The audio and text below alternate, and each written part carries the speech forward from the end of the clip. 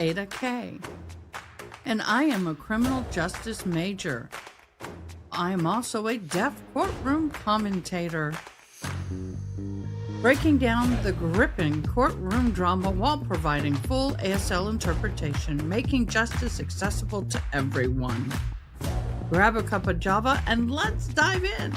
And don't forget, comment, like, and subscribe. And if you love this channel, please become a member.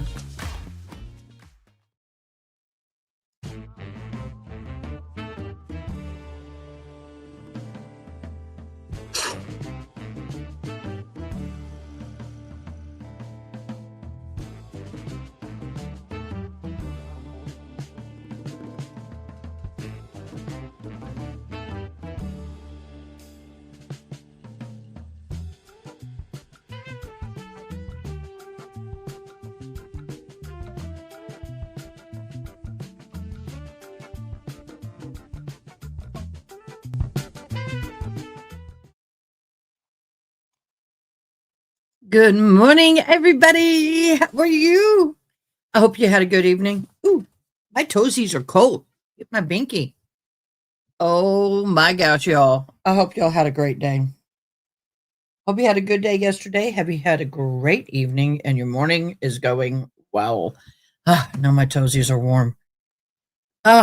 Last night was interesting, fun, and I had a great time. I had a, what's it called? What did it just do?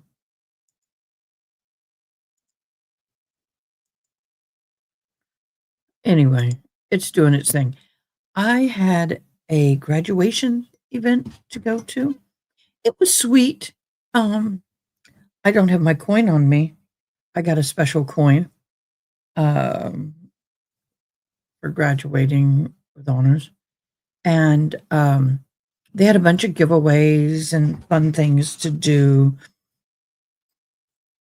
and different booths and things set up. I met a lawyer, talked to him about what I was doing, and he was encouraging me to go to law school, not master's program, but he said passing the LSAP was harder to him than passing the bar. I'm like, I don't want to pass either one of them. I'm terrified. Some of the cool things, I never win anything. I don't. I'm one of these people who can buy raffles, anything that's a drawing, anything. No matter what I do, I never win. Look what I got, an ASU mug. I love this actual mug because it has everything that represents our college. It has everything. I can't even tell you all of it, but all the historical marker, the gum tree. There's a tree that for God knows, probably 100 years, as long as gum has been around, that freshmen are given a piece of gum when they start the tour of the campus, and then they put their gum on the tree and made their dreams last as long as gun. I don't know. My daughter did it. I didn't do it because I didn't take the tour. The lake house. We've got the Centennial Village. We've got of course, the sporting events. We got the Ram. Ours is the Ram. I got a picture of me. I'll show y'all later. I got to get it off the phone. But it's got all the important parts of the college. I really, really like this. Good morning, Mary. We're back on Facebook. What do you think? Yeah, I'm out of Facebook jail. Good morning, Steve. Good morning, Ari. Good morning to everybody. I also won an air fryer. Yes, I won an air fryer. Although I already have an air fryer, this is going to go to my daughter because my daughter's going to be moving in May after she graduates into her first apartment. And so I'm kind of hoarding things for her. So she was like, yeah, Mom, I'll take it. I bet you would. I gave her my mug and I took it back and told her, I'll buy you one. I won this one. and it's a big mug. It's the same size as my mug that I sell that says IMHO, in my humble opinion. But I love my ASU mug. Go Rams. Anyway, had a great time. Then my daughter is a part of a group called Chi Alpha. It is a Christian organization, college sorority thing. And she was singing with the praise team, and I went and did that, and one of our friends interpreted for me. By the way, I know you're not going to see this, but boo, you did a good job for someone who hadn't had their hands in the air for 9 months. You did a great job. I thoroughly enjoyed the time. And then afterwards, I got to go. We went and ate at Whataburger. It's a Texas thing. If you go to Texas, you got to go to Whataburger. I got this hat. It's fuzzy. So anyway, I hung out with my daughter and was able to have some good times. But what was important was my daughter's going to stay there. She's going to live there. So that is now her home. And it was a blessing to get to see all of her friends and her little family that she's created up there. So it was wonderful. Hey guys, birthdays! Birthday to you. Happy birthday to you. Happy birthday. Happy birthday. Happy birthday to you. Happy birthday to you. Come on. I have to get close to the mic. Happy birthday, Camille, Valerie. Oh my gosh, happy birthday. Jake, enjoy your birthday. Christina, Morgan, and Faith. Oh, Faith, my beloved friend that I haven't seen in ages. Oh my gosh, another year already. Happy beloved birthday. May it be blessed for all of y'all. I hope that everybody has a wonderful, wonderful, blessed day. I really do. Faith, you know I love you, girl. Although I haven't seen you in ages. Love you, girl. Look and make sure we don't have any other announcements. I will get that picture. It's a stupid picture, but I will share it later of me. I will show you with the mascots. Yay, the Ram mascots. Oh. Okay, just double checking, making sure I don't have anything else that I need to deal with. I know I missed that call 15 hours ago. Oh, I got to tell you, it was so cool. This college has been so accommodating and so wonderful. Unlike the college I went to before to get my ASL degree, who works with disabled people all the time but refuses to accommodate, well, without a lawyer getting involved. These people were fabulous. They had an iPad on a looks like an IV pole that rolls around. And my interpreter, Miss Diane, the lady that y'all know and love, was teleported through Zoom and interpreted the event for me. And that was way cool because I didn't miss any of the information. In fact, I would have missed winning the air fryer had I not had her because I can't hear them calling the numbers. And so she interpreted the event and everything was, I felt like I was in a hospital dragging this IV pole around, but it had the iPad on it and it was Hi Red Panda Power. Good morning. Here we go. You ready? There you go. So it was great. I got to participate. I got to hear. I got to be involved. It was wonderful. And they also have hired Miss Diane to come to the graduation and interpret for me. I mean, is that not freaking awesome? Miss Diane is going to be live at my graduation. I'm so excited. So I got a week to get my house ready. Yay! All right, guys, here we go. We've got court. Sort of. We did have court. Let me get the screen. Okay, so what I'm going to do is get this set up.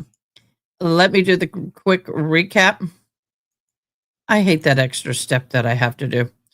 All right, guys, here we go. Here is the recap for those who are just joining us. This is Trinity Madison Poague. Faces 6 counts, including red room felony, red room cruelty to a children, aggravated battery. The victim, 18-month-old Romeo Angelus, also referred to as Jackson Drew JD, found unresponsive. They were found unresponsive in Poague's dorm room on January 24, 2024. Now, here's some of the key witnesses from yesterday. Jenna Newsom, friend and babysitting client, met Poague at a beauty pageant 2020, hired Poague to babysit her children more than 10 times, testified that Poague was trustworthy and caring with the children. However, her testimony backfired when prosecutors emphasized that even trusted caregivers can commit abuse, determining the defense's attempt to paint Poague as nurturing failed. Victim's father, Julian Williams, thank you for the hearts, claimed he left Romeo happy and healthy the morning of his death, said he told investigators about Romeo falling from a chair on January 14th. Now, the contradictions that were exposed, the GBI agent Samantha Ford's notes from that the same night, recording Williams saying did not know Romeo could have been injured. So on one hand, he says he was injured by falling from a chair. On the other hand, he said he did not know how he could have been injured. The defense also presented a video evidence showing that Williams remains in the room with his sister for 40 minutes during the questioning. Contradicting his testimony, he left immediately. This raised questions about the credibility on whether he was withholding information. The Georgia Bureau of Investigations, GBI, agent Samantha Ford, recalled by the defense to challenge Williams' testimony. Her interview notes and video evidence were used to highlight inconsistencies in the father's accounts. This strategy aimed to shift suspicion away from Poague and suggested an investigative gap.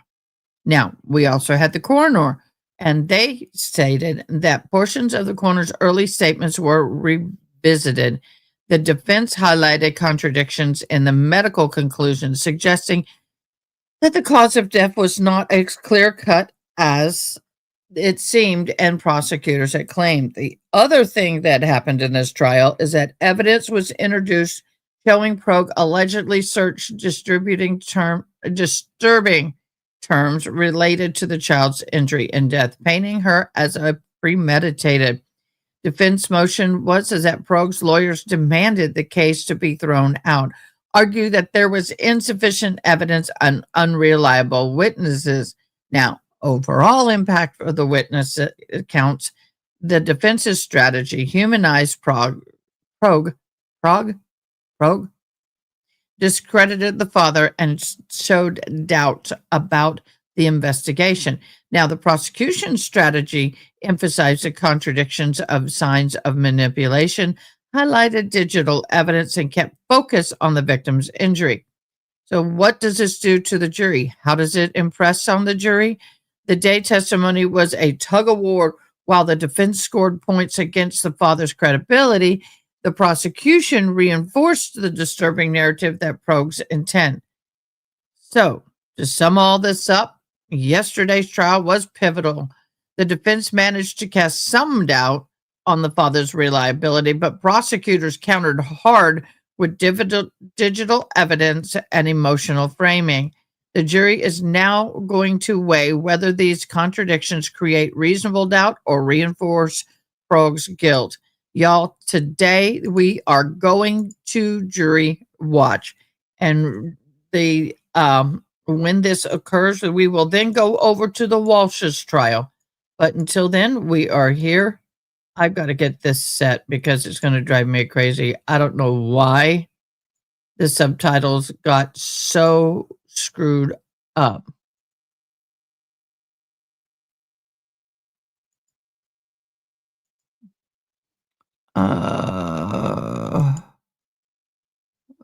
I always like to do size. There we go. I'm old. I accommodate for us old folks. Thank you so much, everybody, for joining. Good morning, Miss Erin. Even if she kind to other children, she made it very clear in her text she hated this little boy and wanted to hurt him. Yeah, that was my takeaway. All right, here we go.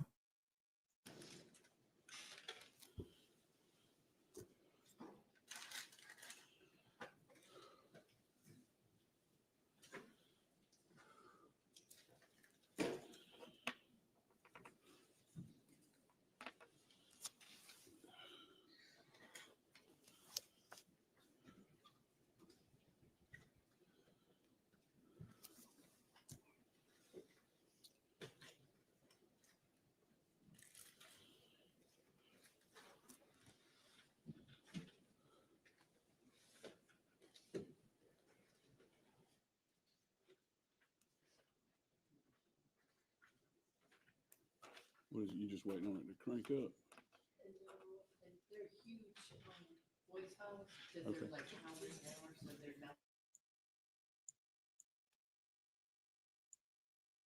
Yeah, she just waiting for crank it up, Judge. Your honors. I guess they're waiting for something.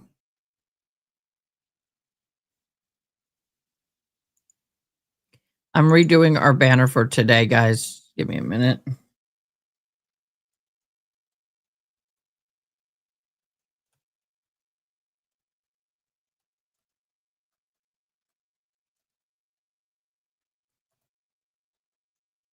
Got my nails on. Oh, I got so mad yesterday, y'all. Oh my gosh, so mad. So Herbie, y'all know Herbie, called me. He was at his ranch out in Menard, which is I have to go through that way to go to my daughter's school, my college, our college. And he said, I left all my meds at home and I'm getting sick. And if I don't get them, I'll be in the ER. So I ran by his house. Mr. Lamb, I'd like to address some matters if you could. Which is perfectly fine. I went to his house, grabbed his meds, right? His dog jumped on me, and I have a brand new black suit. And as I got out of the car, and then it bolted into my car, getting all my seats full of mud, and broke 2 of my fingernails with me getting him out. So I had to go get my fingernails done before, like, I was like 5 minutes late to the event. And that poor guy, he did them so fast, but he did a great job. Get back to the,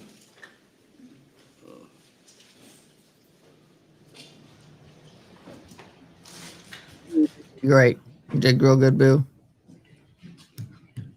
you can leave that there. I just want to. Well, I just gonna set it over here, so I can use it while you're Okay.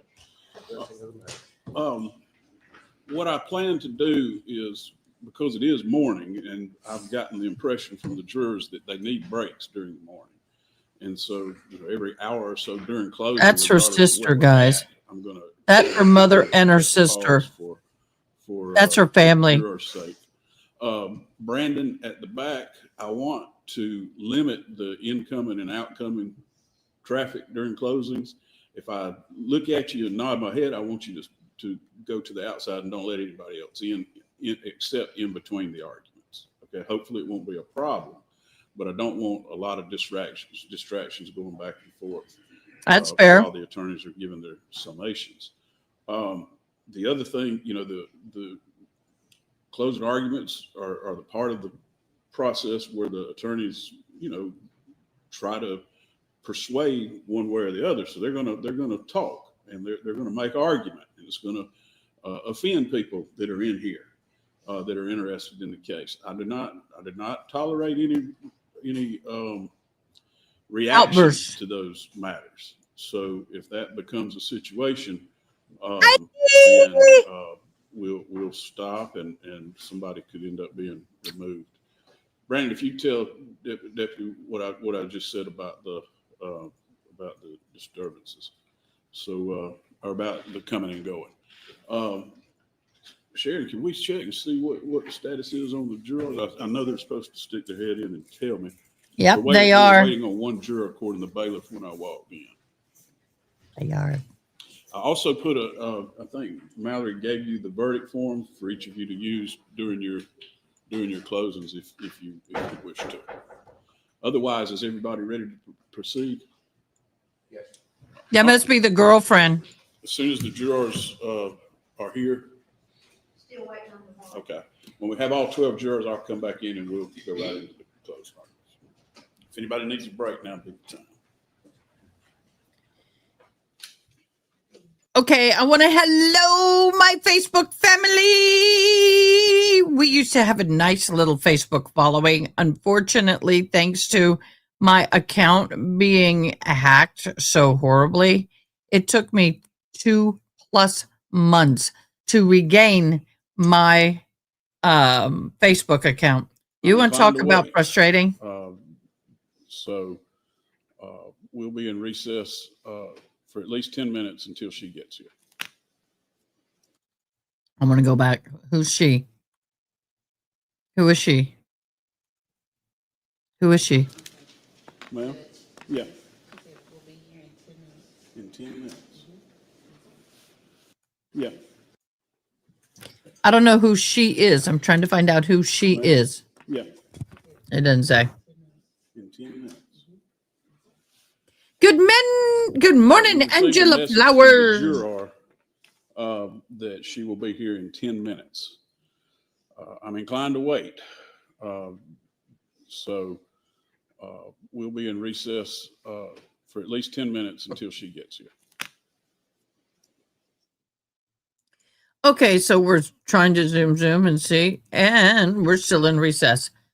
All of you who are hopping in from Facebook, thank you. I have missed you so much.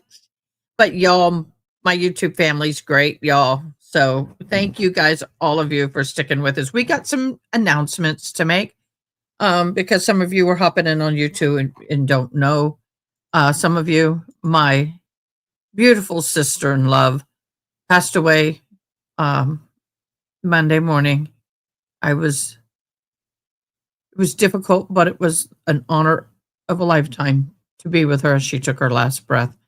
She is my heart in heaven, and I miss you, boo. We will be having a celebration of life in Kerrville in January. I'm in the process of planning it.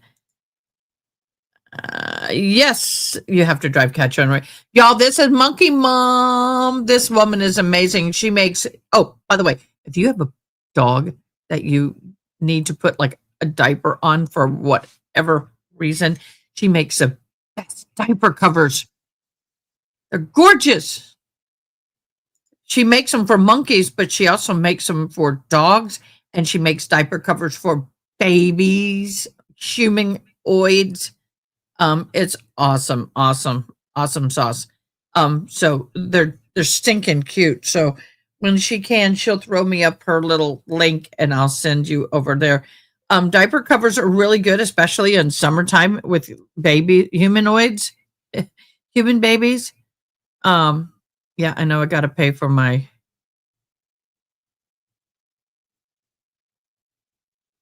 I got to do that. Anyway, yes, she does. So she'll give me a link. Heike, pop up your link right now. I see it in Facebook. It doesn't show up in my YouTube. I will put it in the YouTube. Pop it up. I'll copy it. And, but she makes a lot of great things for animals and humanoids as well. Just saying.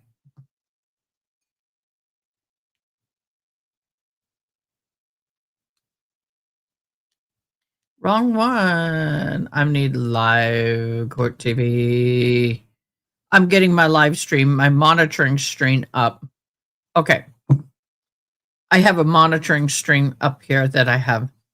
What else was I was gonna say? It feels weird. Once we get going, I'm gonna go get the hat. I gotta finish beating that today. So the other one will get started.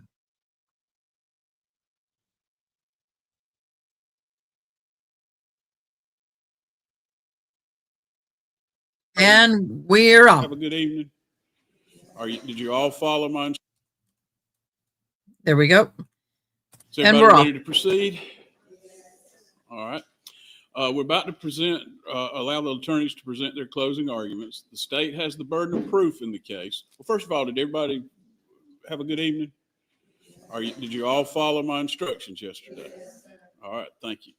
We're about to proceed with closing arguments.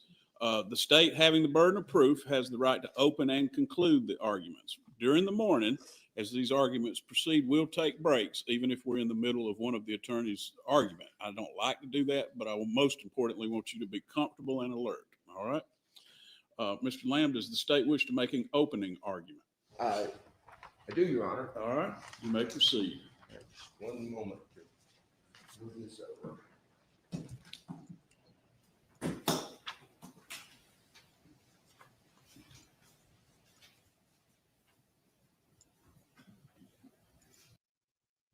Angela, if you're still watching, please private message me so if you want to attend her service, we can do so.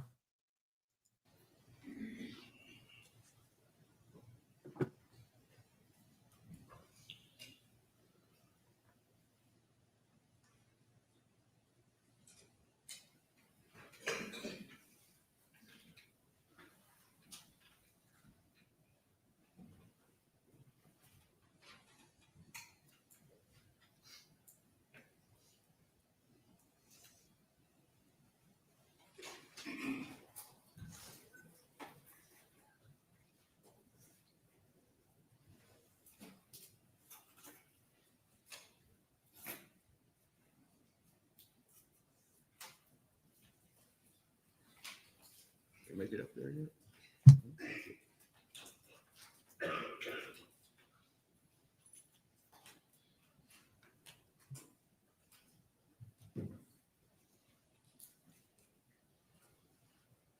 Okay, Angela. Well, we'll get a video. I think we're going to go live. I'm going to try and find a way to go live with it for people like you. We will definitely go live. I'll make sure you have access to the memorial. I promise. She was an amazing lady. Please, Loved make sure food. your phones are off.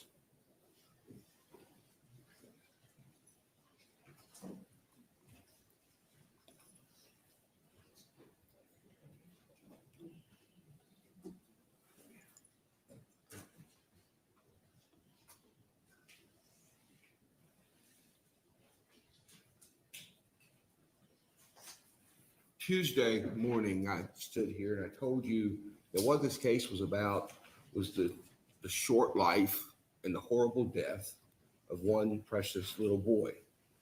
By now, of course, you know who that is. It's J.D. Angeles, born June 25th, 2022. He died January 14th, 2024. The state, of course, has charged Trinity Poague with causing his death.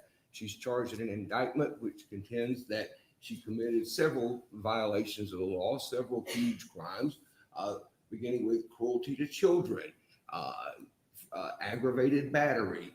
From each of those felonies, there's a charge of felony murder. And then finally, there's a charge of malice murder. And when you get to the point where you're having to move from this, we have this fact and we have this allegation. How do you get there? And there's really not, the judge is going to tell you what the law is, okay, but there's not really in the judge's instructions. Typically, there's not really a roadmap for how you get there. And so what I would suggest to you, ladies and gentlemen, is this. And again, I mean, it is, you are free to decide the case however you choose to decide the case and by whatever process you choose. But I would suggest to you or submit to you that you might consider this process. And that is, you start with the facts that are beyond dispute, the things that you know that are established, where there's just not a realistic argument, where there's not a realistic dispute, where there's no controversy. Start there. And then the reason you start there is this, because you can resolve the disputed issues in the way that is most consistent with the facts that aren't in dispute. Okay, so if you know that, that 2 and 3, that these two things are true, and then you're trying to decide whether this third thing is true or not, you can take that third thing and view it through the lens of what you know, of what you've already established or what you've already decided is an indisputed or undisputed issue. Once you've determined what happened factually, then you can apply the law to the facts. And of course, Judge Sizemore is going to give you a long explanation of what the law is, and he's going to tell you something very much like this. It's something that says to the effect of, you are the judges of the facts and the law, that you determine the facts, and then you apply the law to the facts to determine the outcome of this case. So for this part of my argument, what I want to do is this, ladies and gentlemen, is focus on some facts that are absolutely at this point indisputable in this trial. There is an indisputable medical fact in this trial, and that is that the cause of this child's death was massive head trauma. There's no question about, did he die because he had an infection? Did he die because he lost his leg and bled to death? Did he die for any one of these other reasons that might cause someone to pass away? In this case, the unanimous opinion of the medical witnesses that you heard from, the physicians that you heard from. I'm not talking about Dr. Gamble now. I'm talking about the actual doctors, okay, who testified in trial. Okay, Michael Busman, who's practiced medicine in this town for 30-something years. Jill Olin, who has practiced medicine in this town for 15 or 17 years.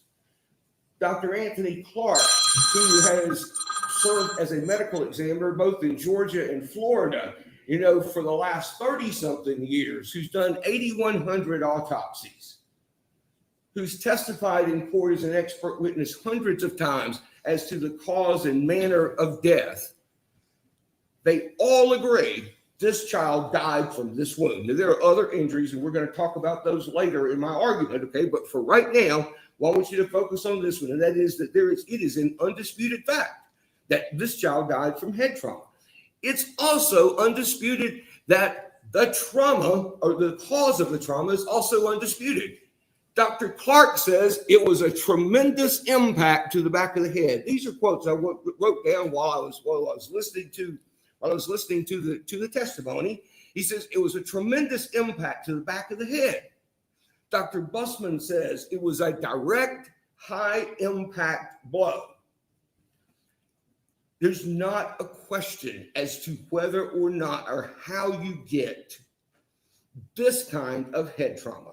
In other words, it's beyond controversy. You can't get this kind of head trauma from bumping your head on the door back here, or you can't get this kind of head trauma because you have weak bones. You can't get this kind of head trauma because you have some rare childhood disorder like Pageant's disease or Alagille disease or whatever it was that was brought up. Okay, rare childhood disorders, bone diseases, all these other things. None of those things will cause the trauma that this child suffered. To get this kind of trauma, it is an undisputed fact that it must be a direct, high impact blow. The time frame between the trauma and this child's death, this child's appearance at the emergency room and subsequent death, is also not reasonably in dispute in this case. Okay. None of these doctors who testified even allow for the possibility that this child's injuries were suffered the day before or the night before or even 3 or 4 or 5 hours before.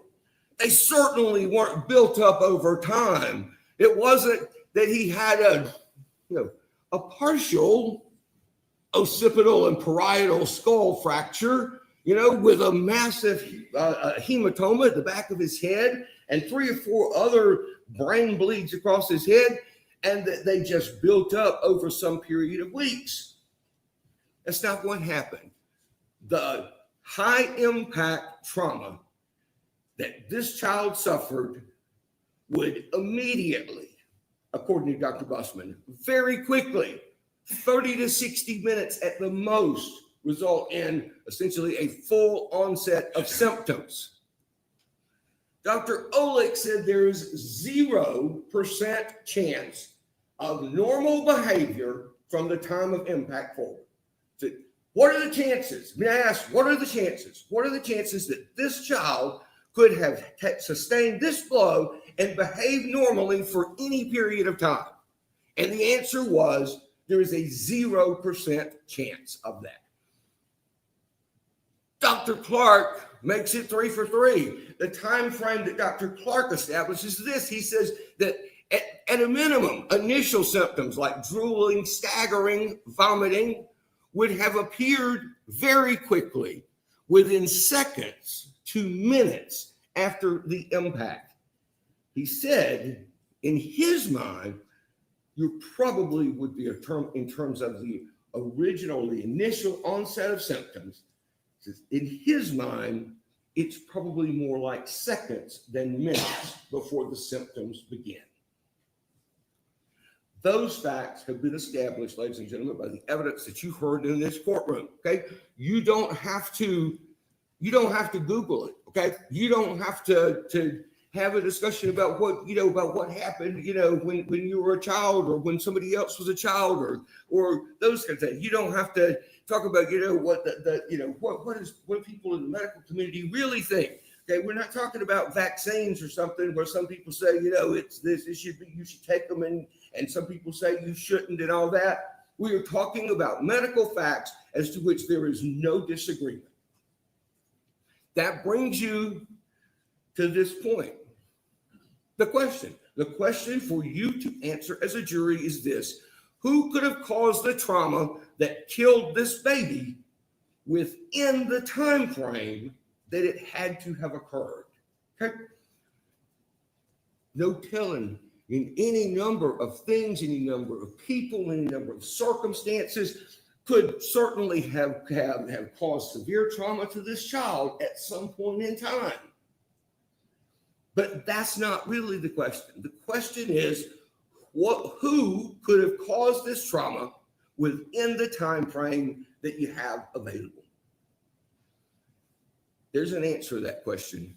From 8:00 p.m. Saturday night, when they were in Albany, Georgia, on January 13th, 2024, until about 12:30 Sunday afternoon, January 14th, okay, for that whole time period, there was only one person who was ever alone with this child.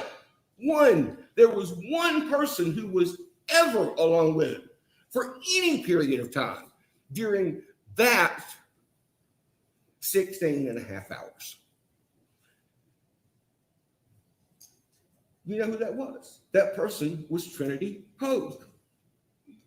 Not only that, ladies and gentlemen, when you focus on this time period and you reduce it down to the time during the time frame that the doctors talked about, the time immediately prior to the onset of the symptoms, the answer becomes clearer. One person was alone with JD during the time immediately before his symptoms appeared.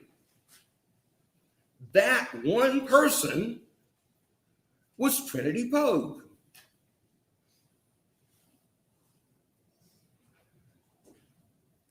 At 11:55 a.m. on Sunday, J.D. Angelus was a healthy little boy.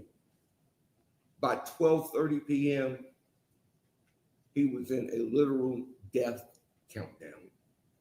It wasn't a question anymore as to whether or not he might live. It wasn't a question anymore as to whether he could be saved. It wasn't a question anymore as to whether he would ever be able to grow up.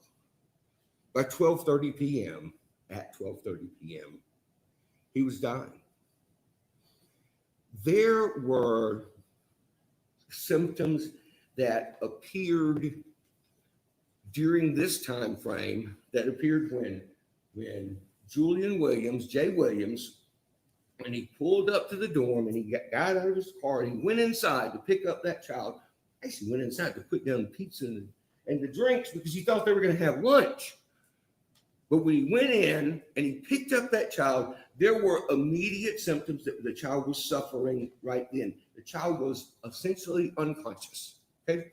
The testimony is that his head was limp, that he couldn't hold his head up, that his body was limp, that his head was bobbling around. He was nauseated. Before he got to the car, or as he was getting into the car, the child threw up all over his daddy. He was draining CSF, cerebral spinal fluid. Okay, the fluid that circles your brain, that encircles your brain, that helps protect you from impacts, that helps protect your brain from shock, from harm. Okay, that fluid, by the time he got to the hospital, was literally coming out of his nose and his mouth. It was no longer contained here where it's supposed to be. It was here because of the head injury he had suffered. He was in cardiac or respiratory, cardiac and respiratory arrest at that time. When he got to the hospital, he wasn't breathing and he didn't have a pulse. Those symptoms, when you go back to the time frame that the doctors established, those symptoms would have had the impact that caused them, the impact that caused those symptoms would have had to have occurred within minutes before the child presented at the hospital. During those 35 minutes that we're talking about, okay, these 35 minutes right here, 11:55 to 12:30, during those 35 minutes, one person and only one person was alone with that child. Trinity Poague. So think about some of this way, ladies and gentlemen. You have a circumstance where you have two people in a room. We see this in cases that get presented. I mean, I guess prosecutors everywhere see it at some point or another. You have two people in a room. One of them ends up dead. There's a fight. One of them ends up dead. Okay. You would think that's an easy case, right? Like you have two people, one's dead. Now we know who did it. Okay. But those aren't typically easy cases. And the reason they're not easy cases is because the person who is alive says, it wasn't my fault. It wasn't my fault. He attacked me. He threatened me. He did this. He did that. I was fighting for my life. Or he angered me so badly that I didn't really have a choice. I was overcome by the emotion of the moment, so it should be voluntary manslaughter or something like that. Okay. So there's a myriad of issues that sort of layer on top of each other when you have two people in a room, except in this circumstance, okay? Because the two people in the room during those 35 minutes were J.D. Angelus and the defendant. Those are the two people who were in there.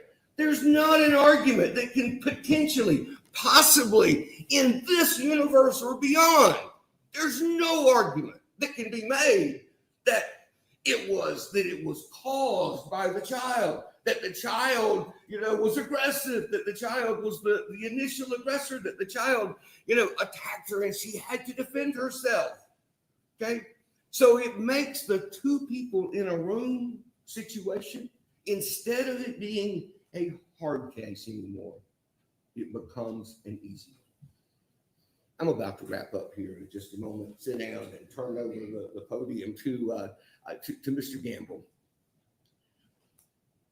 But I want you to think about something, okay? As you listen to him nitpick the evidence, and you heard the examination, you heard opening statements, you heard the examination of various witnesses, and so you already know it's coming. But as you hear him nitpick the evidence, I want you to keep this question in the back of your mind. What do any of these things really have to do with the death of J.D. Angeles? Did poor parenting, missing well baby doctor appointments, misusing a car seat, did those things kill this child? No, those things didn't kill this child. Would testing some dirty diaper that came out of the dumpster or testing the vomit that was on Jay Williams' shirt and jacket, would testing those things, would interviewing some people in Colquitt, 50 miles or 75 miles away from, no, it's more than 50, right? They're like 75, 80 miles away from where this happened. We're going down to Colquitt and interviewing some people. Would that put somebody else in the room with Trinity Poague and the baby? Would that have put somebody else in a position to inflict this trauma? No, those tests, those things, you're not going to get that. Did a bottle of rum or a dispute or a fight over social media passwords kill that child? No. What killed that child was, with beyond dispute, it was a massive, tremendous blow to the back of his head that cracked his skull from here to here. So, there's a smoke and mirror show coming, though. I promise you, there's a smoke and mirror show coming. And I was thinking about this in terms of how do you see through smoke? Okay, how do you clear the smoke? Right, firemen. Okay, there's a house on fire. Firemen go in, and there's smoke everywhere. They have to get through. They have to navigate through. The smoke will kill them. I mean, if you just breathe it in, it'll kill you. If you just accept it, if you just let it be there, if you don't fight against the smoke, it'll kill you. So what they do is they put on goggles, and a face mask, with a breathing apparatus and a breathing tank so they can navigate their way through the smoke until it clears and they can get to whatever it is they're trying to accomplish.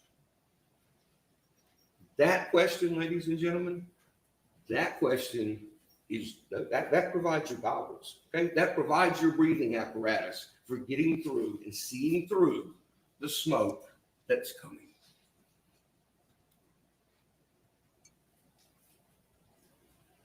That girl killed that little boy. She killed that little boy. She cracked his skull out of anger, out of malice. We'll talk about all that later. She killed that little boy. She's the only person who could possibly have done it in the time frame in which it had to have occurred. Don't let these other things that don't have anything to do with the answer to that question, who killed J.D. Angeles? Don't let these other things cloud your vision and fog your mind. Thank you. Thank you, Mr. Lamb. I'm going to let the jury step back in the jury room while the attorneys switch over their computers and such, and go ahead and take yourself respiration.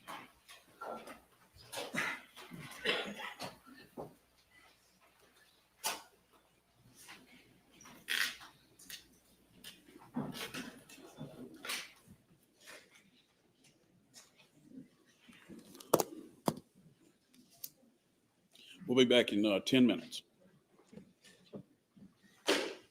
All righty, y'all.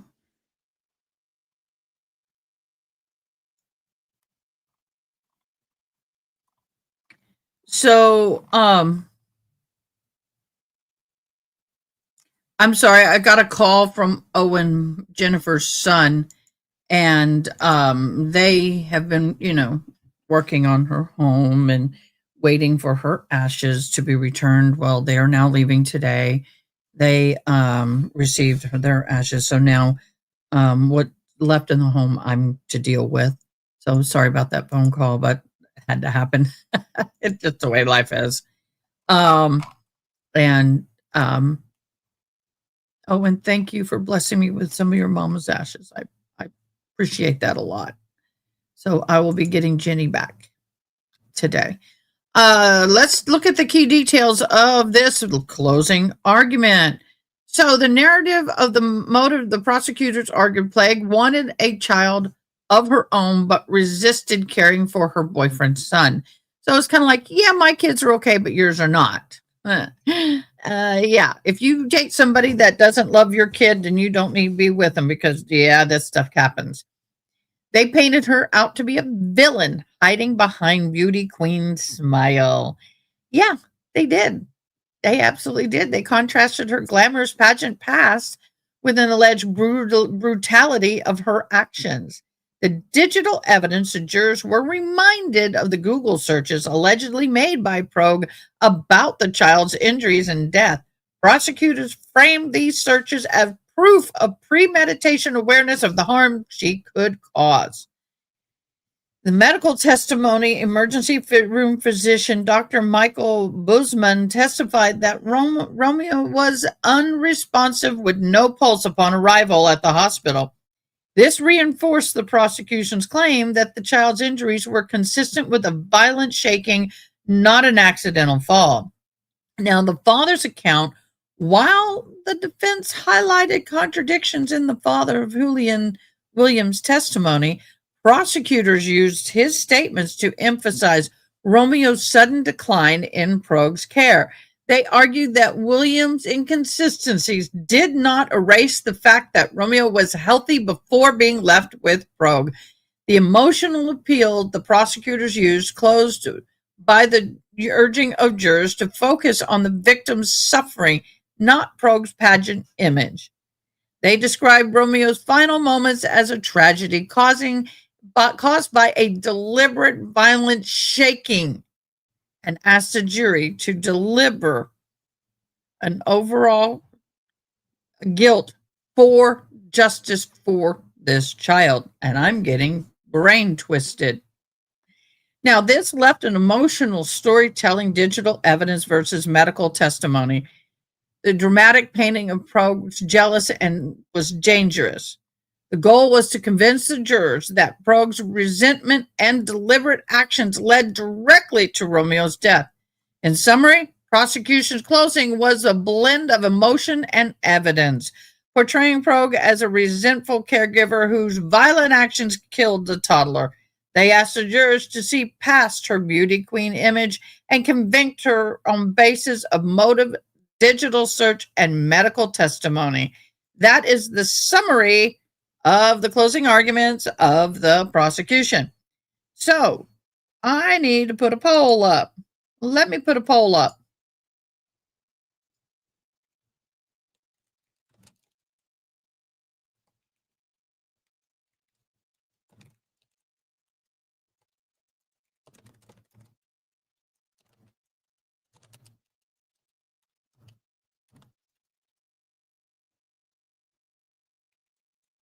I got to think. I can't, with her name, I get, I see you, kitty, kitty. Kitty, kitty wants din din or breakfast. I haven't even had breakfast yet. I did not, by the way, I did not get in. Poll is posted. I did not get back to Kerrville till 1 o'clock in the morning, which means I didn't go to sleep till almost 2 o'clock in the morning, and I was up at 7. 5 hours sleep for me is good, considering last week I was lucky to get an hour and a half sleep a night. Hi, kitty, kitty. Yep. I've never known a cat that was so bitchy. She loves to sit there and stare at you like, oh, come pet me. And when you go to pet her, she runs. You little temptress, you. You little temptress, you. Yes, you is a temptress. Yes, you is a temptress.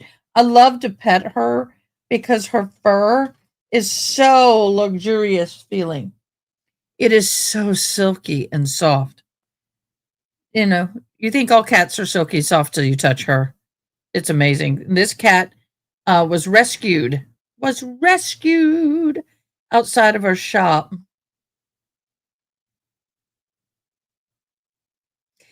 Oh, congratulations to the City of Kerrville Police Department, Fire, and EMS Municipal Courts. All of our facilities are now under one roof. Normally, we have a police department way over here, municipal courts way over here, EMS way over there, all their headquarters. Well, they have built a overall fabulous building all in one, and the police department that we have known for 40, 50 years in the same place where we used to see cop cars passing all the time is now empty. It sits empty. It's kind of creepy looking. I used to see that full of police cars, and the police cars used to come down my street all the time because it was a great cut through. Well, guess what? No more. Yeah, like it stopped the people speeding anyway. Never did. So, congratulations to the emergency services of Kerrville on moving into your new facility. May it bless you mightily. I hope to go see it soon and not as a criminal. Just saying. While I did not like the prosecutor's closing, I think once he got to the point of who else could have caused these fatal injuries, it was convincing.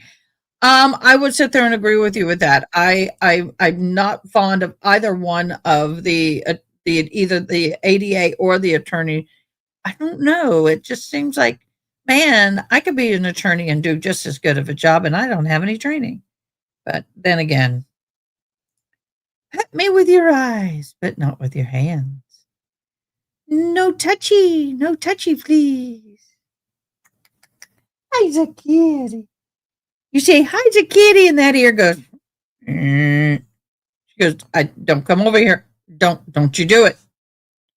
Don't you do it. And I'll go, and she'll sit up and go, ooh, and then I go to pet and she runs. Yes, I'm talking about you. My daughter's going to take this kitty when she gets her apartment. Yep, she sure is.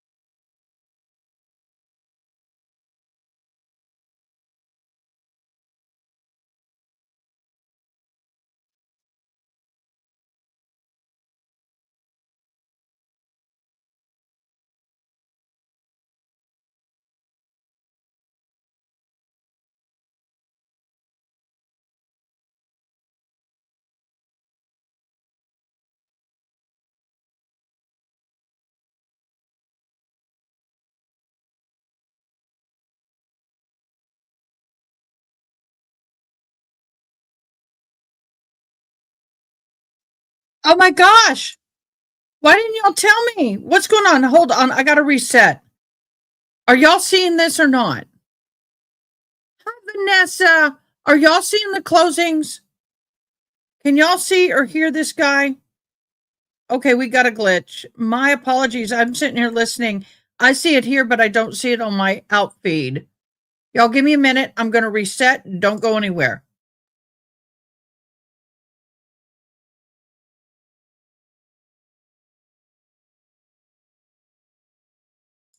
Okay, I reset. It was not, I saw it here. I saw you guys here. It looked like it was all live here, but it wasn't. It glitches happened, guys. My apologies. So I reset it.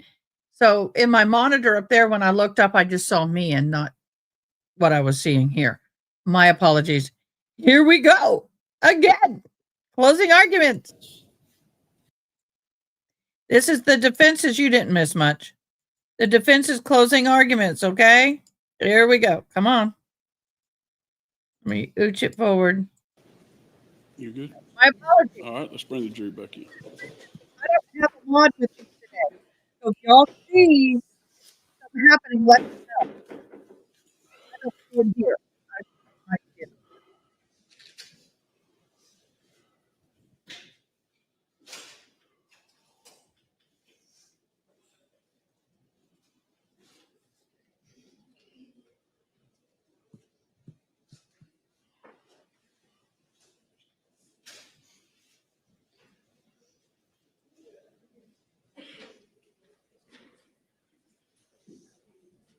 All right, Vanessa, who was the friend? Just give me the name and I'll go look. Yep, I got it. I got it. So here's the thing. If someone's been blocked, we keep a reason why they were blocked. We keep, not only do we block, but we put a list why. So if we need to go back. Sometimes it's a long timeout, All right, Mr. but Campbell. I don't know. Sometimes it's accidental. So give me the name Good and I'll morning, go look. ladies and gentlemen. Okay.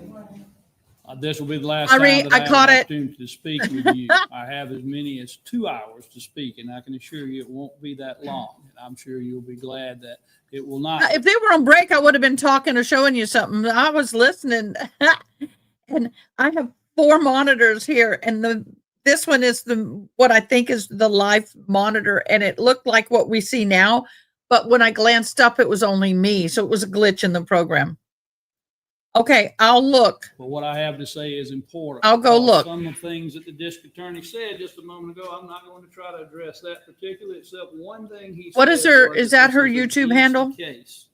And when I first came before you, I told you this was a case in which the state had a case that was filled with suspicion, but empty on evidence.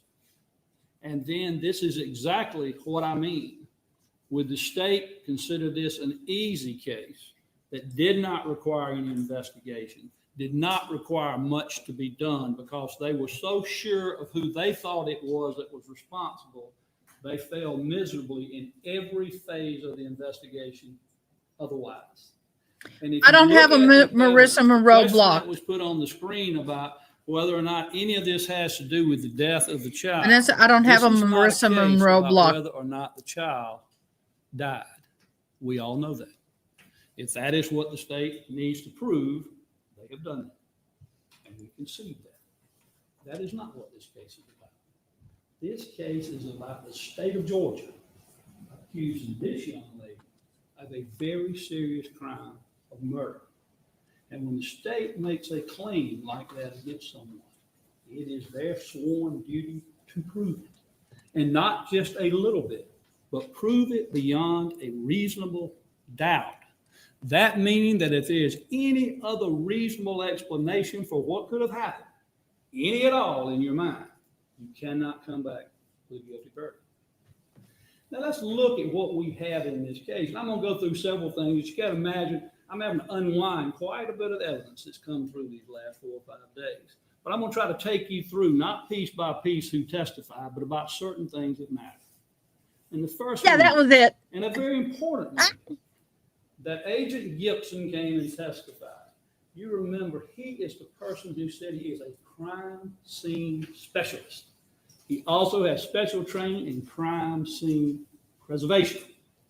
He said he was told to go to a particular location where they believed the crime scene occurred. That would be the dorm room at the Oaks of Trinity Poague, where also Mr. Williams had been staying and the child. Now we know when he went there that really quickly after arrival at the hospital, an officer was posted at the door and it was taped off and someone stayed there. And so no one came back to that room after Mr. Williams and Miss Poague left that room. We know it, one, because it was roped off and had an officer there, but also they got video. So we know if someone had come through in that dorm and tried to mess with anything from the time they left until the investigator got there, that's not possible. Investigator says that's right. So we don't have a question about, has there been a cleanup in this room? Has there been some tampering in this room? Nothing has happened in this room except the people left and they left it in whatever condition it was in at the time they left in a hurry to go to the hospital. And what did he tell you about his investigation? He said he took photographs of everything that he saw in each room because they like to show the setup of each room to begin with and let you know everything that's there. And then his secondary purpose and most important purpose was to gather any evidence that he felt was important to the case that could be used in this case to prosecute the case, whether it be against Ms. Poague, whether it be against Mr. Williams, whether it be against some third party, who knows, but to gather that evidence. And I asked him at the conclusion of questioning him, isn't it true that you did not obtain a single piece of evidence that was any use to you in this case? And he said, yes, that is true. Not one thing. I asked him, did you find any blood in that dorm room anywhere in that location, in that vicinity? His answer was no. Did you collect any type of human fluid that you thought would have been beneficial to tell you something? He said, no. I said, did you find any type of weapon in that room that might have been used, any kind of instrument that could have been used to cause blunt force trauma? Did you find a bat? Did you find a paddle? Did you find a statue that's sitting in the room that might be used? And his answer was, no. I found nothing that I think could be used as a weapon. I asked him, did you find any place in that room or those couple of rooms where it looked like someone could have hit, an arm of a chair sitting out or a high countertop that might have a sharp edge, anything that looked like it could have been a child pounded into? Did you find anything that would have drawn your attention when you got evidence? He said, no. So what about the walls? Did you look at the walls to see? You would look at that. Yes, I would. Did you see anything? His answer is no. So we know that the state claims they have a crime scene, but a crime scene in which they have obtained zero evidence from. I'm not talking about a little evidence, zero, unless you believe Agent Ford, I think, said they did get a receipt from Walmart that proved they went to Walmart to buy the drinks. I'll give them that. That's it. Nothing of evidentiary value from a supposed crime scene.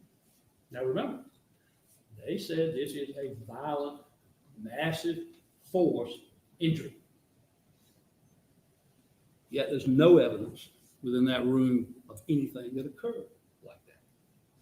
And I remember I asked the agent, I said, well, have you ever heard of luminol? A lot of people I know have heard of luminol. Luminol is used to spray it across the room in case you don't see blood evidence. But just because you don't see it doesn't mean it's been cleaned up or there's only a small spot and you can't see it with the naked eye. Spray it with luminol, turn the lights down, turn on a certain light, and if there's any particular speck of blood, it'll light up. And I asked, did he do that? And he said, no, he didn't do that. He didn't offer an explanation why. He just didn't do that. It is inconceivable that someone, individually, intentionally, did the harm to this child in that way, and it didn't leave some type of forensic evidence in that room. And remember, you also told the child supposedly was throwing up on the way out of the room. There was no throw up coming out of the room into the hallway. No evidence. The state is required to provide evidence. A defendant comes into a courtroom under the law cloaked in innocence, and it does not be removed from the defendant from the time they enter until they leave, unless some actual evidence comes in that can disprove that innocence beyond a reasonable doubt. But their crime technician the one that's charged with collecting evidence, has collected nothing. So we don't know if that's the crime scene or not. We didn't get any evidence from it if it is. And we also know when I interviewed and questioned most of the arresting officers and GBI agents, anyone that was involved in this case, the autopsy people, all of them, we do know that the child suffered from blunt force trauma. We know that. But not a single person that I asked, number one, I asked each one, can you say, based upon what you saw, who did that? And the response for each of those persons is, no, I can't. I can't tell you from what I'm looking at, from what I observed and what evidence I had in front of me. I could not tell you. I could not say, yeah, I can tell you so-and-so did it. I can't tell you that I took ballistics from a gun. I can show it matches John Brown's gun. No. I can't tell you I found a weapon that was owned by somebody and now it's been used.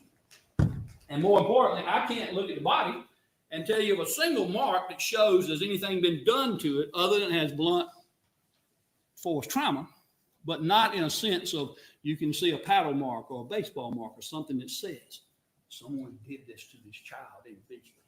They have none of that. So they don't know who, but they also don't know how. I asked the autopsy people. I asked Agent Ford. I asked everyone of them. Do you know how? What happened?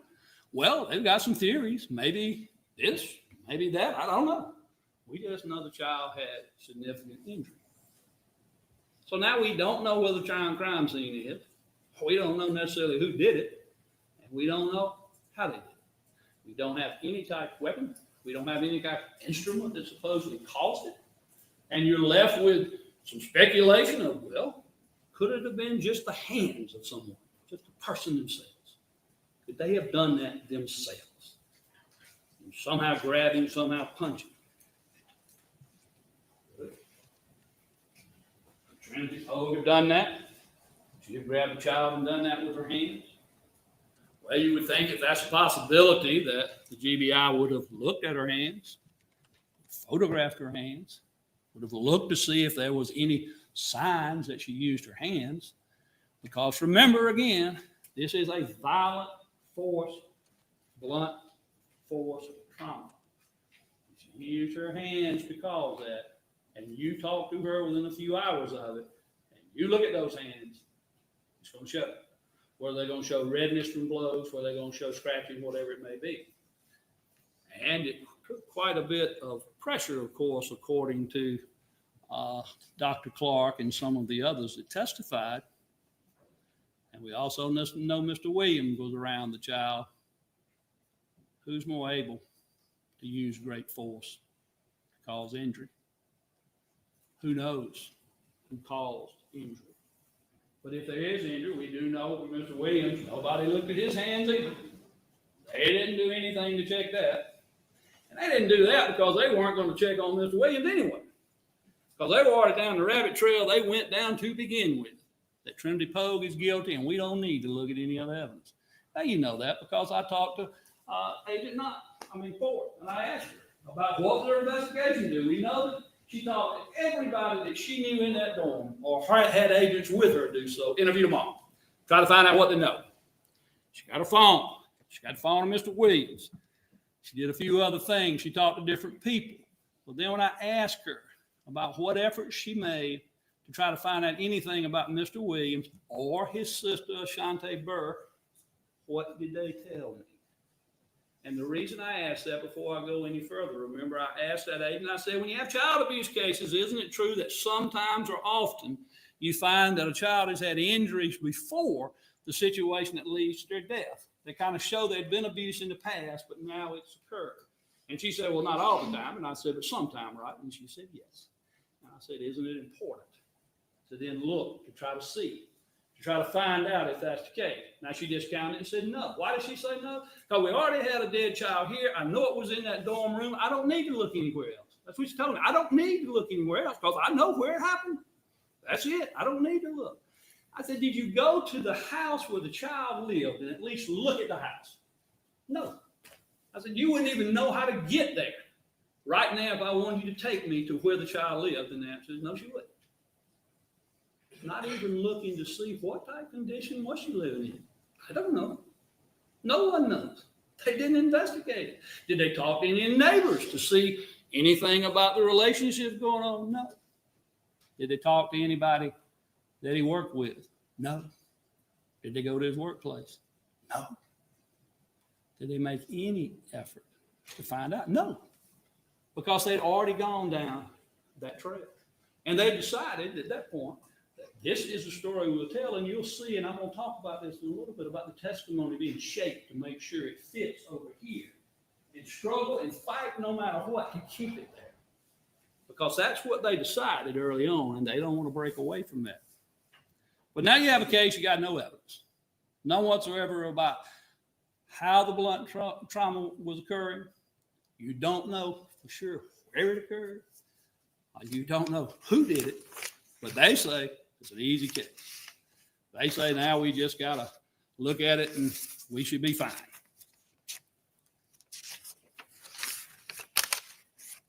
But you know, maybe the most important witness that came in this courtroom was the one that's not tied up and connected with everyone else, and that's Dr. Buzzard. You know, the rest of these folks, they got some allegiance one way or another. GBI can say what they want to. Dr. Clark's been working for GBI forever. Yeah, he's going to testify for the GBI, and you can bet your bottom dollar he's going to support whatever side he came in the court to testify about. He's not going to break off of that.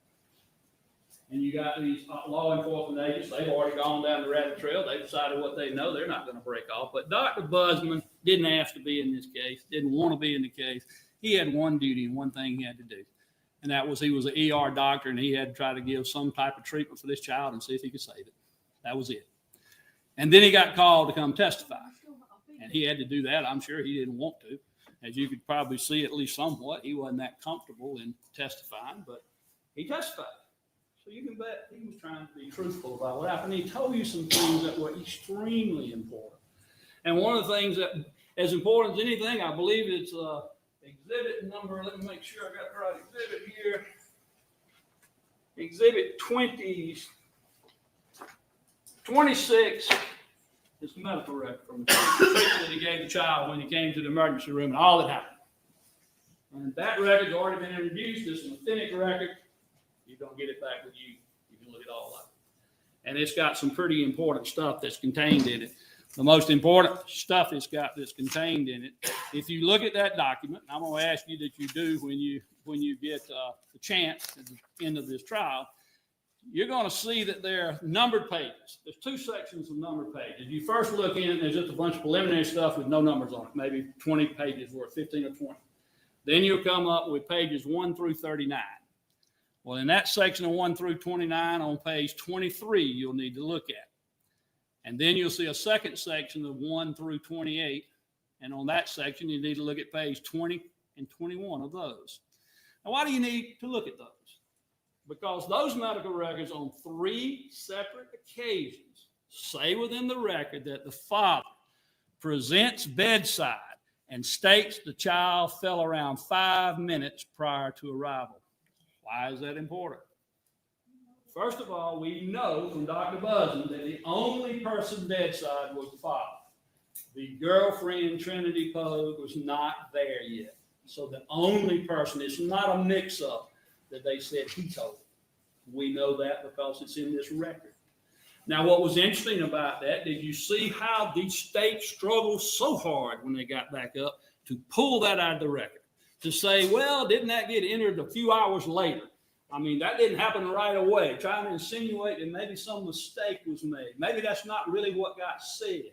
On, and Buzzman, you know, you can see he was almost confused. Why is that happening? But I'll tell you why that's happening.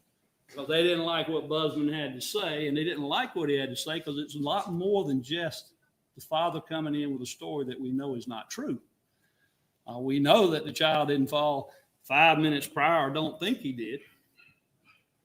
Or if he did, maybe the father knew it and we didn't know it. But they try to then claim that maybe Miss Poague had told him that, and that's why he told the doctor that. Remember when I got Agent Ford up and started asking her about the interview she did with Mr. Williams? But before I put her up, I asked Mr. Williams, did you tell the agent when she first interviewed you, what you believe happened to cause the injury. He said, first interview, yes, I did. Second interview, I said, did you tell her? Yes, I did. And I put the agent up and asked her, can you tell me, here's your summary. If you look at it, do you have it from the first interview that first occurred when you got there with Mr. Williams? Yes, I do have it. It's 10 or 12 pages long. Okay. Can you turn to a certain page there and tell me, if you're looking at that, tell me anywhere do you see where Mr. Williams says what he thinks caused this injury? She said it's not there. In fact, what she read from that report was him saying that he came back to the room and asked Miss Poague what happened, and she said, I do not know. And then it said that nothing else in the report.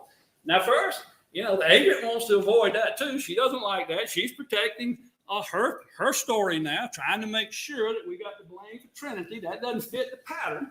So she said, well, it may be in the report somewhere else. And what I told her, we got time. Read your report. Go through it. When you get through, let me know if you find it. Well, they sat here a few minutes, 5 or 10, but guess what? She finally said, I've looked. And I said, you find it? She said, no. Well, then here came the real squirm.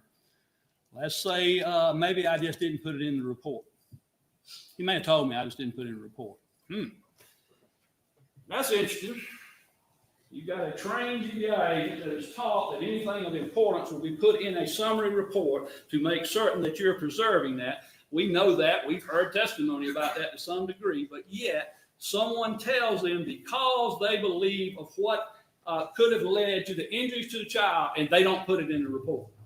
But maybe they got told and forgot it. And she says that on the first one. Well, the second report, I asked her the same litany of questions, said, what did he tell you there? And he said in that report, absolutely, he did not know what happened. He didn't say, but my girlfriend told me something. He didn't say that I know something. He said it didn't happen. So we know when he went to that hospital, no one had told him anything about a fall. That came from his idea. That came from his mouth. Now, if he got interviewed by the GBI and he knew it, you can bet your bottom dollar in that only an hour or two after all this occurred, he would have said, yeah, the girlfriend said this. So we know that came from him. But we also know he didn't just tell the hospital that. Lieutenant Allen told us he came up when it was going on, remember? He saw him come into the emergency room. He saw him standing in the doorway watching while they were doing the workup. He pulled him back and talked to him and asked him what happened. And guess what he said he told him? That my son just fell face down a few minutes ago. Again, twice he's told that version. Twice he's told a different version to the GBI. And, if you really get down to it, looking at some of the questions for Mr. Williams, let's talk a little further. Remember when he got on the stand, he told those two things that it seems pretty apparent that maybe they weren't exactly on the up and up, what he was saying. Well, let's get to the third one. I asked him about being interviewed the third time. And the third time was important to me, maybe more than some other people, but I wanted to know at the time that he was interviewed, did the GBI agent allow his sister to come in and be interviewed with him in concert? And he said, well, yes, she came in, but when she came in, I left. I said, so you're saying if they asked her any questions, you left. And he first said we wasn't really asking questions, just looked at cell phone stuff. But then he said, no, if she asked anything, I left the room. That's what he said. That's what he told us, right down that witness stand. What he said happened. Now, it's important because, remember, I was asking the agent earlier. I asked her when we were talking about Mr. Williams and Trinity Poague, I said, when they were at the hospital, did you just interview them together? I mean, they were already there together. She said, no. And I said, why not? She said, of course not. I wouldn't do that. Why? She said, well, it wouldn't make any sense. You would divide them up. And I said, that's because it's protocol from the GBI. And she said, well, I wouldn't say it was necessarily protocol.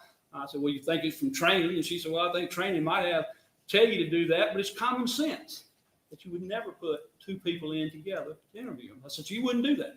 Said, no, I wouldn't do that. Well, now Mr. Williams talks about that. And I brought the agent up on the witness stand. And I asked her about it. And she got amnesia. She said at one point, it's been 2 years, I'm not sure. That's the standard we're using here for this case today? That it's been 2 years, so I'm not sure. So everyone that's come in from the police department, well, it's been 2 years. I mean, I'm not sure we can depend on anything if that's the case. It's been 2 years. I'm not sure.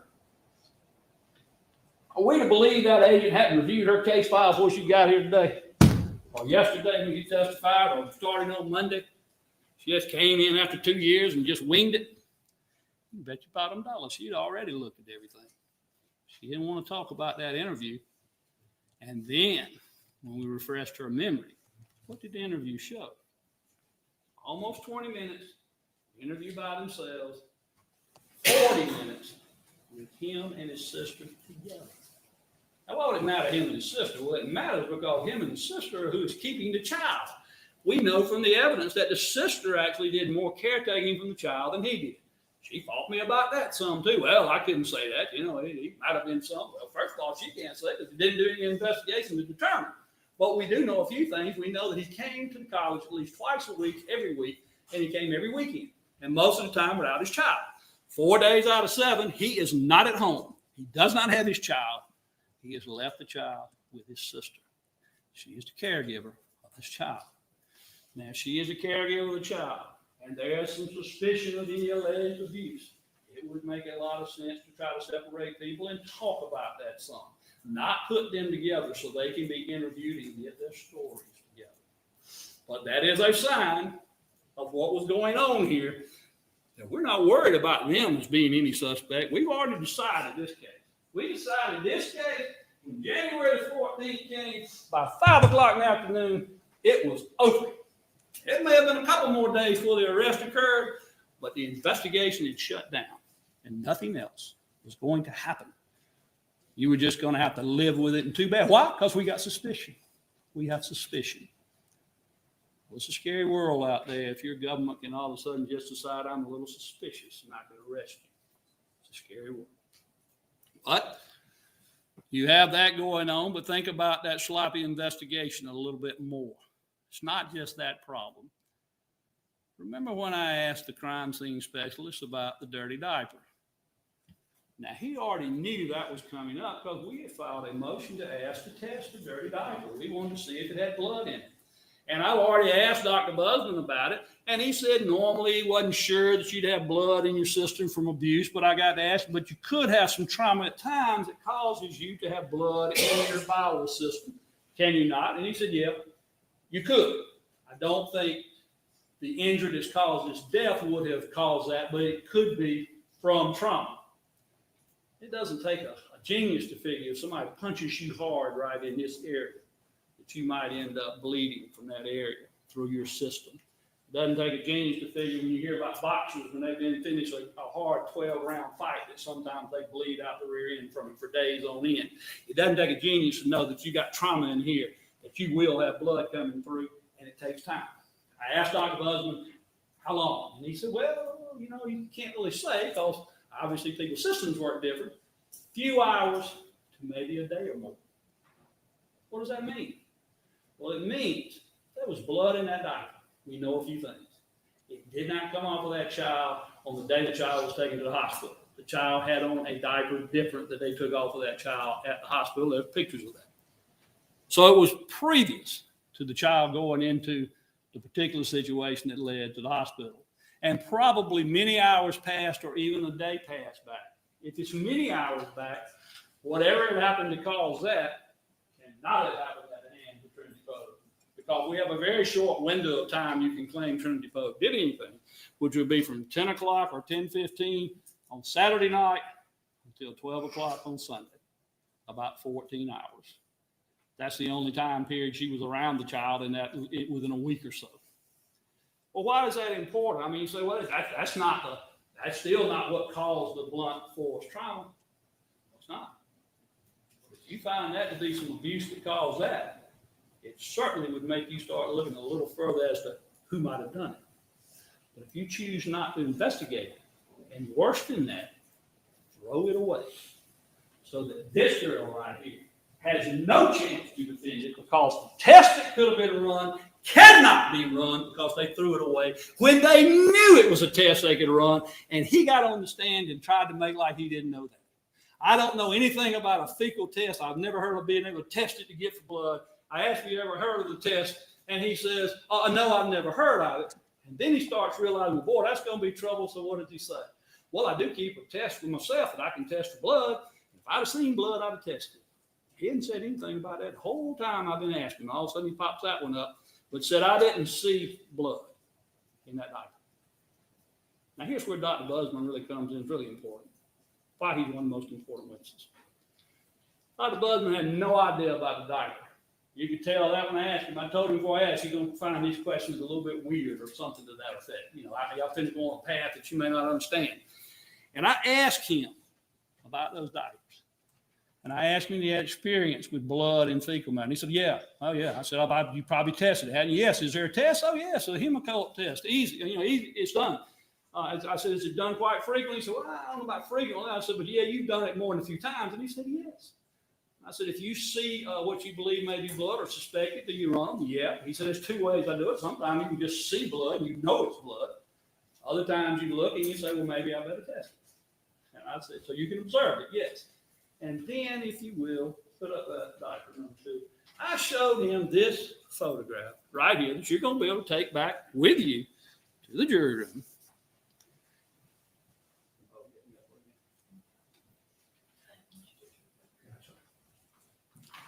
I showed him this photograph that I'm talking about, that he had never seen, had no idea about it. And my first question was, Dr. Busman, looking at that photograph, does there appear to be blood in that diaper? And he said, yes. I'd say probably so. Now, yes, that sent the state back scrambling again, where they tried to rehabilitate that answer and say, but yeah, it could have been something else. And he finally said, well, yeah, maybe like if there was dye in some food, it might have caused the discoloration. But in his opinion, just eyeballing it, yes, that diaper seems to indicate. You see right there on that screen, blood within it. He said, your crime scene technician didn't think that. Now you decide which one you want to believe. That's your job. The credibility issue of which one should be believed. Dr. Busman, who's done tests many, many times to test for blood, or this agent that decided to tell you all of a sudden that wasn't worthwhile. And it's interesting to note that diaper was not unfolded when he got it out of the trash. It was in a ball. That was the first exhibit 1. You'll see those diapers together. He took a picture of that, and then he unfolded them to take pictures.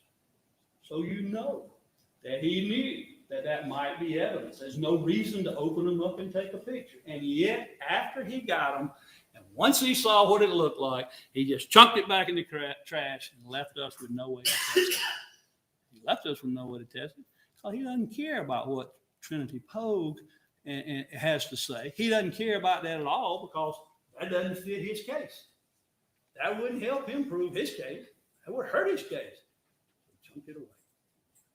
Chunk it away. It's inconceivable that was done. The crime technician tried to make like 1. He doesn't believe. You can take it down now. He does not believe that it is blood in that diaper, or number 2, that it should be tested. Because if it was tested, it would show, obviously, there was some issue going on with the child. Now, the other things could be going on. The child could have colon cancer, which would be almost unheard of for a 1.5-year-old child. Could have some type of ulcer, again, be extremely unusual for a child that age. If that child that age is bleeding, other than right around the very bottom of the bottom where it might have had some kind of irritation, it came from trauma. If it came from trauma, and we came in the courtroom and show you that, well, then you really got to wonder, why are we not looking? Why are we not looking a little bit further? Now let's talk back a little bit about the statements that there's no one that's been alone with the child but Trinity Poague. No, there's 2 people who've been alone beyond Trinity Poague with the child. Mr. Williams was alone with the child for a period of time. I'll talk about that in a second. And more importantly, the child itself was alone for a long period of time as well. Now, you may remember the testimony of Mr. Williams when I had him on the stand on the day of, the morning when this all erupted. I was going through a litany to try to determine what was he doing and what happened. He said they got up in the morning. He didn't know the exact time. Nobody really gave me a time, but we do know he laid on the bed, and he said he put the child on his chest.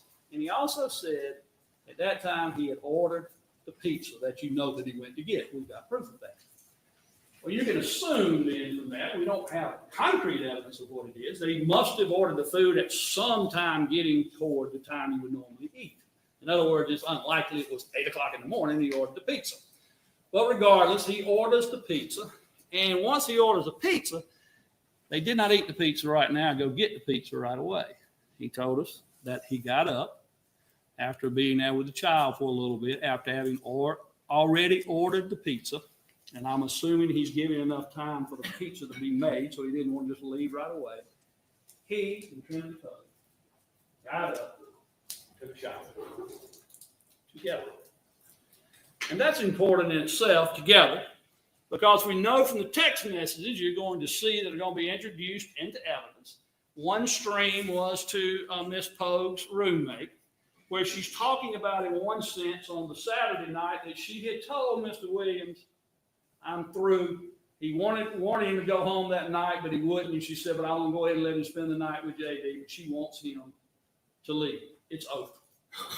I'll be the first to tell you, we've already heard a bunch of evidence that it was a on again, off again, I'm breaking up, I'm getting back together thing. And so I don't put a lot of stock to I'm broken up and necessarily saying that it was over. But it could have been what was going on. I do know that Mr. Williams had been drinking the night before. He says only a glass or two after he got there with the child. Questionable whether that's true. We know that we have a bottle of liquor that only has about that much in it that he left in the dorm room. And we know Trinity Poague didn't drink it because he admitted she doesn't drink rum and wouldn't have, and it was his rum. But he tried to say that got drunk at some other time. We don't know how much he did have to drink, but that night we know he went to sleep before everybody else. Saturday night, young man in bed by 10 o'clock already, and sound enough out that when the crying of a child that woke people up in the dorm at 1 o'clock or thereabout, he didn't wake up either time. So it's reasonable to believe he woke up hungover, not happy because his girlfriend is wanting to break up, and he might not have been in the best mood. Or it's also reasonable to assume that maybe the romantic breakup is being a makeup now because they're going to the shower. And if they go to the shower together, and they're young people, and they're making up, chances are of them being in the shower for only 5 or 10 minutes is pretty slim. I mean, when you go in the shower with your mate, it tends to make the shower a little longer for young folks, sometimes even for old folks like me.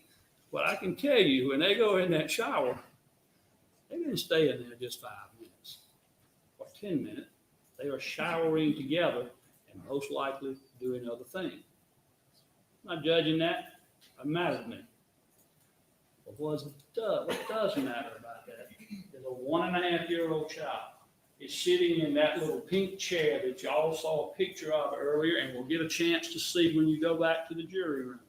And that little chair that sits there, it's not a danger to the child as far as I can tell of something happening in the chair. 1.5-year-old that by testimony by Miss Permott back in October, she was watching the child learning how to walk. He's a toddler, so now he's got a few more months under his belt of walking. I don't know what in the world that child may have done while they're in the shower. Do know this? They were probably in the shower for more than 5 or 10 minutes, maybe 20 or 30 minutes, a pretty long time in the shower.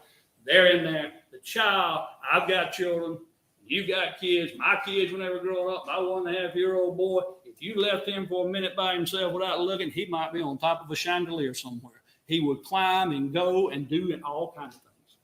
And who knows? Who knows what that child was doing right now? Who knows whether that child himself on that morning climbed up on something and fell back off of it? Who knows? But what we do know is that when the shower ended, Mr. Williams was the first one out of the shower. He testified to that right here and said he got out of the shower first and Trinity Poague got out next. Now, you can say, now, well, so what? He got out and immediately she got out. But he said something else. He said, I went and I was staying there with JD and I was waiting on her to get out of the shower before I left. Well, that tells you two things. Waiting is a term you would use if she's taking a little time. Not I'm waiting as she's following me out of the shower. But secondly, he told us as soon as she got out of the shower, he waved to the child and immediately left, so we know he was fully dressed. So he got out of the shower and got fully dressed before she came out of the shower. So there is a time period where he was the only one around this child. And there is a time period when the child was alone and no one was there. Now, I can't tell you that something happened when that child was by itself. I can't tell you there was something happened when Mr. Williams was there with the child. But I tell you one thing else. I can't tell you something didn't happen either. Because all we know is that was the situation. And so to say that there was no other opportunity for anyone, and the evidence they brought into court was if something had happened, it would take anywhere from seconds to a few minutes for it to show signs. Trinity Poague gets out of the shower, the child is in the chair, he scoots out, she's getting dressed, she's cleaning up around the house, doing the things you do. It might take a few minutes. You can see over in the chair a little way, but not think a whole lot about it. Finally, if you go over there in 10 minutes or 15 and go, uh-oh, what's going on? It's something that happened to the child, whether accidentally or maybe worse. But you can't discount that. You can't say that's not a reasonable proposition of what could have happened, because it could have happened that way. And we don't know for sure. And we don't know because there's not been an investigation. There's not been anybody that's tried to push on those issues. They just said, we're just going to accept it for what it is. We see they got a child that's not alive, and we're going to blame it on Trinity Poague. That's what we're going to do. That's what they did. And you'll see that Trinity, and I'll talk about this a little bit later, but Trinity told people at first when this first occurred, she had said that the child had fell off the bed. She had actually mentioned that the night before, talking to Mr. Hermont. Objection. There's I mean, not told, but said through text message. facts, not in. The text message, I take it back. Through the text message. She didn't tell in the sense of talking, but you'll see on the text message from Ms. Hermont where she said that the child had fell out of the bed the night before. And you'll see that she said that then. And so then you have not only her statement that happened, but I brought two witnesses in to talk about they heard a baby crying sometime between midnight and 1 o'clock or so, loud enough to wake them up. Now, these weren't even particularly favorable witnesses to me. They had some things to say that weren't all that favorable for Trinity Poague, but they were important witnesses because they established when she said something happened that night, it fell out of the bed. Well, you got two witnesses that said, well, I'm right across the dorm, one straight across and one to the caddy corner, and I heard the baby crying enough to wake me up. Now, they both said the baby would cry a lot of different times for various reasons, but this was enough to get their attention. So we also know that happened. Now, she did say, when some of the records will show, there was a claim, if you remember, Dr. Wright, or Reverend Wright, I should say, said that she claimed that the child was in distress and fell out of the chair. Talking about that little pink chair. Well, if you look at the pink chair, you'll be able to quickly see she fell out of the pink chair and nothing happened. I would suggest to you, and I believe that I asked him about it as well, that what she meant by that is when she noticed a child in distress, the child was slumping over, and it just sort of slumped out of the chair. That was not the cause of the injury. She was not presenting that to say it was caused by the child falling out of the chair. She was telling them, what do you know? Well, I came up, the child's in distress, and it fell out of the chair. She wasn't insinuating. There were two different things here. Two different things entirely. I had lots of questions I was asking about possibilities of falling out of a bed. And I know that some of the experts try to discount that to some extent and want to say, well, we're not talking about it. Time may not be right. I don't think that injury could occur. 40-inch bed is pretty high. 40 inches as high as my hips. You're talking about a small child that's 31 inches tall, falling onto a hard concrete floor. That child lands flat, bam, the back of its head, and has some significant injuries. But I asked Dr. Clark about it, and he was kind of waving around. But then I asked him, remember, about particular scientific journals and treatises. And he didn't know I was going to ask him about it. I didn't know that he would know what I was talking about, but I asked him if he was familiar with Mary Case, Dr. Mary Case. She's a forensic scientist out of St. Louis County's forensic department. I said, is she well known? Yes. Do you know her? Yes. And I said, how do you know her or whatever? And he said, oh, I just went to a seminar, a week-long seminar with her. I've been to 2. You could tell. He valued her opinion. And I brought that up because I wanted to point out a fact that was contained within that particular literature. And there was a particular page I turned him to. And I'm going to read you about that page one more time because I think it's critically important. The paper was talking about accidents in which children had fallen from not particularly large heights, and it was severe enough that it killed them. And admittedly said it was rare. It didn't happen all the time, but from time to time, a fall would occur that would appear that wouldn't be enough to cause significant harm, but did. And the first case study said that a 4-month-old male child was taken to a children's hospital. They did a CT scan, and it came back normal. He would not eat or sleep well. He survived for 2 days. They would then decide to take him to see his pediatrician. He died on the way there. They said he fell out of an adult bed and struck the edge of the bedside table. So an adult bed, unless it's something really unusual, would not be even 40 inches tall. A second one said a child that was 21 months old, male. He cried after he had fallen. He was able to be comforted. He vomited, but then put back to bed after he was through vomiting. They found him dead in the bed the next morning. He had fallen out of his own bed. A third one was a 7-year-old female who fell off of a 36-inch tall tree stump, and she hit the back of her head. She complained of headache and vomited several times. Over the next 12 hours, she was found dead the next morning. And then finally, a 10-year-old boy who had fallen off his bicycle, and he was found on the ground. He went to the emergency room. CT showed a fracture of the right temporal. Then it cuts off as to what happened, but he died. Now, these all involve subdural hemorrhages. Now, the expert, Dr. Clark, wanted to try to walk away from that some by saying, well, wait a minute, those deaths weren't caused by a fracture back here. They were fractures somewhere else in the skull. So This is how you sign it in sign language. one of them did involve falling on the back of your head. But regardless of whether they were the exact same fracture, it's pretty good proof that at time to time, a fall from not too high can cause significant injury. And if indeed that fall from the bed caused that, and sometimes it can't be discovered right away, and you looked at it, you see these examples, no one thought these children were in great danger. 2 of them went to the hospital, and were given the clearance to go home, and they died. This young lady here, Trinity Poague, she's not a doctor.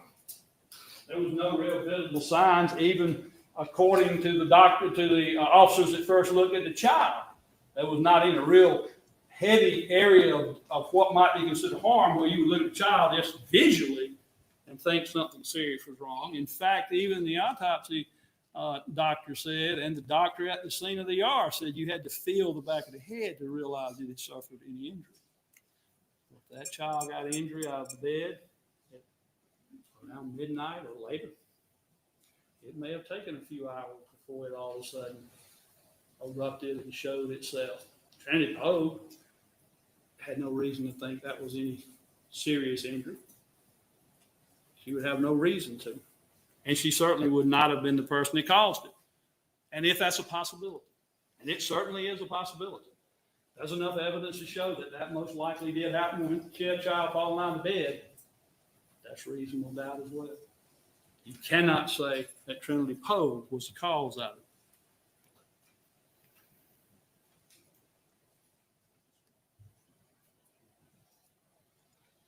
And I know, ladies and gentlemen, that you've heard some other things that you may have questions about Trinity Poague's posting of certain text messages that are in evidence already.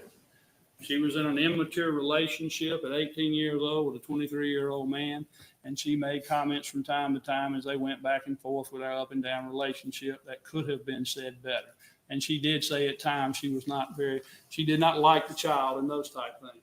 But never once has anyone said that they saw her in any way trying to in any way harm that child, including the father never said that. He never claimed that there was anything abusive going on.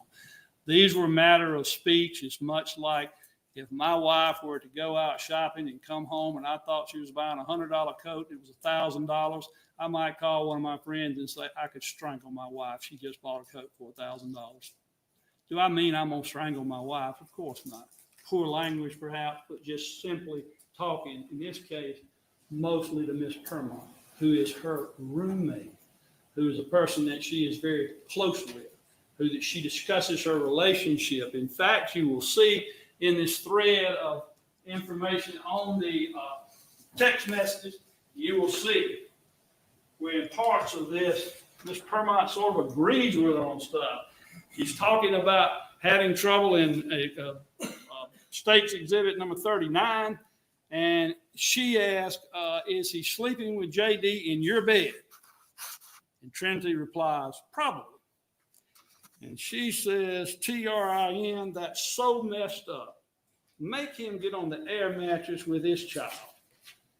That's not your kid, and y'all aren't together. I know I told him after tonight he better not contact me, was Trinity's reply. This is a conversation between Permont and Trinity. So we know a few things from just that little thread. First of all, Miss Permont's saying to her, you need to quit letting him just give the child to you while he goes and sleeps and does whatever he wants to and won't tend to the child. It's his child. Tell him to come be responsible for getting him into bedtime and doing what needs to be done. So she knows that that's been an issue. And then secondly, offer her a place to sleep. And she says in return, though, after the night, better not contact me. Let you know it's on that downswing again. That's what I was talking about just a moment ago.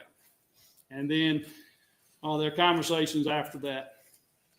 But this is not proof at all of any type activity by Trinity Poague toward that child. You know, you don't have any evidence that Trinity Poague made any type of confession, which of course she did not. You don't have any evidence that she talked to some people after this event and has told them incriminating evidence somehow or another, and they brought it into court. Again, you have no evidence that says she committed this crime. You have the suspicion that she committed this crime that is given to you by the district attorney and then by the state of Georgia without evidence to support it. Now, you also heard that she searched some items after she was at the hospital about skull fractures on her phone. And I want to be very clear so there's not any confusion about this. This is not a search that was done before the child had been injured. This is not a search that was done during the injury of the child. This is a search that was done after she was at the hospital and after Dr. Busman met with her and Mr. Williams and told them that the child had a severe skull fracture and was likely not to survive. Now, at that point, you can look at this, and I'm going to tell you where to look on this as well, because I think it is very important that you see this as well. On those same documents, the one that's 1 through 39, the medical records, if you look at page 38 of 39, it has a colloquy that shows at 1:15 that afternoon, he spoke to the family to update the condition. That is when they meet and say, this is really serious. Trinity Poague, an hour or more later, and then 3 or 4 hours later, did search terms about skull fracture. What does that mean? And how can a child have a skull fracture? That's very logical to assume you would do that. If someone told me my child had a skull fracture, I had seen nothing happen to cause anything to injure to the head, I would want to know, how can that be possible? And I might even say to myself, well, I know he fell off the bed, not that high of a bed, but is it possible he fell off the bed and it caused it? And I would search. That is what happened here. This is not, again, the way the prosecution wishes to portray it. They want to try to make it some nefarious, evil thing that was done. She did the thing that anybody would do. Check and try to find out what in the world does all this mean. Trinity Poague was 18 years old. She was living alone for the first time in her life at Georgia Southwestern College, and she'd been there one semester when all this happened. She came to the hospital after a traumatic event happened that she had no idea what was occurring on the child that was in distress, on things that she had nothing to do with, and did not know what was occurring. And then found herself within an hour or two being interrogated by GBI agents, by police officers, all that you can imagine, and her trying to figure out what in the world is going on. Now, ladies and gentlemen, you've been sworn in to follow the law in this case, to make a decision on whether or not the state has a right to say that she committed a crime, a serious crime. And your duty is to hold the state to their duty, which is they must prove that case, each and every element beyond a reasonable doubt. If any doubt exists whatsoever that is reasonable, you cannot convict. You cannot discount the possibility that Mr. Williams could have been responsible. You cannot discount the possibility that an accident happened to the child while they were showering. You cannot discount the possibility that the fall from a 40-inch bed caused injuries to this child. All of those are reasonable doubt. You cannot come back with a verdict otherwise. You know, this place that I'm in today, I've been practicing law now for longer than I sometimes want to admit. And I've had many a trial, but it never changes in one respect. When I'm in a courtroom, this is hallowed ground. Where I am at right now is the bedrock of what we do in this country.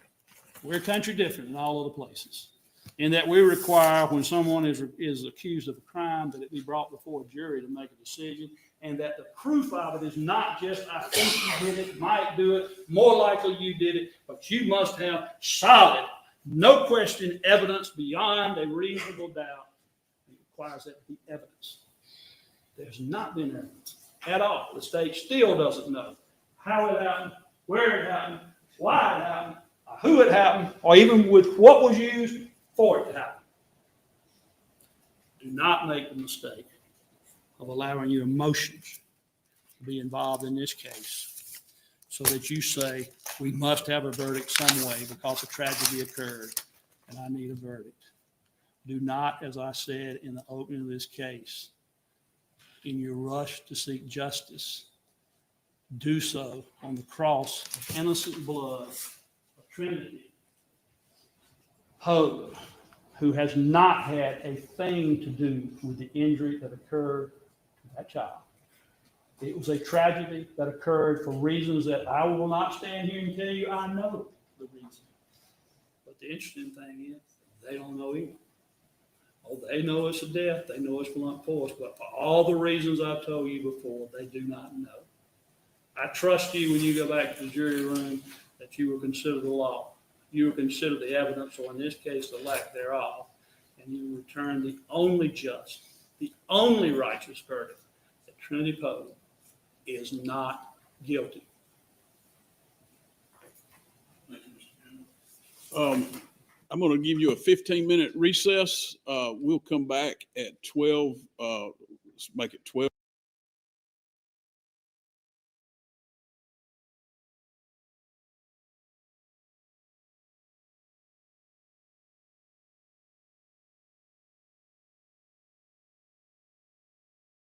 Oh, sorry. I had to turn on the mic.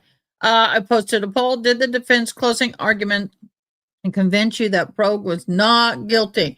100% no at this point. We have a, I will be getting phone calls from people for the next probably week or so that I'm having to inform them of Jennifer's passing. So when you see the little telephone up there, that means I'm not talking to myself, that I have a phone call that I have to take. I rewrote some of the testimony last night because I had some questions and realized I had missed some very important testimony that answered some questions I had today. What were those questions, Angela? Reasonable doubt does not mean beyond a shadow of a doubt. He implies that it must be beyond a shadow of a doubt. That jury's legal, yeah, I created a new thing as you saw me pop it up. I was testing it for size, so let's test it here. When you see that troll, bye-bye, that means we have removed somebody from the page, and you know who you is because you will not be accessible anymore.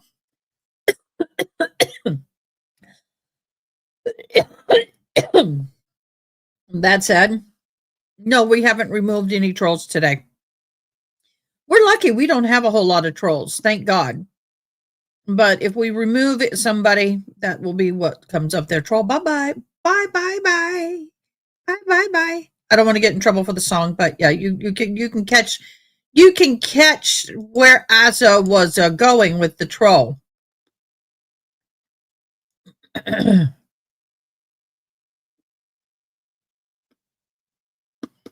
I got the sound back on. You cannot hear me?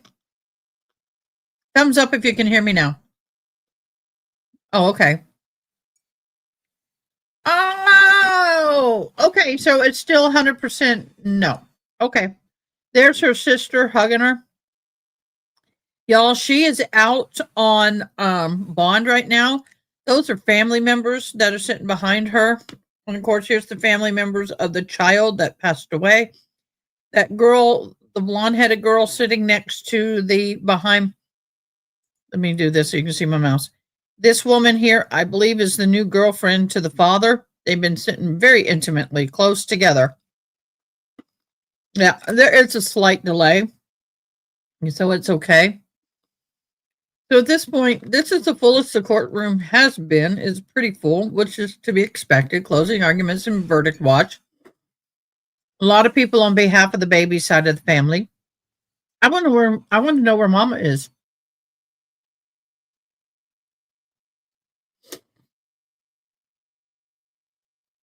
Yeah, I caught it.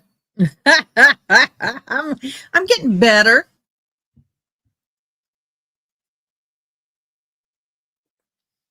I need to go out to my car and get my hat. As soon as we get into jury deliberation, I'm going to run to the car. We'll put the Walsh trial up.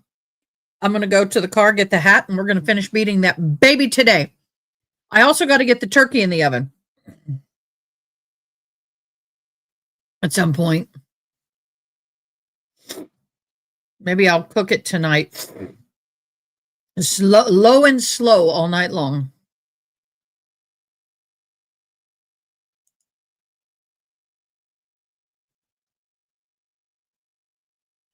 I'm sorry, hello it, Britt. I do hope it gets better for you, boo. This time of year is bad for a lot of people. I wish it wasn't so. But this blonde-headed girl seems to be really maybe the girlfriend of the baby daddy. I hate calling him baby daddy, but that's what it is. So we have 100% that the defense closing arguments convinced you that Poague is not guilty. 100% said, nope. I'm going to end the poll. There we go. Hey, mods, did you like my troll? Nobody commented on my troll. Did you like my troll? Bye, bye, bye. My bye-bye troll. So if I block somebody, we'll go, bye-bye troll. I kind of like it. I like my bye-bye troll. Nobody likes my bye-bye troll. I feel gypped. Nobody likes the bye-bye troll.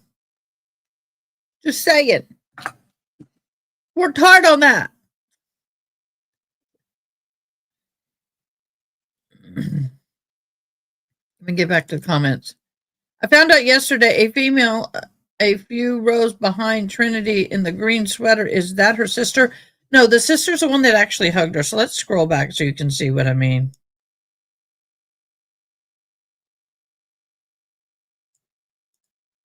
I believe she has multiple sisters. Let me do some Googling.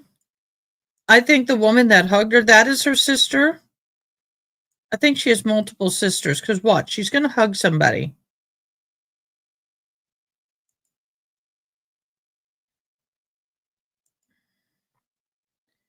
Come on, give me what I'm asking for.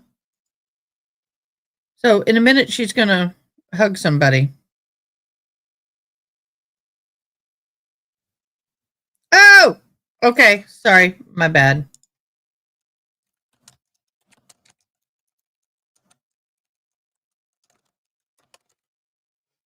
So we'll come back over here. But yeah, I think she has got multiple sisters. I'm letting my fingers do the walking. Let's see. There's no public records. They can't tell us. Yep. Yep, they're not going to tell us. They don't have the information. I would believe at least two, if not more, just by the looks of the girls, their facial features and all of that. So, okay, so let me do a quick recap for those who on Facebook who are just joining us and don't know what's going on.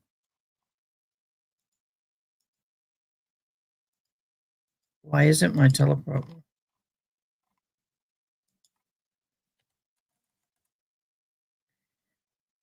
All right. So the defense in Trinity Madison Poague's trial argued that the prosecutors failed to prove guilt beyond a reasonable doubt, emphasizing the alternative explanations for the child's injuries and portraying Poague as a scapegoat rather than the red rumor. So the key themes in the defense's closing arguments is doubt. The defense stressed that the prosecution case relied heavily on circumstantial evidence. They remind jurors that suspicion is not proof, urge them to separate emotional reactions from legal standards. The alternate explanations were given, as the attorney suggested, that the toddler's fatal injuries could have resulted from an accident, pre-existing medical condition, challenged the prosecution's narrative for deliberate abuse. Now, the character of the defense, Poague's lawyers highlighted her background as a young college student, a former Miss Donnesville, arguing she had a motive to harm her boyfriend's child.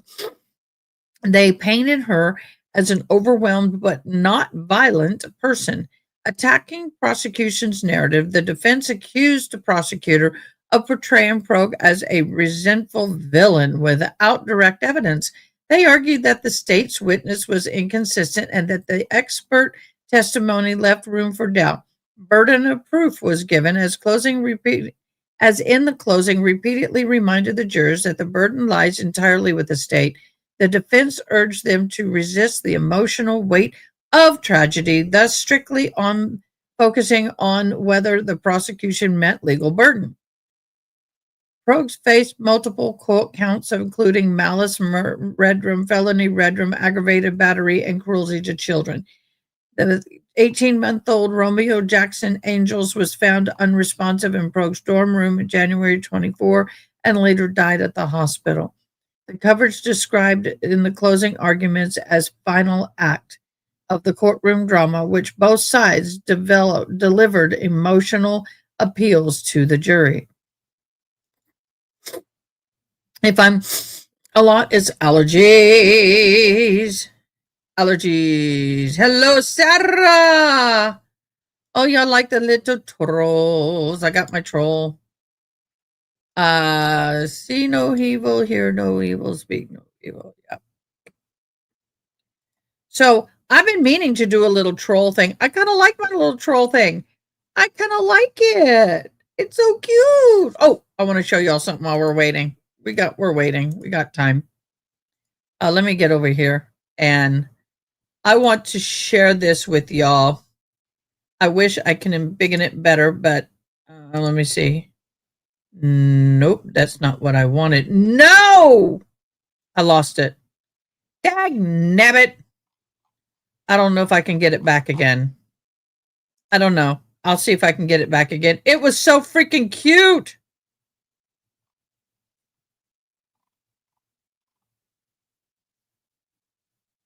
It was so freaking cute. I'm looking for it, y'all. Give me a second because it was so freaking cute. I will tell you, I had such a great time last night at my college. For those who are just joining, I won this beautiful college mug.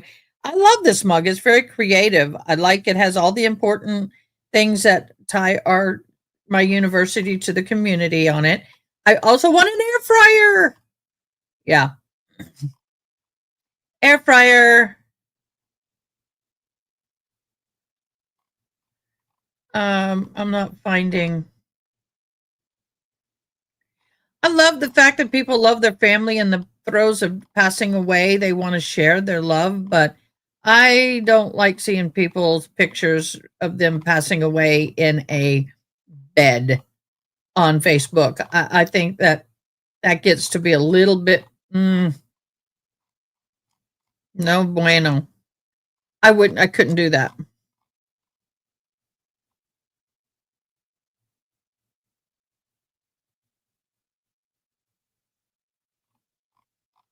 I'm probably not going to find it again. What it was the cutest thing of the Highlander cows, dressed in Christmas attire. It was so freaking cute.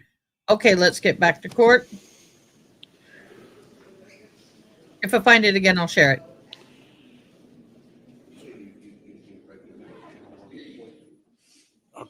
Probably. I mean, we'll see how it's going. I just want to let that get to the point where it just feels like that might not be a bad time. I'll let me just deal with it.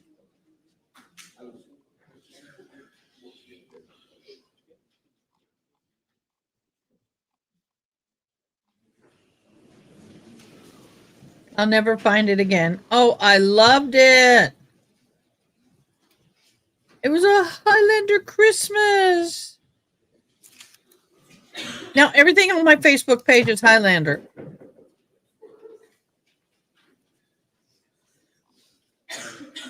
All right, Mr. Lamb, you can conclude your argument. Ugh. Sorry, chilled. In the, way back, probably just shows how old I am, which is old. In the 1980s, there was a movie called Scarface, and Oh, no, you're not starting with Scarface. Really? That was not on my bingo card.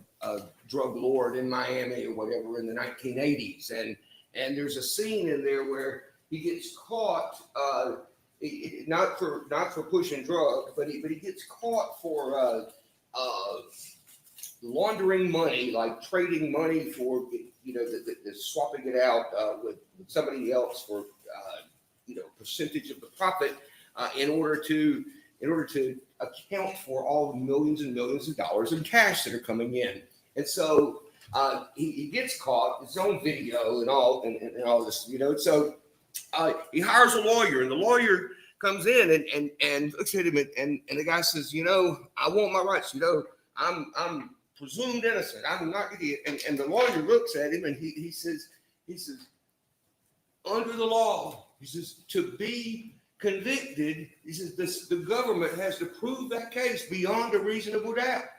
And he says, and Tony, honey, baby, he says, I am an expert at creating that doubt. And he says, but it's awful hard to do when you're sitting there and there's no other explanation for you having $2 million in 20s rolled up in duffel bags. And that's sort of the situation that we're in here. I understand Mr. Gamble's a great lawyer. I mean, he is. He's an excellent lawyer, and he can find these things and create it. And that's why, literally why, I ask you, so when you listen to this, nitpick, wait for an answer to this question. What do these things really have to do with the death of this child? And we're going to talk about it. We're going to talk about the poor parenting and the dirty diaper and the vomit on the jacket and all of that as we get further in. But first, ladies and gentlemen, what I want to do is I want to talk to you about what the charges are and what I have to prove. Okay, these are the charges that are in the indictment. Okay, and it's sort of starting actually. I think I'm starting kind of in reverse. I should have gone back and put them in the order of the indictment, but there's a reason that I wanted to do them this way. And that is that I wanted to start with what's kind of the underlying felony charges, which then,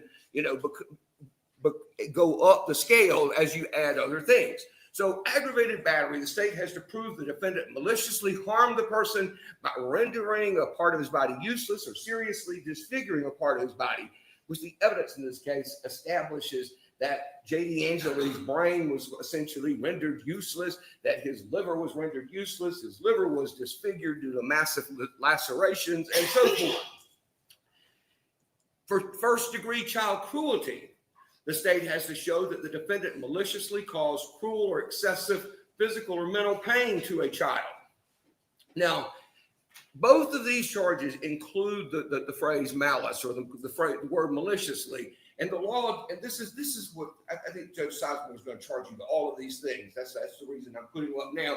And I think you may actually get a copy of the charge with you. And if you don't, if there becomes a question and you think, we need to be clear on this point of law, all you got to do is say, hey, Judge, can we get a recharge on this or that? And they'll come back and tell you this again.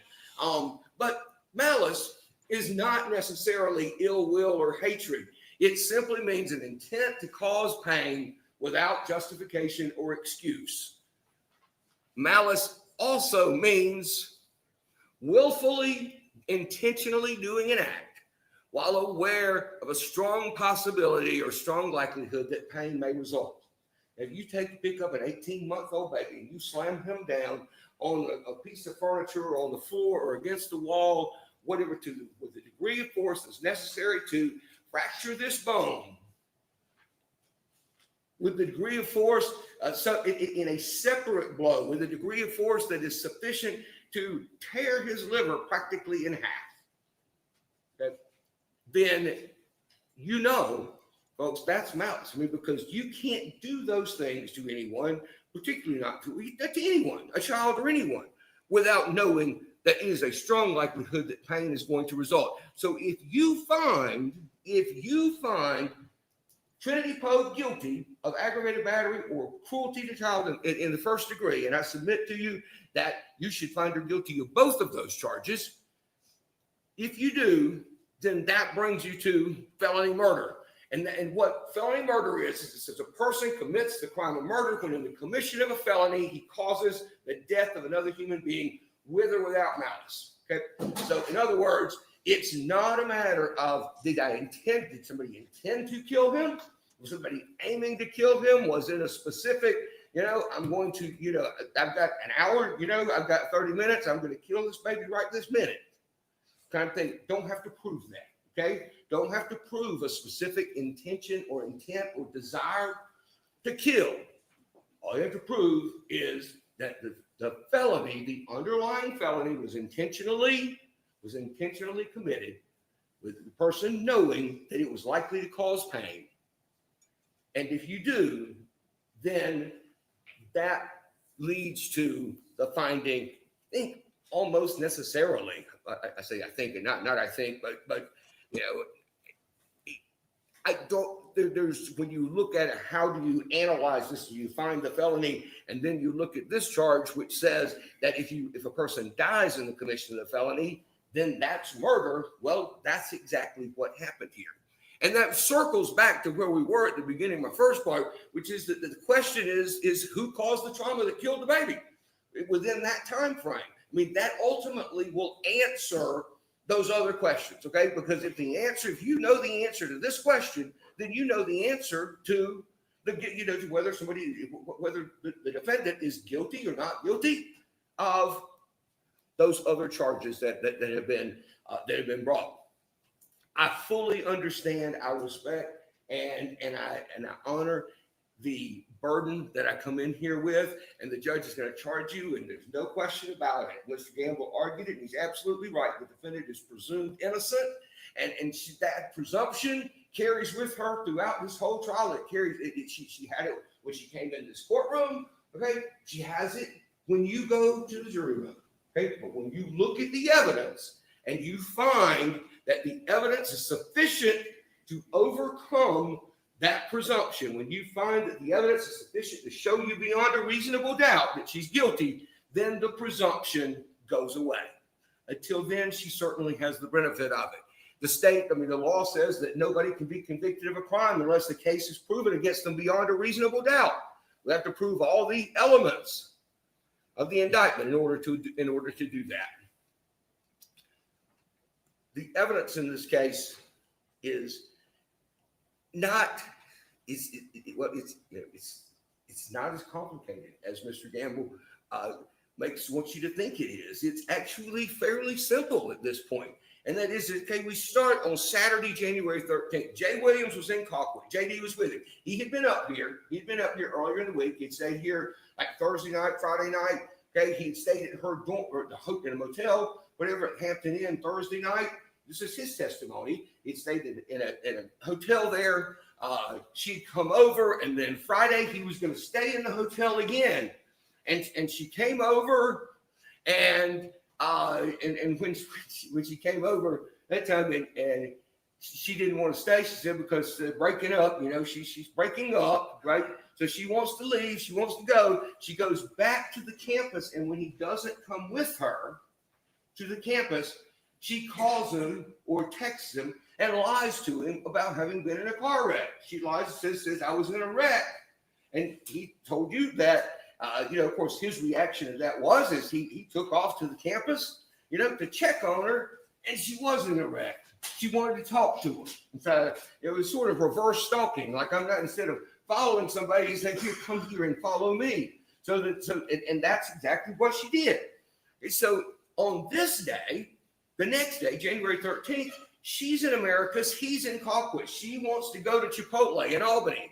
Okay, so she asked him to meet her there. He doesn't call and ask her out on a date. He's not planning on going anywhere, and that's what his testimony shows. The reason that he wasn't planning on going anywhere is because he was going to be home with his son, with JD, and nobody else was there. His sister wasn't there.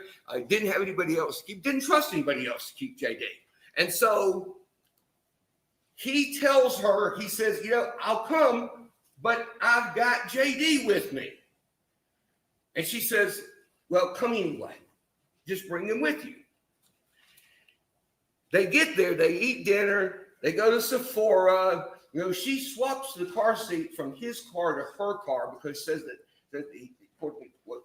to his testimony, she says that it would maybe give her a little time to spend some time with JD, while she's driving and work on building some kind of bridge or relationship with him, etc. So then she says she wants him to come back to Americus with her. And the car seat's in her car already. And he says, yeah, okay, I'll come back to Americus with you. Okay, so at this time, when they're in Albany, okay, this video is it's one of the videos that was played. I mean, it's not a video, it's a screenshot of the video, okay? But this shows the child in the car. Okay, this is when Jay Williams has left Colquitt and is coming to Albany, that this video is taken, okay? And he's wearing his little Nike, his black Nike is what I'm trying to say, his black Nike hoodie and not hoodie, jacket and pants, his suit, track suit or whatever, which is the same thing that Jay Williams was wearing himself. He made reference to it that was they had matching outfits. Okay, this is what this child looked like. Okay, there's no bruise on this side of his face. There's no marks on this side of his face. His face isn't swollen or anything else. That's what he looked like when he's in Albany. Okay, now there are these claims that were made in opening statement, okay, that have turned out to just simply not be true. Okay, in opening statement, the defense says that Jay was drinking when he met her in Albany, and she just couldn't send JD back to Colquitt with him, so that's why she took the child, and then she let them come to Americus with her because they wanted to go to Americus, or Jay did. That's what you were told you would hear. There's no evidence that says that. There's no witness who testified to those things that you were told you would hear. In fact, what happens is on January 13th, if you look, after she has asked him to drive from Colquitt, from Albany to Americus, okay, before she's even back at the dorm, she texted Paris and she says, are you coming back? I got stuck with JD. Paris says, yeah, I'm coming back. And she says, he made me feel so bad because it's already late and JD is being so fussy. So he asked if they could stay.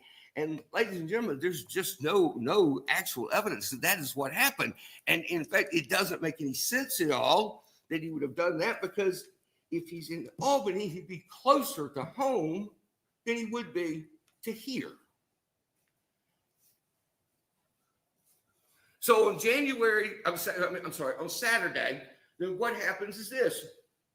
They get to the dorm, they go through the doors, and you saw the video from Georgia Southwestern. They go through the doors at 10:06. He testifies that he blows up the air mattress for Poague and JD to sleep on.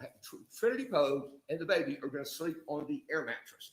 And there's not a lot of explanation for why that is, but the context of some of the other messages that we'll get to later, and I think the testimony of Harris in this trial suggested that typically when JD was here, that he would sleep on the air mattress with Miss Poague.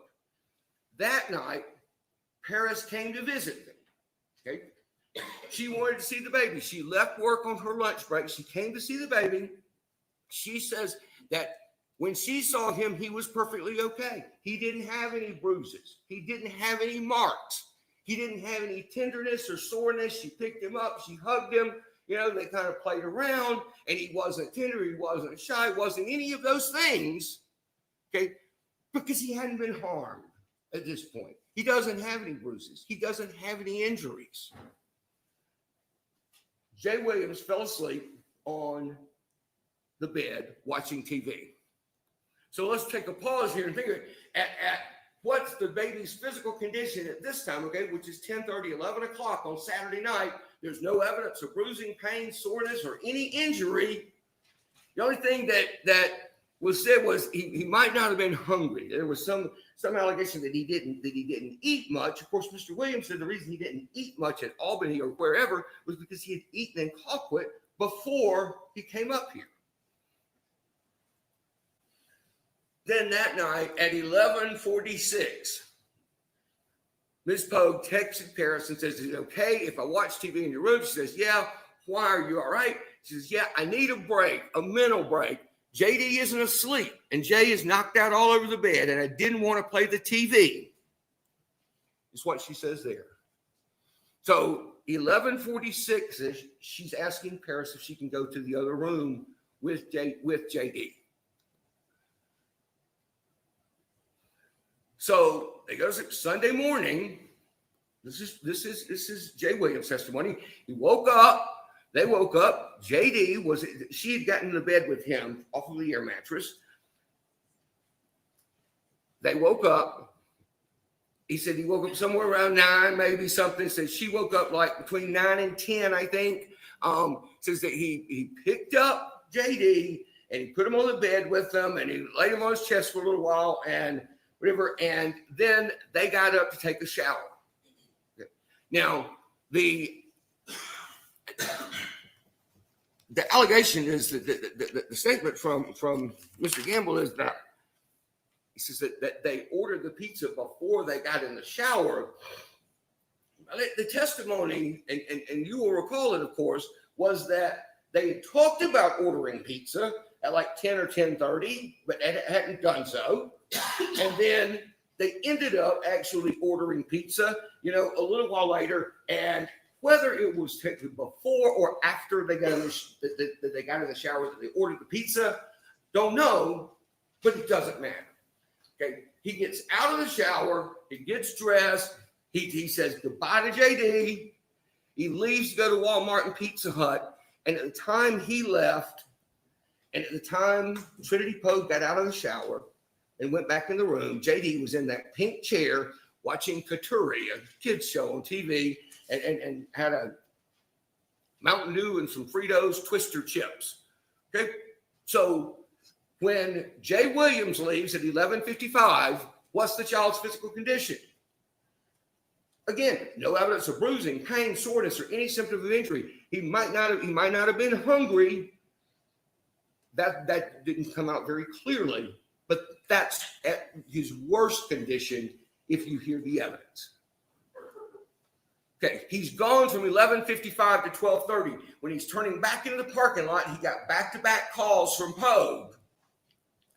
She didn't tell him that anything was wrong with the child. What she did was she called and hung up, and then he said as he was parking, he was about to get out of the car, she calls back, and she's not talking to him. She hears him saying, JD, JD, JD. So he gets the pizza in the Walmart bags, and he goes into the college, into the dorm. You saw that on video as well. And if there's any portion of those that we can't send videos to the jury room because there's no way to play them back there. But if you should decide that you need to see them again, all you have to do is ask, and we certainly, the court will make arrangements for that. So he goes in the room, she's holding the baby. He realizes that there's something wrong with the baby, and he did. He testified that he asked, what's wrong, and frankly didn't testify real clearly as to what she said in response to that. We said what's wrong, but he wasn't waiting around to find out. He put the pizza in the bags down, put the pizza down, dropped the bags on the floor where they were, picked up the baby, and took off for his car, and he drove to Phoebe Sumter. At Phoebe Sumter, he went in with JD. The nurse met him and put JD on a gurney, and then he followed them to a treatment room. Now, Alan testified. So there's this thing that Mr. Gamble keeps making a big deal out of. It says that this note in the nurse's record. He says this note says that the child is limp and pale, that father present at bedside states child fell around 5 minutes prior to arrival.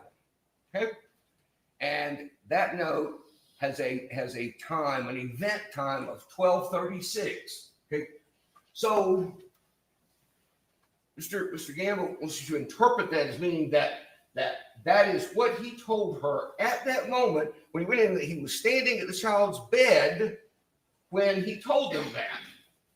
And folks, there's other things in this note that we know it's not exactly accurate. It's close, but it's not exactly accurate. Okay, the note says that the child is in ER, and the front is taken to ER 16. From the front entrance of the ER, he is carried by his father, who is unresponsive. The father wasn't carrying the child anymore. He got met by a nurse after he came in the door, went to the front desk or whatever, past the front desk, got met by a nurse and put him on a gurney, and that's what the other evidence was that she heard. He followed them to the treatment room, but Alan says that he didn't go in the treatment room. He wasn't bedside. He can't go in there when they're doing CPR and they're intubating the child and doing all of those things. He remains outside the room, just outside the hall, in the hallway, and he does that. He does that because that's the only place that they'll let him go. So he's not bedside. Now, okay, by the time this note was written, he had been bedside. Okay, by the time this note is written, which wasn't actually entered until 8:04 p.m. By the time the note is written, he has been bedside. He was bedside when the child died. Dr. Bussman told you that. He wasn't bedside when they were administering treatment, and he wasn't bedside giving a history. Okay, the note's written 8 hours later, and despite everyone's best efforts, okay, it's very hard to separate all of the scurry of events that happened over the course of just a little bit of time with regard to the treatment of this child.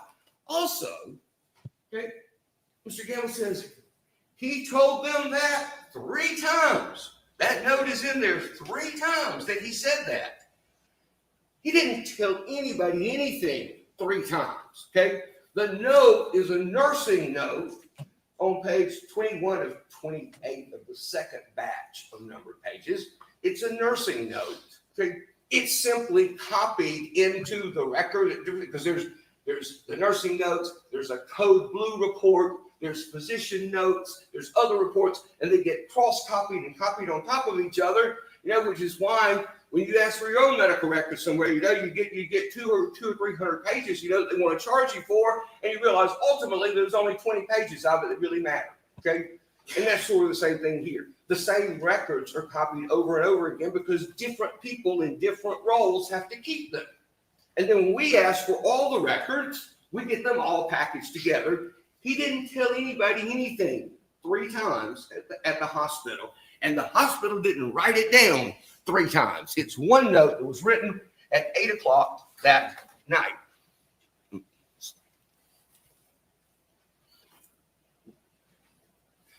Alan wants to talk to him. Alan said he was emotional, that he didn't want to talk to him there, and he didn't want him to keep standing there because he was upset. So Alan asked him to go out and walked outside with him. And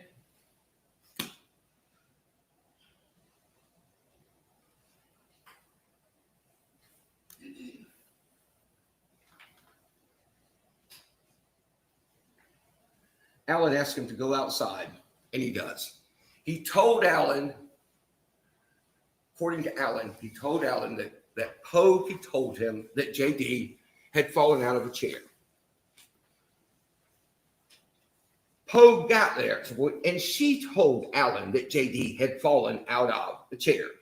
She specified it was one of those round beanbag, or at least he interpreted it as a round beanbag style chair. And she says he was eating chips and drinking juice, and she heard him fall over out of the chair. Okay, Joe Blow, there may not have been earrings, but I was sitting here doing this today. I was itching my earlobe, and then I went like this, and then you show up. Not that he just simply slumped down, but she heard him fall over and hit the floor. Okay, that's what she tells Alan, not what Williams tells Alan. I mean, it's the same thing Williams told him, but it's not. But it's not his words; it's her words. Okay, there's a reality to what we do when people go back. And you look at records and you look at notes and you look at reports, okay, from 2 years ago, and you ask people, you say, okay, I need you to remember line by line and word by word, second by second, minute by minute. Okay, I need you to tell me what did you say and what did they say next? And then we come into court and we have these, these prior statements, and we've got reams of interviews and records from hospitals and doctors and phones and everything else, and we say, did you say that? Yeah, I said that. And they know somebody knows they said it. They know they said it at some point back there. If you ask me, if I said it to this person, and then you ask me, did you say it to that person? Well, 2 years later, it might be really easy to say, yeah, that's what I told him too. Because it's kind of hard to delineate those things.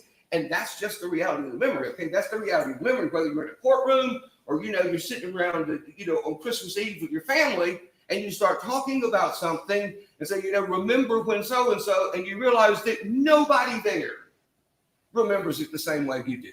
Okay. And you end up, like you have, people just like, no, it wasn't. That wasn't on Christmas. That was on Thanksgiving. And it wasn't that year. It was the year before.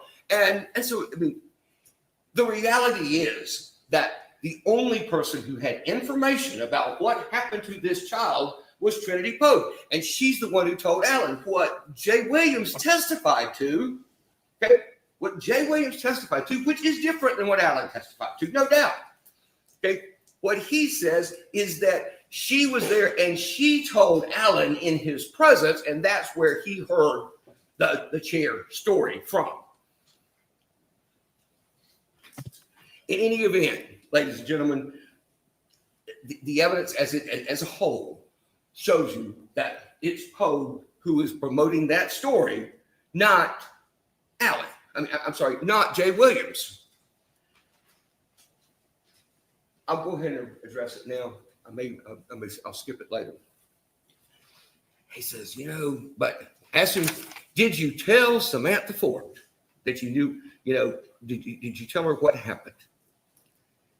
And he says, yeah, I told her what happened. I'm sure I told her what happened. And it's like, okay, well, what you know, what you tell, you know, did you tell her he fell out of the chair? Yeah, I told him he fell out of the chair because that's what he had told other people once he had heard it from her. But then he instead of getting the statement, the interview that that Fort had done with Jay Williams, okay, what Mr. Gamble does is instead of showing the interview and saying, look, you know, you want to, you know, refresh your memory about this, be sure that, you know, what you said, he doesn't do that. Okay, he's charging him with being able to have in his brain the knowledge of what he said in a 2 hour, I think it was an hour and 45-minute long interview on the day that his child died. Okay, so in the 8 hours following the time that Jay Williams found out that his baby was dead, he spends 4 of those 8 hours at the America's Police Department sitting in waiting rooms or interview rooms. He spends most of that 8 hours sitting there. He spends 4 of those hours being actively questioned by Agent Fort. Okay, so you say, did you tell her that without showing him the interview, without showing him the statement, without letting him, look back over and say, well, I don't know what let me see exactly what I said in that 2 hour interview. And Mr. Williams says, yeah, I told her he fell out of the chair because that's what he had been told. And that was the only information he had ever had about what happened to his child. He told Coroner Wright that Poague had told him that JD fell from a chair. But Poague also told Coroner Wright that JD fell out of the chair, that he was in a chair eating chips and then he was in distress and fell from the chair. She told Wright that Jay had been gone for 5 to 10 minutes at the time the fall occurred. That is the sum and substance of the evidence of the people who have testified in this trial based on their memories, based on their reviews of records, etc. That is the sum and substance of what the direct evidence is about the events of that day. But it's not just direct evidence, ladies and gentlemen, that you make decisions on. Okay? The court is going to talk to you about circumstantial evidence. Okay? What circumstantial evidence is proof of facts or circumstances, actually by direct evidence, from which you can infer other facts that are reasonable and justified in light of your experience. Sort of like if the child gets his head bashed in and his liver busted 20, 30, 15, 5, 35, 33, whatever, minutes before the doctor sees him, and he's 18 months old and he's in a dorm room on the GSW campus and there's only one person in the room with him when it happens, well, those are two direct facts, okay? Those are not circumstantial. Those are two direct facts. And the circumstantial evidence is when you take those two direct facts and you make the inference, which is under these circumstances, the only thing that reasonably could have happened was this. This is really important.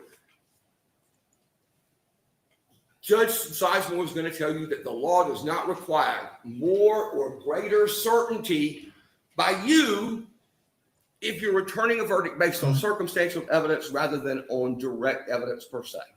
Okay, and that's because there is no rule that either circumstantial or direct evidence is stronger than the other.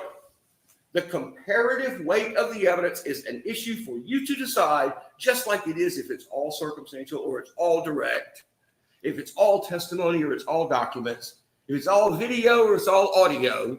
Ultimately, it's up to you to make the decision as to what the evidence means and what conclusions you can draw from it. So you take those things into account. You think about it this way. You say, okay, now we know some facts. We know some direct facts. So what are the conclusions that can be reached from the direct facts? Well, I'd suggest to you that there's only two possibilities. Okay, one is that it's accidental trauma. That's a possibility. Or that it is inflicted trauma. Those are the only two possibilities. But accidental trauma, ladies and gentlemen, is not a realistic explanation. It's not even close to a realistic explanation in this case. It's not a realistic explanation, well, for a whole bunch of reasons. Okay, it's not realistic because you would say, how many times you fall off the bed now? You know, how'd you get this bruise and these bruises and these bruises? Okay, and they're not just bruises. Okay, I'm not picking them up and showing them to you again. Right? But you saw the medical examiner showed you, I mean, where they hurt, like, you know, looking at the scalp on either, I mean, the skull on either side. Okay, there's brain bleeds here, and there's hematomas here and here and here. And then there's bruises here and here and here. And those things don't all come at one time. Those don't come from one fall. Maybe if you fall off the side of a mountain, you know, and you roll 500 feet, you know, bouncing every which way, you know, you might bruise your whole body. Okay. They might occur in one event or at one time if you're in a car wreck, you know, and there's one impact and you get impacted from every angle. But those kinds of injuries, it is not realistic to think that they could be the result of accidental trauma when there is such a collection of them, and they all occurred within the same reason, you know, within the same time frames. I think is what Dr. Clark's testimony was, that he thinks that those injuries, because they're consistent with each other, they're all new, they're all fresh injuries. Okay, the Dr. Oleg testified, like about the liver, for instance. She says that the liver, that you can tell that it's not an acute, I mean, it's not a chronic condition. It's not something that's been going on, but you do that from the lab results, because you look at the lab results and the liver enzymes are up in, okay, they're not 20 times higher than they're supposed to be or 100 times higher. Okay, the liver enzymes in one case are like 200 plus times higher than they're supposed to be, and the other 400 plus times higher than they're supposed to be. Okay, and the reason the liver enzymes are so jacked is because it is an acute injury. It is something that has just happened within a short period of time. Now, none of the doctors are specific about that injury or about the bruises. They're not as specific. They're not saying we can narrow it down to an hour, you know, or within minutes or whatever, because, you know, there is a broader range in which those things could occur. But when they are there, when they aren't there, and then suddenly they are, and when they are there, they are in the presence or they're associated with or in addition to an injury that can be timed or dated, then you know that they almost certainly occurred all at the same time. Accidental trauma talks about falling off the bed. The only evidence in this trial of a fall from a bed, okay, all of it, the whole total of all the evidence. Nobody was told by Trinity Poague at the hospital that fell off of a bed, that the baby fell off of a bed. Jay Williams wasn't told that he fell off of a bed. Okay, the police officers that she ran across at the hospital weren't told that she fell off the bed, that he fell off the bed. Dr. Bussman said that he remembers, he said he didn't have a specific, he said he didn't know if there was a specific note, but he didn't remember for sure, you know, if she said chair or what, but something about a fall. And he says, all I know is that when I asked her about it again a few minutes later, she completely changed her story. Okay, that's what Bussman told you. And that's not Bussman going back and looking at notes, okay, that are recorded by somebody else, you know, etc. Okay, that's Bussman's memory. He says, I can't tell you what the stories were, but I can tell you that it changed significantly from the first time I talked to her, the second time I talked to her. Okay, so the only evidence of a fall off of a bed is this. I'm sorry. I think I skipped something here. But anyway, so you saw the message earlier, and I may have it out of order. And if I do, I'll apologize for that and try to do better next time. But you saw the text. You've heard it already. Do better next time. Boo, do better now. This girl doesn't have a next time. She told Jay to get on the bed, or she put the baby on the bed with Jay, and Jay let him roll off the bed. And she says, he's okay, he's fine. Okay? So, not only did she say he's fine, but her next text to Paris about what happened is this. Paris, this is when she's at the hospital. Paris says, did they say what happened or why they think that? She says, he hit his head at some point. I don't know. They won't give us much information. And Paris says, wait, didn't you say he fell off the bed last night? And her response is, I don't know. I was asleep. She doesn't know if he fell off the bed. That's what she tells Paris the next time the topic is raised. I don't know if he fell off the bed. I was asleep. The next thing she tells Paris is 3 hours later when they're talking about the skull fracture. Paris says, you texted me last night and told me he fell. That had to be it. And Trinity Poague's response is, but that was only off the air mattress. And the air mattress wasn't far from the ground. I can't text about it anymore. I don't know what's going to happen to me.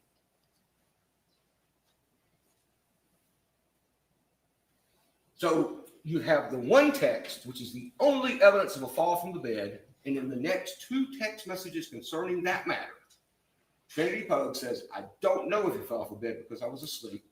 Oh, and he just fell off of an air mattress, rolled off of an air mattress. Not only that, but the timestamps, and I think this testimony was in earlier. Okay, the message about he fell off the bed was at 11:57 p.m. on Saturday night. Okay, at 12:02 and 12:04, and I will tell you that I'm not 100% certain which one of those two videos that this screenshot comes from, but it's from one of those two, either at 12:02 or 12:04. Okay, either no, maybe more than 10 minutes after the child fell off the bed, but it is 5+ minutes since she sent the text saying he fell off the bed. Okay, that is the state of J.D. Angeles. Okay, and you saw the video in court. That's the screenshot, of course.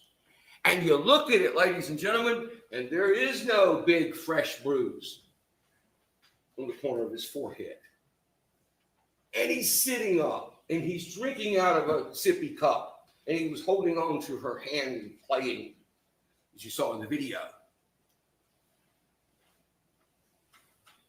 Dr. Oleg, okay, who's also not affiliated with the GBI or anyone else, I mean, other than her own practice, Dr. Oleg told you that there is zero possibility that following this injury, the child could be doing these very things. The nature and extent of the injuries can't be explained by a fall from the bed. Too many injuries, too serious. They don't happen like that.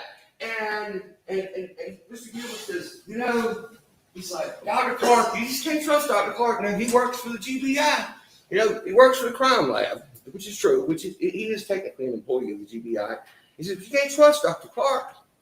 You know, because Dr. Clark's going to say whatever they want him to say, I guess. You know, it's what he's implying. It's not the case. Okay? Dr. Clark does autopsies, right? Sometimes the autopsies are, this is a natural death. This is a heart attack. Sometimes the autopsies are, this is an accidental death. You know, sometimes the autopsies are, you know, the death is unknown, it's unexplained. Okay? And in those, he doesn't get called to testify because nobody's being prosecuted for murder. Okay? The only time he gets called to testify for murder is when he made the finding that this evidence establishes that this was a murder. Okay?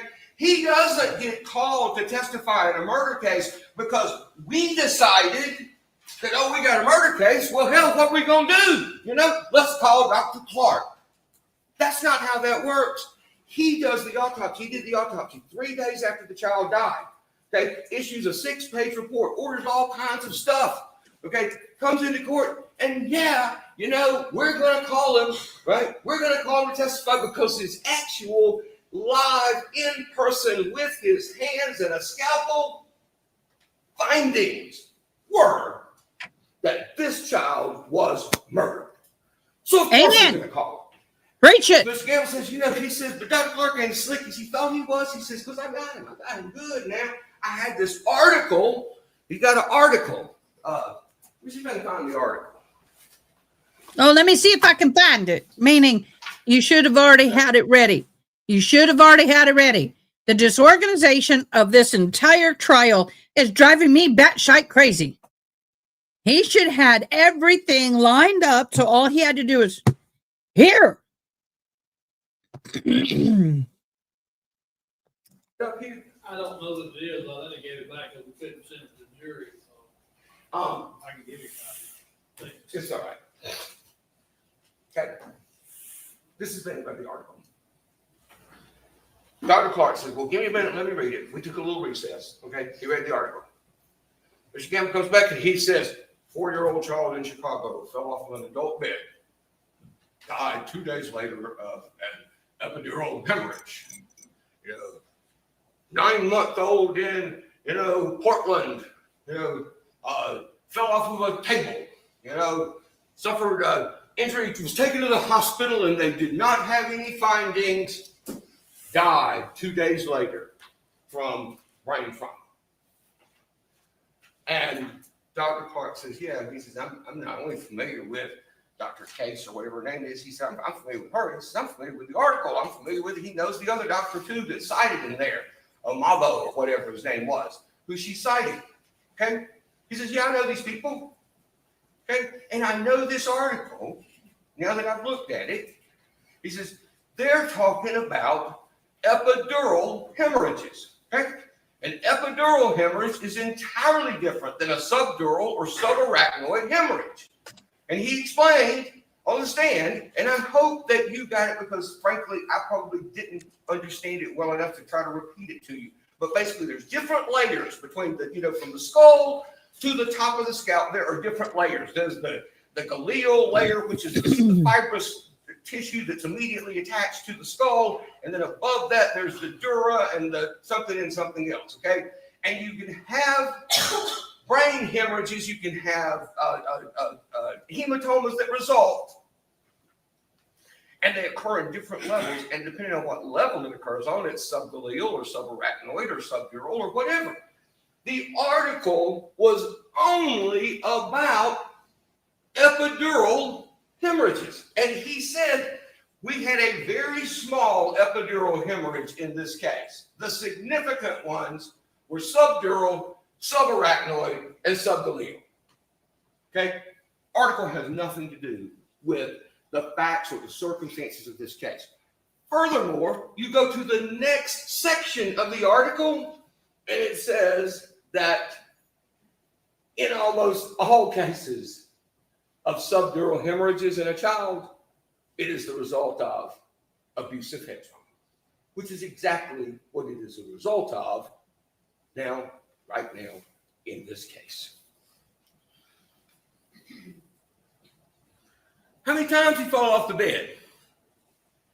There's an occipital skull fracture, which is back here at the back of the head. It's a hard bone to get to. It's a hard bone to fracture because your shoulders absorb some of the blow if you fall backwards, and this part of your head absorbs some of the blow. And it's the thickest bone in the scalp, or in the skull, rather, the occipital. It's the thickest bone in the skull, he said. Hard to crack, hard to bust, hard to split. It not only split, not only busted the full thickness, the fracture went all the way through the occipital bone, but it continued into the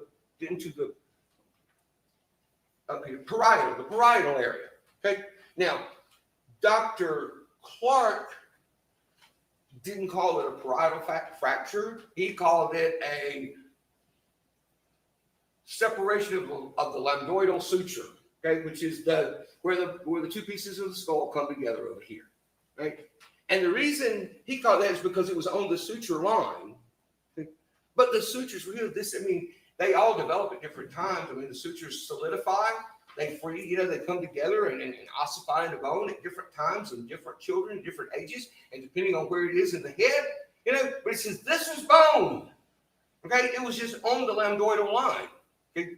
The other doctor who did the x-ray, and this is what Jill Olick testified to, she said it's occipital and parietal fracture, okay? But in any event, the fracture goes from here all the way up here. There's bruises on the face side in front of the head. There's a lacerated liver and a lacerated adrenal gland.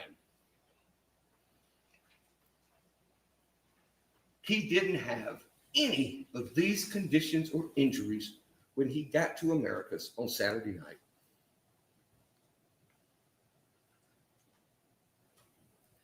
So did he fall out of a chair, right? That's the, yeah. We went from falling off the bed to falling out of a chair. And I will tell you the same thing that I told you about the other fall, because it's just as applicable. The nature and extent of the injuries cannot be explained by a fall from a chair, particularly not a fall from this chair. That chair, the bottom, the part that you would fall over, okay, is only 13 inches off the floor, okay? So if you fell over that, the only way you could fall out of that chair is to fall forward. You can't fall backwards in it. I mean, y'all, everybody here probably has seen one of these chairs or something like it before, I bet. And your kids probably have had one and all that. And it's a big fluffy, probably is kind of. There's a sign that we do in sign language that I absolutely love. Yeah, that's this dude. Means he ain't got his shite together. Beanbag thing. I mean, the cushion's beanbaggy. It's not a whole beanbag chair, but the cushion's beanbaggy. It's a big fluffy thing. Okay, when you sit down in it, okay, the way it's shaped like a dish, you sit down and you basically sink into it. Okay, you couldn't turn the thing over backwards. If your life depended on it, not from inside of it. Okay, and if you fell forward out of it, even if you were only 18 months old, if you fell forward out of it and landed right square on your face and busted your forehead and did this and that and knocked out an eye and all kinds of things, you still wouldn't fracture the parietal bone and you still wouldn't fracture the occipital bone. If the injuries cannot be explained by falls, the only realistic possibility is that this child was a victim of inflicted trauma. Okay? There's just not another explanation. I mean, it's either accidental or it's inflicted. And if it's accidental, if it's not accidental, it has to be this. And if it has to be this, if it's this, then it has to be by who is the question. Okay? So, Jay Williams, did Jay Williams inflict the trauma on this child? That's one hypothesis he offers. Okay, I was kind of stunned by this one. The other possibility he offers is, JD himself. He's active, climbing, growing, 18-month-old baby. He might have done this himself. There's no telling what he climbed up on and fell off of. I'm seriously, that's what he said. He said that to you.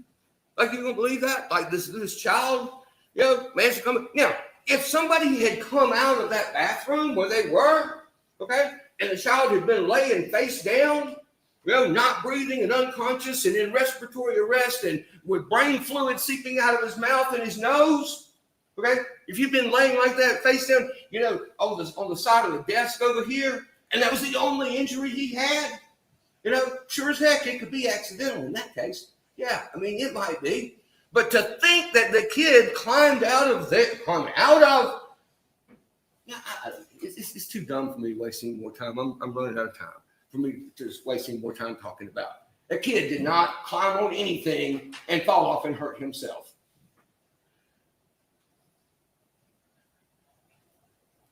So the only other option, the only other person is Trinity Poague. Now, I'll grant you that this case depends in significant part on the credibility of Jay Williams.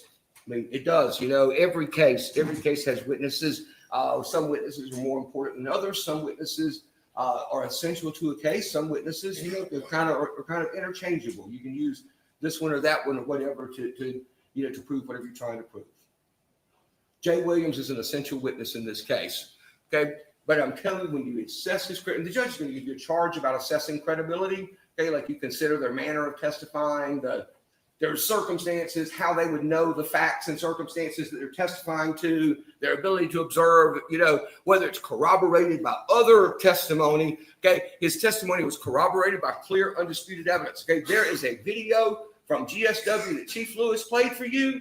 Okay. That shows him walking out of the dormitory at 11:55 and shows him walking back in at 12:30 and shows him running out with a baby squeezed up against his body right here at 12:31. Okay. He wasn't there. Not only that, he said he was going to get a pizza. Well, how about this? There's a pizza, okay, right there on the end of the bed. Says he's going to Walmart. Well, there's Walmart bags and there's stuff in the Walmart bags. And you reach in, and you take it out and you take a picture, and I'm not, so.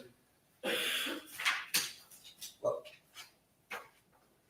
there's Walmart bags. There's a receipt that says that these things in this Walmart bag were paid for at 12:14 p.m. Okay, so if he left the dormitory at 11:55 and he's at Walmart walking out at 12:14, I'd say he's moving pretty efficiently if he managed to get there into. Can you not learn to move efficiently yourself? It's really bad when YouTube, Facebook, and jury and everybody in the world is listening to you going, mind blown, we're done. Pick up items and zip it through the cash register in 19 minutes. But he did. Okay. His statements to Allen and Mathis, okay, to Mathis Wright. I said Mathis, I should have said Wright. I'm sorry. His statements to Lieutenant Allen and Reverend Wright were consistent not only with what he told them, they were consistent with what Poague told them. Okay, they're consistent with what she told them about falling out of the chair, etc. Right? Big deal about the hospital records. Ladies and gentlemen, when you consider the credibility of this witness, I'm telling you, the hospital record does not disprove his testimony. It barely contradicts it. It barely, it's almost it's not a bump in the road. It's a pebble of sand that you walk over. Okay, the hospital record doesn't disprove his testimony. There's no one who comes in here and testifies and says, this is what he told me. I wrote it down right here, word for word. I know this is what he told me. Okay, there's a hospital record that's assembled by a team of people who are working desperately to save the life of an 18-month-old child, and doesn't disprove anything about what he said. His GBI interviews do not impeach his trial testimony. Okay, and we'll talk about this for a second. Right? I talked about it briefly a while ago, but I want to go back to it for just a moment. The GBI things, okay. Pardon me, I'm sorry. I have to take a sip of this water.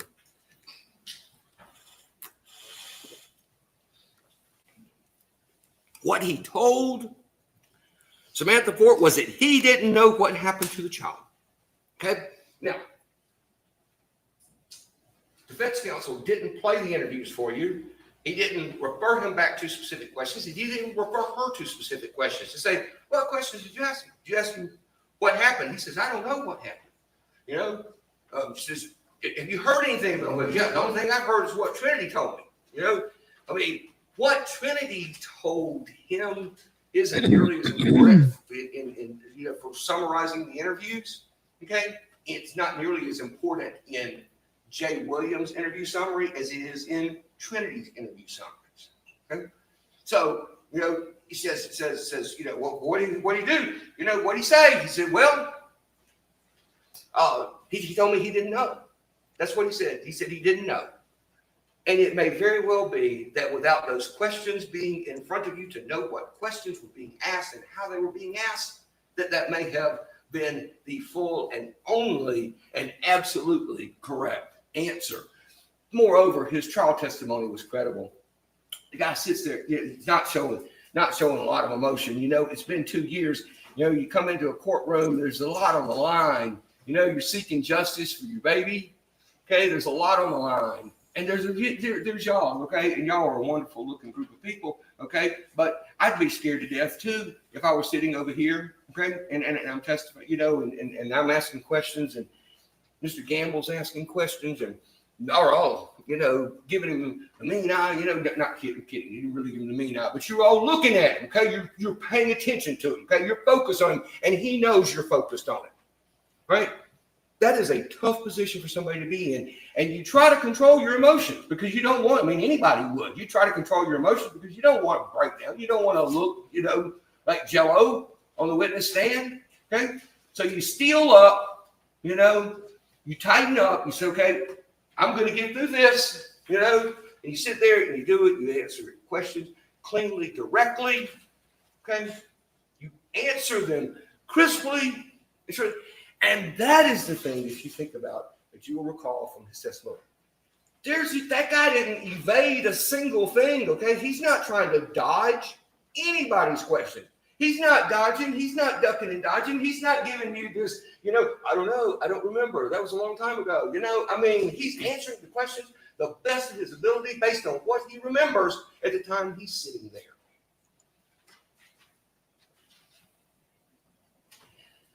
His demeanor was appropriate. His grief was palpable. He's you know, he's at this point he's testified. Okay, he's in the courtroom when this happens, and Mr. Gamble says, he says, well, about this jacket that the baby supposedly threw up on. Supposedly threw up on. Okay, so I go back in the records, okay, in the recordings that we have, right, and I look and I say, are there any pictures that actually show the jacket where it's puked on? You know, well, sure enough, you have it back there. You know, you look at it a little closer, and you see just how prominent that is. Okay, it is all down. Look, wrong side. It's all down this side of the jacket. Okay, it's not only down this side of the jacket. It's inside the collar. Okay, I mean, it makes my stomach weak just to hear that. Okay, about, you know, I mean, listen, I love my children. I love them with all the world. Okay, but my ex-wife was a nurse. Okay, and when youngins started throwing up, you know, okay, I do everything. I changed diapers. I cooked meals. I did all kinds of stuff. Okay, youngins started throwing up. I'm like, Betsy, come here. You know, because I couldn't stand it. Okay, it makes me puke for them to do it. This guy tucks that child against his shoulders, gets in a car, races to the hospital, and while he's doing it, this kid is puking on him, not on his clothes, not on the floor, not on the seat of the car or in a baby bed somewhere. He's puking down his neck, down his shirt, inside his jacket. Okay? He doesn't let go. He doesn't stop holding him. He doesn't stop going to the hospital. He doesn't get to the hospital and say, here, somebody take this nasty young'un. Look, he's done yacked all over me.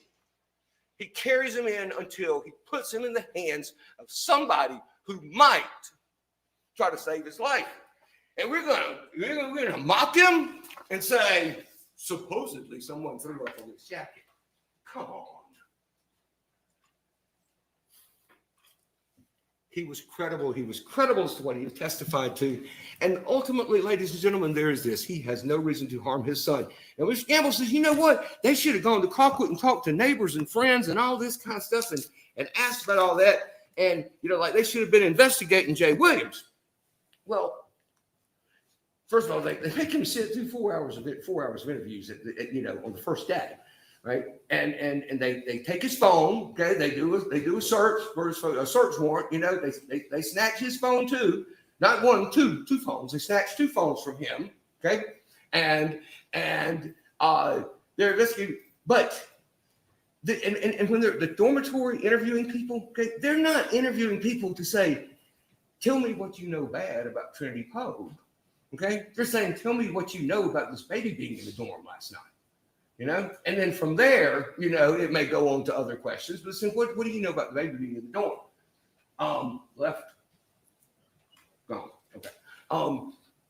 So that's what they're asking for. They're not trying to build a case or attack the character of this girl. That's not what they're doing. Okay. And there's no reason for them to go to Colquitt because I tell you this, okay? You got an apartment in Colquitt, right? If this child had died in Colquitt, Georgia on Sunday, January 14th, 2024, okay? And Trinity Poague had been there in Colquitt with him when it happened, you think they're going to be coming up here talking to people that live on a dorm? No, they're going to be talking to people in the apartment next door, in the apartment across the street, you know, the people that he sees in the parking lot, the people that he sees at work. But those people don't have relevant information in this case, okay? They might have relevant information if this child had died of malnutrition, okay? If he had died as a result of, you know, septic shock for some wound that didn't get treated, okay? If there was a negligence case or something like that where you have a baby that just doesn't get taken care of, okay, where defects has been involved, all these kinds of things, you have that, then sure, you go interview the neighbors, etc. Okay, J.D. Angeles died because something or someone smashed him in the back of his head and cracked his skull open and then smashed him again and split his liver.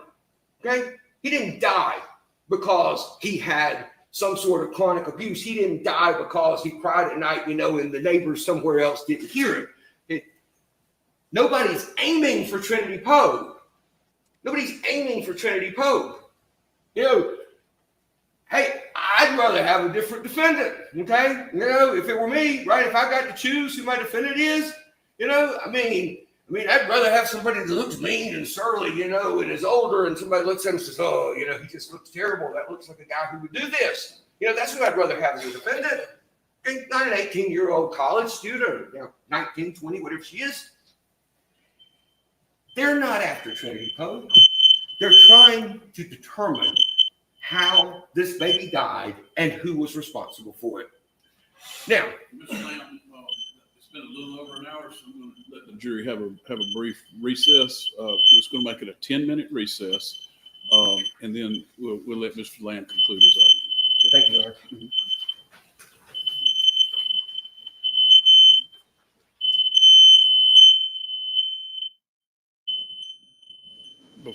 Just before 12:30.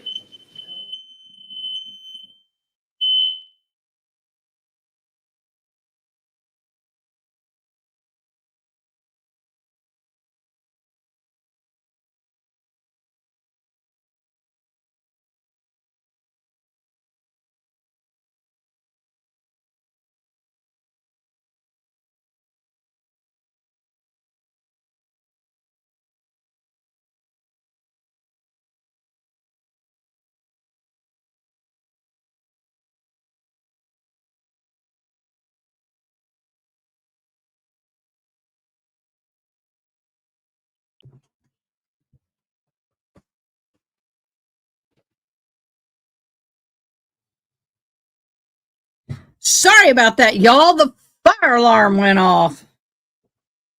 My I I was boiling the chicken neck gizzards and all of that and forgot about it. So I've got a burnt pan. I don't care. I just boil it for the monkey. And the fire alarm goes off. Yay! Oh, I have to figure out how to salvage that pot. It's like burnt. I burnt the water out of the pot. It is what it is.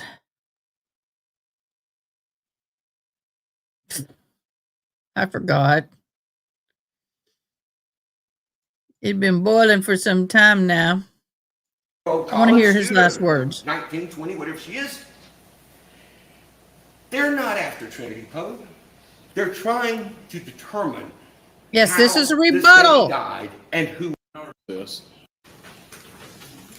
We'll let Mr. Lamb conclude his argument. Okay. Thank you, Art. What was the objection? Have a brief recess. How this baby died and who was responsible for it. Now, Mr. Lamb, it's been a little over an hour, so I'm going to let the jury have a brief recess. We're just going to make it a 10-minute recess, and then we'll let Mr. Lamb conclude his argument. Okay? Oh, the bottom of the pan is blah. Blah.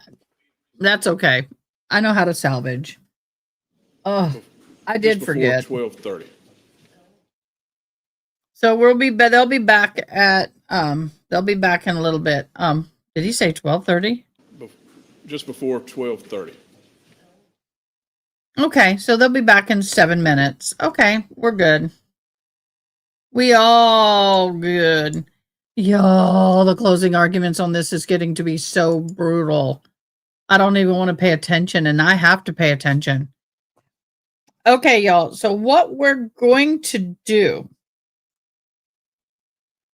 I am going to give you a rundown of where we are in the Walsh's case, and then that way we know what's going on when we hop over there.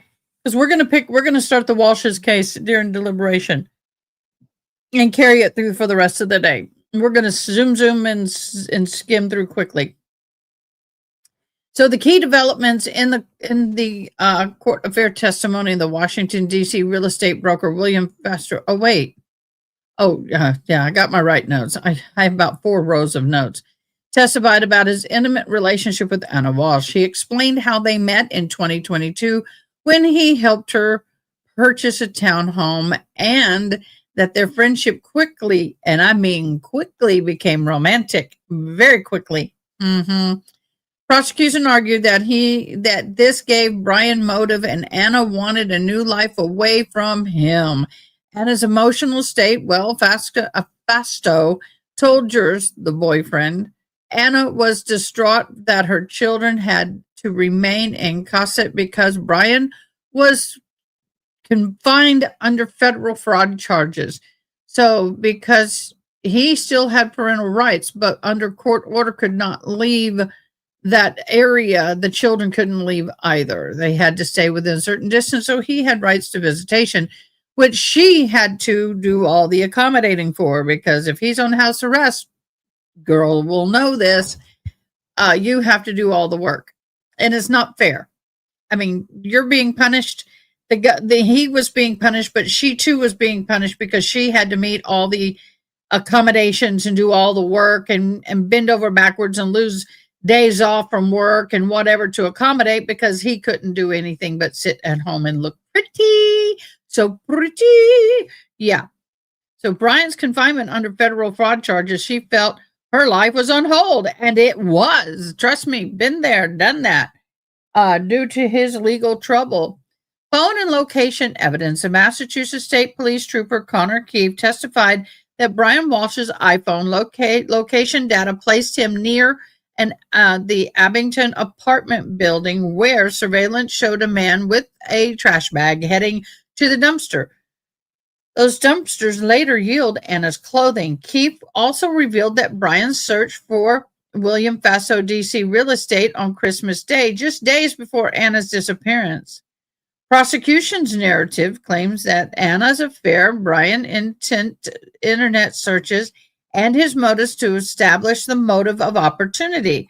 They argued that Brian unalived Anna to prevent her from leaving. Defense center point. Defense attorneys insist that Brian did not know about the affair and that the state's case is built on circumstantial evidence. They argued his biggest stressor was his fraud case, not Anna's personal life. So the judge, Diane Bernier, announced that the proceedings today would end early at 1 p.m., closing out the trial for the full week. Bottom line, prosecutors are building a motive through Anna's affair and Brian's digital footprint, while the defense is hammering on the lack of direct proof.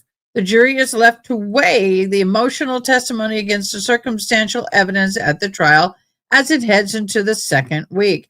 We will be going into this morning's, when this trial goes into deliberations, we will catch up, so we'll be ready to go on Monday. But one thing I want to say is that, and it hasn't really been talked about yet, is the fact that Mommy Dearest to Walsh had hired a private detective to find out who and if and whom Anna was having an affair with. So the story that Brian Walsh did not have any idea or clue or inkling that there could have been an affair happening between his wife and somebody else does not hold water with me, because I can't imagine that Mama Dearest would have hired a PI and him not know about it. That is my humble opinion. Take it or leave it. That is the recap for now. We will be going into that trial as soon as we get to verdict watch or jury deliberations, however you choose to state it. What valid point was he making, my dear? Hello, Amy. Are we back? Ooh, y'all, please go. YouTube is doing that thing again. Please go check and make sure your subscriptions are up to date. I have a challenge. I've been challenged. Got a challenge, been challenged, however you want to put it. Don't forget to subscribe. If we reach 4,000 subscribers by 12/21, I get my first tattoo. Highlander, right there. And you get to help design it. We will have a vote on the design. Y'all can submit ideas or pictures or whatever, and then we will have one created based off of your selection. Facebook family, thanks for joining me so very, very much. I hope y'all are having a fabulous day. Prayers go out to Mama Pat. I'm sorry you fell and hurt yourself. I pray everything will be going better soon. I know this has been a very difficult time. And like I said, if you see me grab the phone, it's because I'm getting phone calls concerning Jen, and I got to deal with them. But that said, everything else is going swimmingly. Let me see what the bell shows over here. Oh, no, I don't want to sync. I thought it was something important and it's just somebody listed to sync for so. I wish I could find my Highlanders again. I miss my Highlanders. There was some Highlander Christmas, 3 Highlander cows, all cute and dressed up for Christmas at a farm. And y'all, it was awesome. I wanted y'all to see it.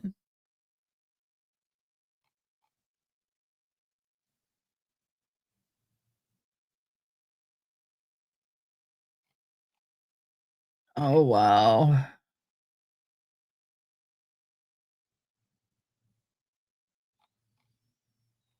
I'm looking for it. Okay, the judge will be back in a minute.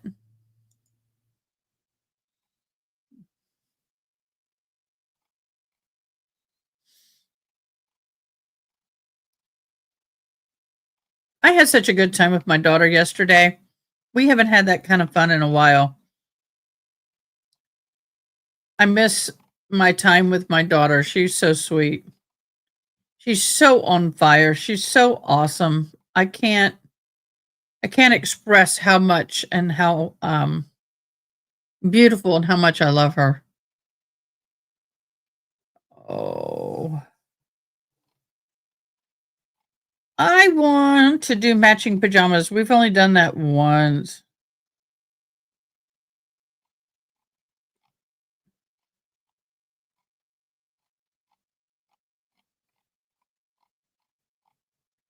I am trying to find it, y'all.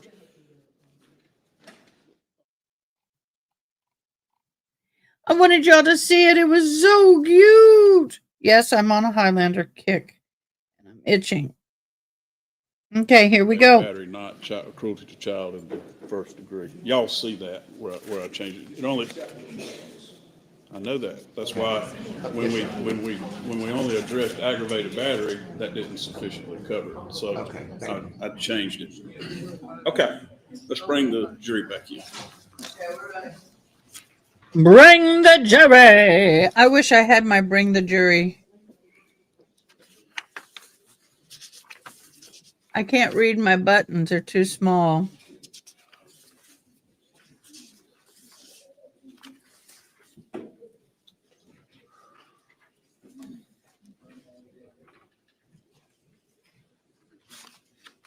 Wait.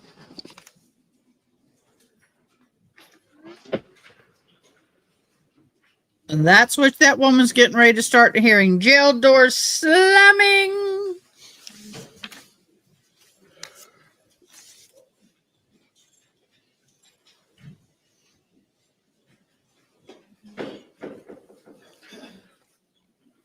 All right, Mr. Lamb, you can conclude your argument. Talked about Jay Williams said that you can see by the not only his demeanor in court, but the things he did, his actions, the way he came out of the dorm, holding that child, and all that. And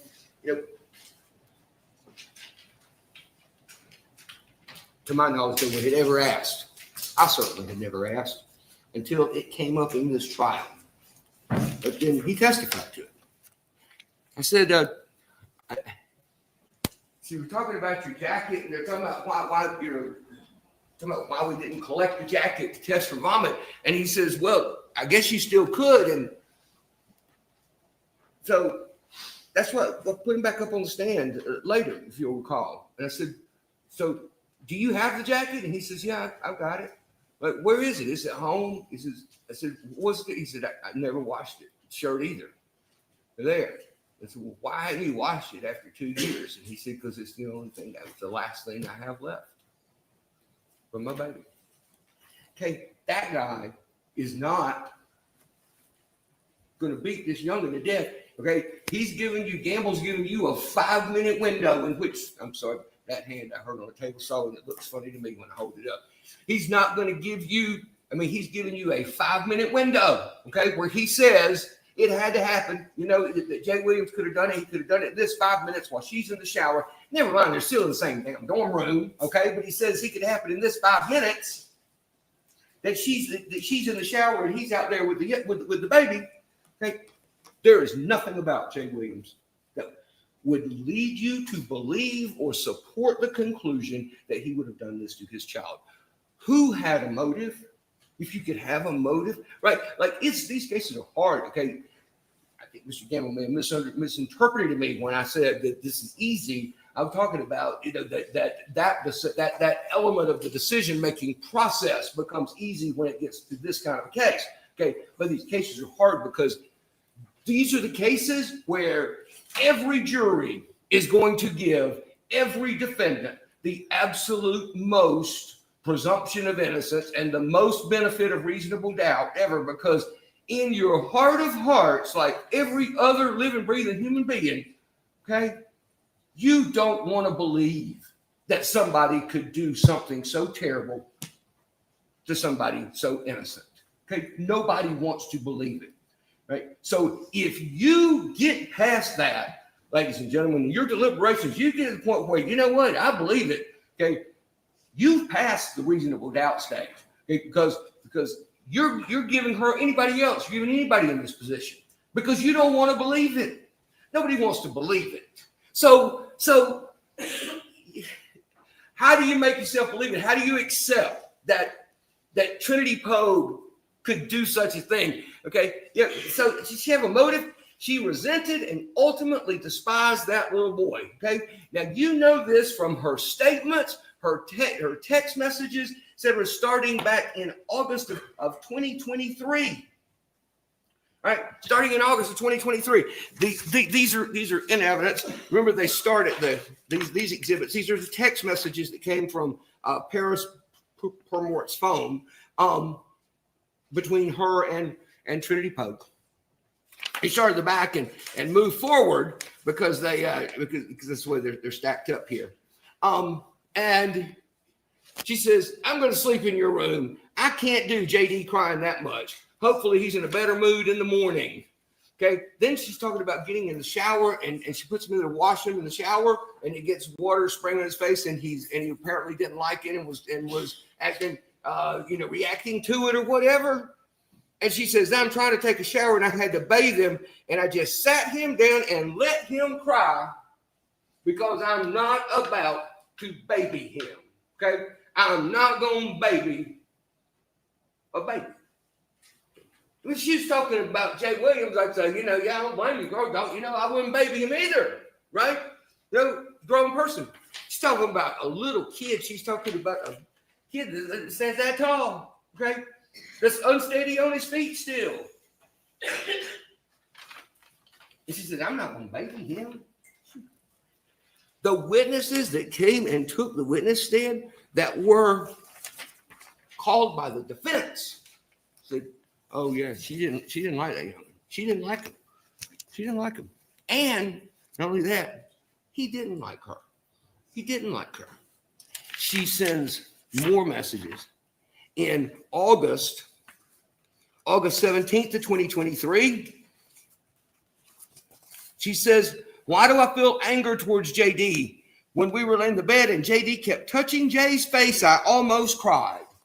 Okay? Because the kid is being affectionate towards his daddy, it's upsetting her. And parents don't understand. She says, what do you mean? Like you feel anger towards JD? She goes, I don't know, not jealousy, but I want to love him. But instead of loving, I just feel like angry, like I want to punch him. Laugh my ass off. Oh my God, that sounds so bad, doesn't it? Yeah, it does. It does. It does sound that bad. And then the explanation comes in the next two messages. Ever since he's gotten here, Jay has not touched me. He's currently on the floor. Okay? The baby is interfering with her relationship with Jay Williams. Later, 5 days later in August, she sent a message to him, to Jay Williams, and she said, I told you from the beginning I would always try to love JD the same as mine. But since me and you have gotten serious, every time I see him, I just get angry at the world, and I just have a gut feeling of anger. I don't know what it is. But just seeing him makes her angry.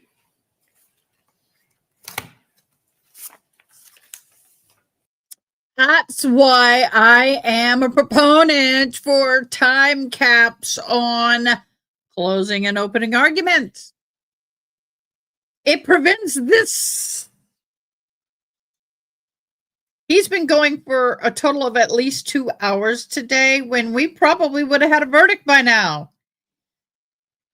Oh, you are retrying your entire case, which is not what you should do. This is not an opportunity to retry your entire case. Closing arguments are for you to wrap everything up in a beautiful package and put a pretty bow on it and say, here, we've tried the case.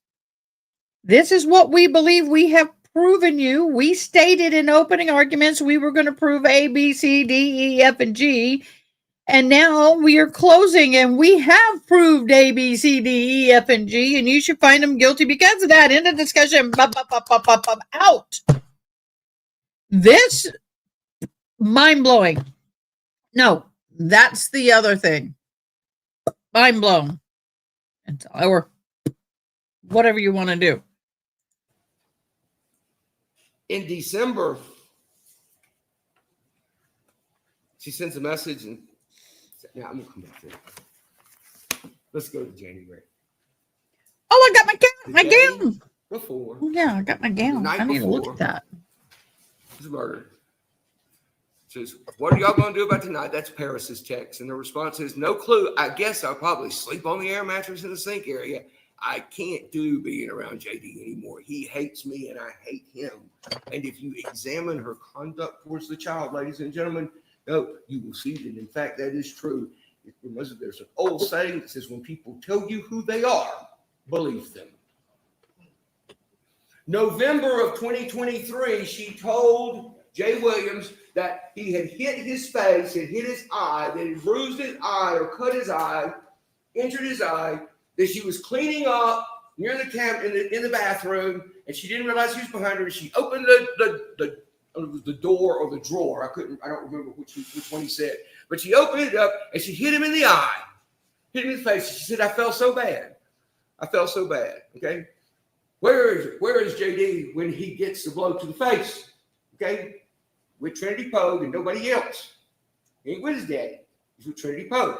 In December of 2023, she sends a message that says, Jay, this is December 17th. She says, Jay, I don't know if I can do this anymore. This weekend was a struggle for me, and I don't know what to do. I love you so much, but letting JD hit the wall and see the damage it did really hurt me.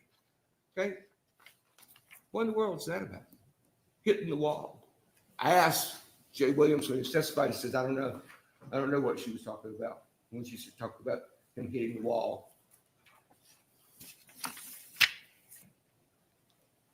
That baby was terrified. And you heard those people that said he cried and cried and cried when she was there, and he would stop crying if somebody else picked him up. That was his reaction. There's an old saying, something like, I never trust people who don't like dogs, but if a dog doesn't like a person, I trust them completely.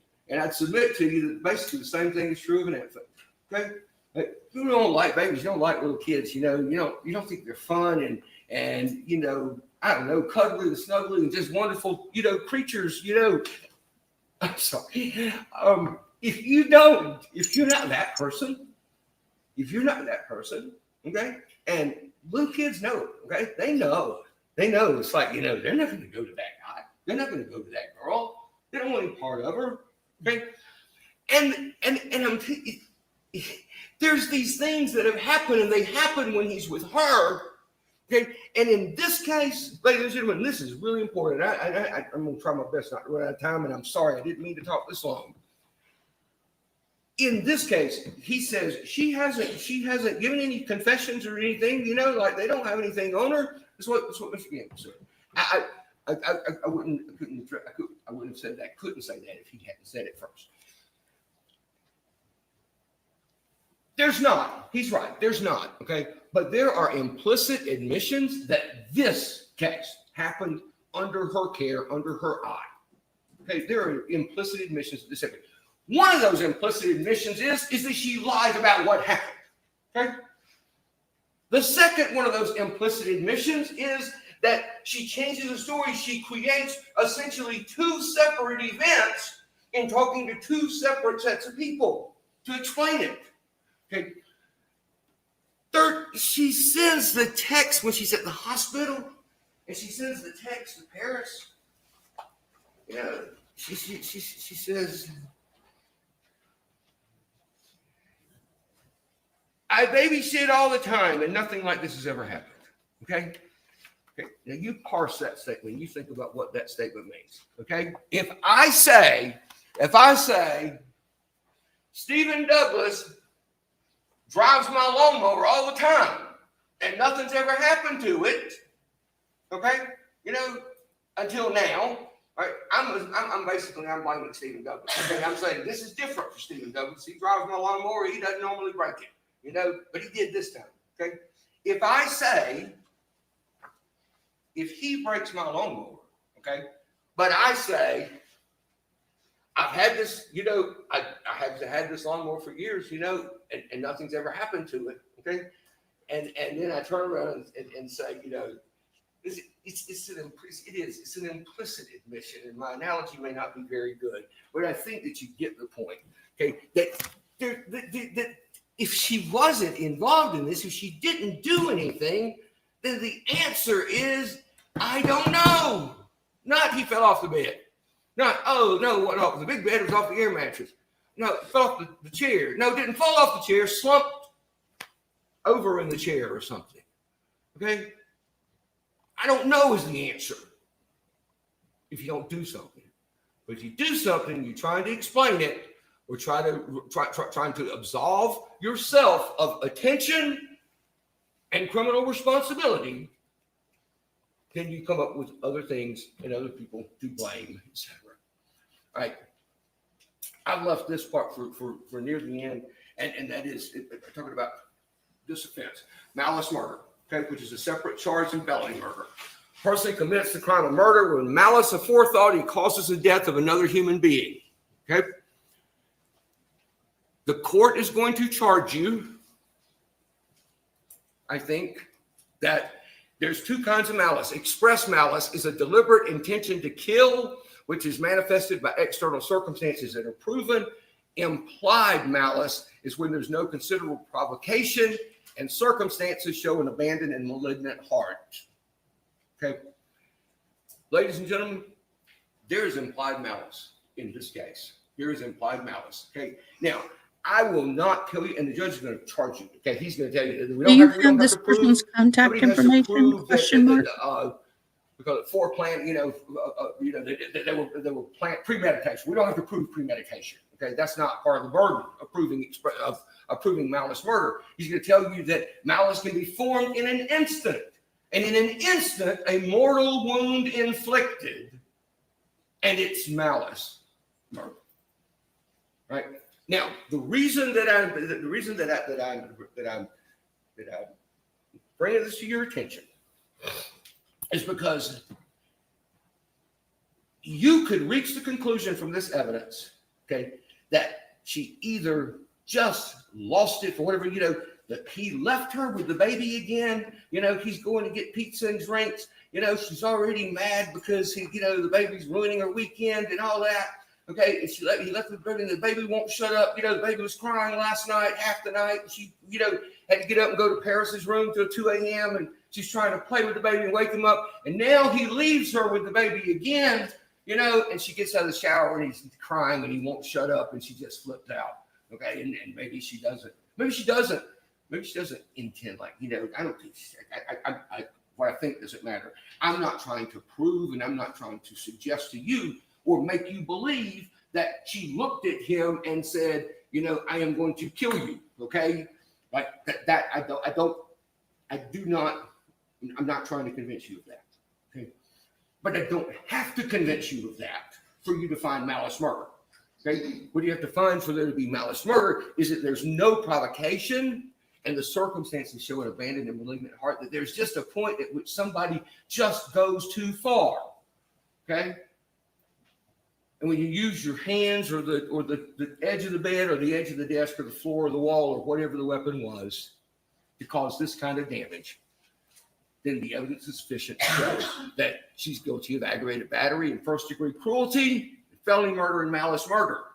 Now, Mr. Gamble has made a big deal, as he should as a defense lawyer, about reasonable doubt. And he says, this is reasonable and that's reasonable. Okay, the judge is going to charge you that we don't have to prove doubt beyond all certainty or to a mathematical certainty. We don't have to prove guilt beyond all doubt or to a mathematical certainty, right? And we don't have to disprove every ridiculous hypothesis or allegation made by the defense. Like I do not have the burden, frankly, of proving to you that this child climbed up on the dresser, and did a high dive on the floor, of his own accord. Because he had one injury, not a whole panoply of them. Okay, I don't have to prove that. I don't have to disprove that hypothesis because it's not reasonable. It's just dumb. And when you look at it, you say this is not reasonable. Okay, so if there's some hypothesis that he's tossed out there that I haven't addressed, that doesn't mean that I failed to prove it. You can take the evidence and analyze the evidence and say either this hypothesis has been disproven or not disproven, or this hypothesis is not worthy of attention in proof. When you consider the evidence, something else you take into account that there are two specific false narratives. Okay, and these are not just arguments that are where somebody's off track on something. Okay, these are false narratives. Okay, that have been promoted to you since opening statement. In this case, I just didn't get to say anything about it until now. Since opening statement. Okay, that the diaper. It's not said directly, but it is implied, okay, that the reason James Gibson threw away the dirty diaper when he was examining the trash out of the trash bin on January 14th, the reason he threw away the dirty diaper was because there was a defense motion to test it. He files a motion and we said, we don't have it. It's gone. When I had to come to court and answer for it. Okay, that's not what happened at all. Okay. Gibson, as you heard from his testimony, made an independent judgment. Okay, maybe he's even wrong. Okay, everybody's wrong sometimes. There's not an agent that's good enough not to make mistakes. There's not a lawyer, a doctor, a cab driver, a carpenter, or anybody else that's good enough that they never make a mistake. And maybe Y'all are lucky you can walk away. I have to sit and listen to this. Just saying. Gibson's wrong. I would stand by the decision he's made as his fellow agent has done, but it had nothing to do with an expectation or worry or fear that it was going to be tested. What he had to do, and the fact that that it was photographed, unfolded and photographed, doesn't mean that he saw it as being of special importance, but he wanted to hide it. Okay, if he saw it as being of special importance and wanted to hide it, he wouldn't have photographed it. The photographing is like everything else was in the trash bag, and he told you, he says, I opened up chip bags and cups and wrappers and all kinds of things. Okay, he photographed everything in there, not just the diapers. Okay, the second false narrative is that Jay Williams isn't legally JD's father. And maybe he's not, maybe he is, maybe he's not. Okay.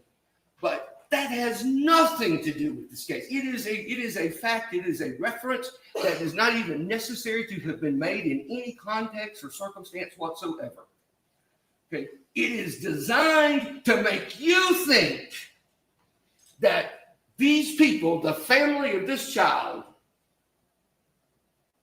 do not deserve the same measure of justice that somebody would if they could say, not only is me and my wife, but I've got 9 DNA tests to prove it.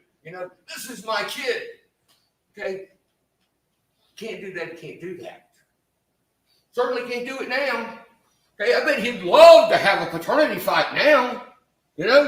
Love to. Say, I'll fight about it. And if I lose, I'll kiss him on the cheek and say goodbye. Okay, but he can't. Whether he's his father or not has nothing to do with anything. Petty contradictions due to different perceptions or memory lapses. And we talked about this before, and I'm not going to go into it much further. Okay, somebody says, oh, this is what I said. And they said, no, that's what you said. And it's been 2 years or more. And they're in two different contexts and two different eyes viewing things, or two different sets of eyes. And sometimes they don't see things the same way. Failure to find or recover a weapon or other physical evidence at the crime scene. He says it can't be a crime scene because there's no blood. Okay? Some crime scenes don't look like the Manson family has been there. Okay? Some crime scenes, there aren't walls full of bullet holes. Some crime scenes, there's not anything in the room that specifically points to it and says a murder happened here. Okay. Why would he not luminol the whole room looking for blood? Because he had just left the hospital and the child didn't have any external injuries. Okay. There's still blood because he wasn't bleeding. Whatever happened to the injuries that he suffered resulted from blows and force that caused him to have internal injuries that cost him his life. There's no weapon. Well, that really ain't right. I mean, that's really not true. Look at here. You heard testimony from the stand that if you pick the child up, Clark said it, if you pick him up and you held him by the shoulders like that, you slammed him down on a hard surface. And Clark said something like a desk or a chair. I think were 2 of the 4 or 5 things he listed. Well, see, there's a hard plywood chair, there's a desk, and there's another desk, and there's a bed. And there's other photographs in here that show the end of this bed, where there's a bed post about that big that sits on the corner of it. Okay, and the fact that I can't come in here and say we have a videotape of her, smashing the kid against that chair, or, hurling him against the wall or hurling him against the bed, and the fact that I don't have a video of it, he's going to tell you that means that you can't convict? Come on. I do have a picture. So you can see the bed. They're like the corner at the corner of the mattress right there. You can see it's like a metal bed post that sticks out of the thing. Investigative techniques, not a reasonable doubt. Joint interview. Okay, Samantha told you, so Samantha Fort, I'm sorry, I didn't mean to refer to her by first name. Agent Fort told you that she had interviewed Jay Williams twice for 4 hours. She had interviewed Ashanti Burr before as well. I don't recall what the specifics of that particular interview were. What I would submit to you is that if it made a difference that in the third interview after their statements had already been made and sort of nailed down and this is coming back for additional information, if it made a difference, then he would have played the interview and said, look here, this is why, they're in there together. This is what's messing up all these statements. This is what's causing the testimony or the evidence to be tainted. It may be poor technique, Okay, it may be poor technique. It may be a violation of what you learned in investigator school to put two witnesses in the same room and talk to them at the same time for any period of time. Okay, but it doesn't create a reasonable doubt when that's not the evidence that the case relies on. Declining to order or obtain irrelevant testing. Okay, the diaper, the vomit. Oh my God, I can't believe we're still talking about this. Okay, so the diaper, yeah, what's his name? Dr. Busman says, oh, yeah, in this light, looking at a photograph that was taken under flash, and then put on a computer, processed through, displayed on this screen, which I'm sure has exact true color under this light. Yeah, it looks red, right? Like he's not trying to fool anybody. He's not trying to joke about it. Does this diaper look like it's got blood in it? Yeah, it looks red from here. Okay. And then he's right. I believe that you saw that the significance of that was lost on Dr. Busman. Okay, he didn't understand why anybody was asking about a dirty diaper. Okay, the significance of it wasn't lost on me, however, which is why I came back and pursued other questions. He says, the state bent over backwards to get him to back up. No, I asked questions on redirect, which I'm allowed to do, which I'm authorized to do, which I'm supposed to do to clear things up. Okay, and when I go back and ask Busman, what is going to say? He says, doesn't have to be blood in red, something red. Well, you know what? If you look at that picture, and I'm not going to try to scroll back through it because I'll lose my place forever if I do, okay, of that child in the car seat coming from Colquitt to Albany when they went to meet at Chipotle, and he's got a sippy cup, okay? It has a liquid in it that is as bright red as the top of this cabinet right here, okay?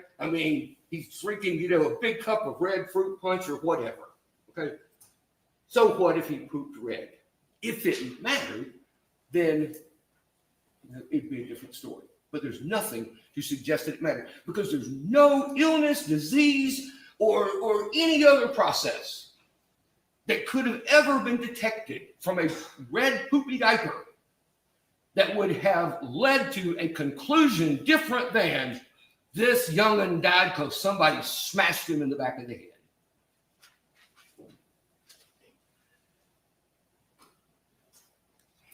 There's a lot of audacity floating around this courtroom, okay? Jay Williams, we're going after Jay Williams' parenting skills now. It's like, you didn't take your baby to the doctor for his 9-month and 12-month and 15-month checkups, Jay. The world is looking at you, buddy. Jay, I can't believe this. That baby's only 18 months old and weighs 25.1 pounds, and you have him in a forward-facing car seat in a sports car. My. The drama, the tragedy, the humanity. Okay? Whatever. Right? If you want to say that he needs a parenting class, I bet you he'd love to have to take one now. And if a trooper had seen him driving with a kid not restrained in a car seat or something, and pulled him over, he probably would have got a ticket for like reckless endangerment or something like that, and would have been prosecuted by whoever, would have had jurisdiction over it. Right? But whether those things are true or not true have nothing to do with the heart of this case and the evidence where it matters. Everybody in this courtroom's got a job. Okay? We're all here for a reason. The lawyers, it's my job to prosecute cases. It's his job to defend cases. He's daggone good at it. And, the court reporter, she's sitting over here, she's taking down every word. The more he talks, the more he's going to lose this case.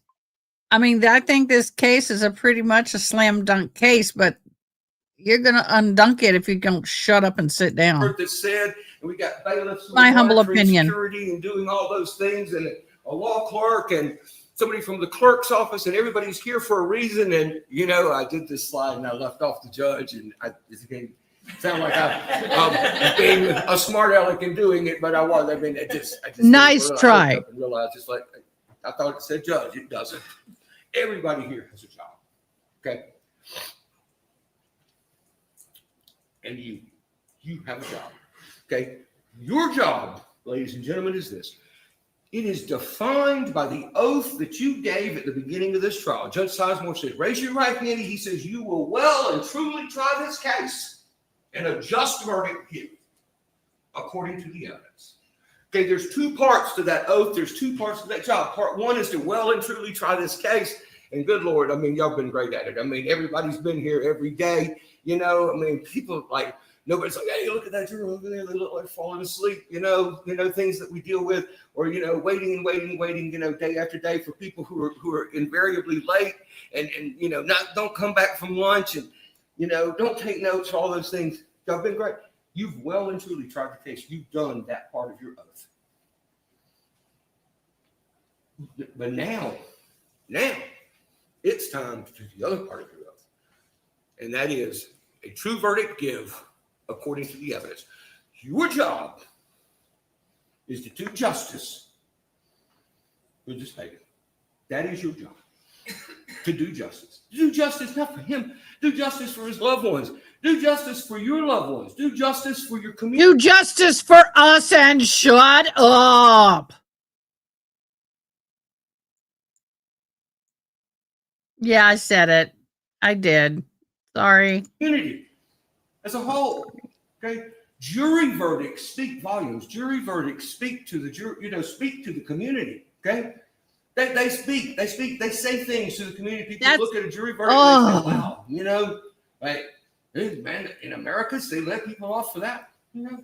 But they look at jury verdicts and they say, you know. And y'all, she's like, keep talking, dude. Keep talking. The longer you talk, the less time I spend in jail, prison. Just saying. This is the wrong place. Wrong place, wrong time. Do that. You could send a different message. You could send a message and say, hey, look here, y'all. Everybody out in the world, look here. If you do a pretty good job of like not leaving blood, you know, kill somebody with your hands, you know, smash them against the wall, crush their liver with your foot or your fist or your hand, whatever you need. Who knows? Don't know. Don't know. And the fact we don't know doesn't mean that it didn't happen. And it doesn't mean that it didn't happen at her hands. You want to send the verdict? You want to send the message that says, hey, as long as you don't leave a lot of evidence on the scene, see ya. We'll walk you, you know. We're going to require video. We're going to require videos and confessions before we will convict. You know, if that's the standard you want to set, ladies and gentlemen, that's the standard you set. As DA, I'll try to adapt to it. Okay? But don't let yourself think that you're not speaking beyond this courtroom when you go and sit down to decide this case. Katie Angelus was 18 months old. If you want to do them right, you take this paper, you elect a foreman, and you put a whole bunch of X's down those rows that say guilty. A true verdict give according to the evidence. Move that aside. Yes, sir. My plan is to give you the jury charge, which take about 15 minutes, and then let you retire to the jury room. Once you elect a foreperson and begin your deliberations, I'm going to let you decide if you want to go to lunch and take a break. I'll give you some more explanation of that when I finish. Or I'm going to let you,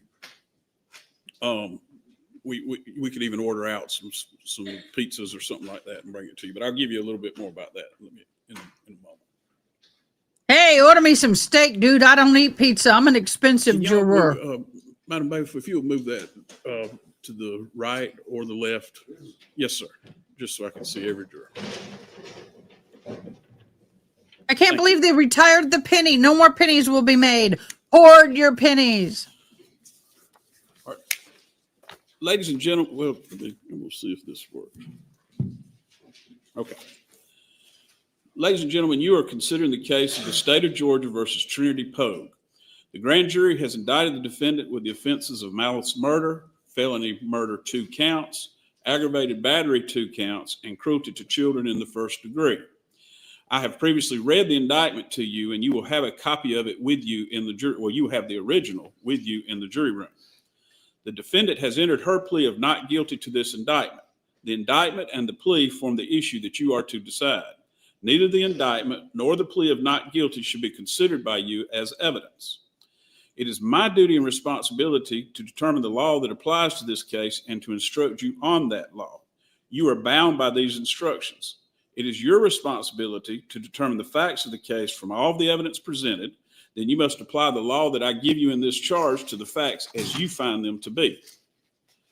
The defendant is presumed innocent, presumed to be innocent until proven guilty. The defendant enters upon the trial of this case with a presumption of innocence in her favor. This presumption remains with the defendant until it is overcome by the state with evidence that is sufficient to convince you beyond a reasonable doubt that the defendant is guilty of the offenses charged. No person shall be convicted of any crime unless and until each element of the crime is proven beyond a reasonable doubt. The burden of proof rests upon the state to prove every material allegation of the indictment and every essential element of the crime charged beyond a reasonable doubt. There is no burden of proof upon the defendant whatsoever, and the burden never shifts to the defendant to introduce evidence or to prove innocence. When a defense is raised by the evidence, the burden is on the state to negate or disprove it beyond a reasonable doubt. However, the state is not required to prove the guilt of the accused beyond all doubt or to a mathematical certainty. A reasonable doubt means just what it says. A reasonable doubt is a doubt of a fair-minded, impartial juror honestly seeking the truth. A reasonable doubt is a doubt based upon common sense and reason. It does not mean a vague or arbitrary doubt, but is a doubt for which a reason can be given arising from a consideration of the evidence, a lack of evidence, or a conflict in the evidence. After giving consideration to all the facts and circumstances of this case, if your minds are wavering, unsettled, or unsatisfied, then that is a doubt of the law and you must acquit the defendant. But if that doubt does not exist in your minds as to the guilt of the accused, then you will be authorized to convict the defendant. If the state fails to prove the defendant's guilt beyond a reasonable doubt, it would be your duty to acquit the defendant. And facts and circumstances that merely place upon the defendant a grave suspicion of the crime charged, or that merely raise a speculation or conjecture of the defendant's guilt, are not sufficient to authorize a conviction of the defendant. Your oath requires that you will decide this case based upon the evidence. Evidence is the means by which any fact that is put in issue is established or disproved. Evidence includes all of the testimony of the witnesses and any exhibits admitted during the trial, stipulations of the attorneys, that is, any facts to which the attorneys have agreed with approval by the court, and any matters of which the court has taken judicial notice. Evidence does not include the indictment, the plea of not guilty, opening or closing remarks by the attorneys, or questions asked by the attorneys. Where the parties stipulate testimony, documents, exhibits only, this is the nature of evidence. You may take that testimony as if it were given in court, and you may rely on it if you find it credible. However, either party may dispute such testimony by other evidence. You make all decisions based on the evidence of this case. And by the way, you will have this jury charge or this written charge with you in the jury room, along with the indictment, your verdict form, and all of the evidence that was admitted as exhibits, other than the videos. The videos will be in the courtroom. Direct evidence is that which may be seen or heard or otherwise directly sensed, such as by smell or taste or touch. It may be brought into court in the form of exhibits or the testimony of direct witnesses to such matters. It is evidence that points immediately to the issue in question.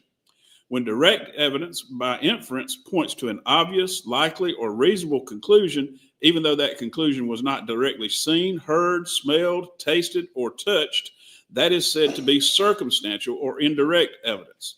Circumstantial evidence is the proof of facts or circumstances by direct evidence from which you may infer other related or connected facts that are reasonable and justified in the light of your experience.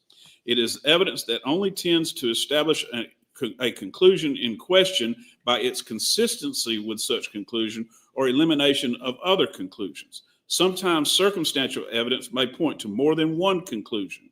To authorize a conviction on circumstantial evidence, the proved facts must not only be consistent with the theory of guilt, but also exclude every other reasonable theory other than the guilt of the accused. The law does not require a higher degree of certainty on the part of the jury to return a verdict based upon circumstantial evidence than upon direct evidence. Whether dependent upon direct evidence or circumstantial evidence or both, the true test is whether there is sufficient evidence or whether the evidence is sufficiently convincing to satisfy you beyond a reasonable doubt. If not, then you must acquit. If so, you may convict. There is no rule that either circumstantial or direct evidence is stronger than the other if conflicting. The comparative weight of circumstantial evidence and direct evidence on any given issue is a question of fact for the jury, to decide. Similarly, the jury must decide the credibility of the witnesses. In deciding this, you may consider all the facts and circumstances of the case, including the witness's manner in testifying, their means and opportunity of knowing the facts about which they testify, the nature of the facts about which they testify, the probability or improbability of their testimony, their interest or lack of interest in the outcome of the case, and their personal credibility insofar as you are able to observe it. To impeach a witness is to show that the witness is unworthy of belief. A witness may be impeached by disproving the facts to which the witness testified. Your assessment of a trial witness's credibility may be affected by comparing or contrasting that testimony to statements or testimony of that same witness before the trial started. It is for you to decide whether there is a reasonable explanation for any inconsistency in a witness's pretrial statements and testimony when compared to the same witness's trial testimony. As with all issues of witness credibility, you, the jury, must apply your common sense and reason to decide what testimony you believe or do not believe. Testimony has been given to you in this case by certain witnesses who are termed experts. Expert witnesses are those who, because of their training and experience, possess knowledge in a particular field that is not common knowledge or known to the average citizen. The law permits expert witnesses to give their opinions based upon that training and experience. You are not required to accept the testimony of any witnesses, expert or otherwise. Testimony of an expert, like that of all witnesses, is to be given only such weight and credit as you think it is properly entitled to receive. The testimony of a single witness, if believed, is sufficient to establish a fact. Generally, there is no legal requirement of corroboration of a witness, provided you find the evidence to be sufficient. The defendant in a criminal case may take the stand and testify and be examined and cross-examined as any other witness. You would evaluate such testimony as you would that of any other witness. However, the defendant does not have to testify. If the defendant chooses not to testify, you may not consider that in any way in making your decision. The defendant is charged with a crime against the laws of this state. A crime is a violation of a statute of this state in which there is a joint operation of an act and intention. Intent is an essential element of any crime and must be proved by the state beyond a reasonable doubt. Intent may be shown in many ways, provided you, the jury, believe that it existed from the proven facts before you. It may be inferred from the proven circumstances or by acts and conduct, or it may be in your discretion inferred when it is the natural and necessary consequence of the act. Whether or not you draw such an inference is a matter solely within your discretion. This defendant will not be presumed to have acted with criminal intent, but you may find such intention or the absence of it upon a consideration of words, conduct, demeanor, motive, and other circumstances connected with the act for which the accused is being prosecuted.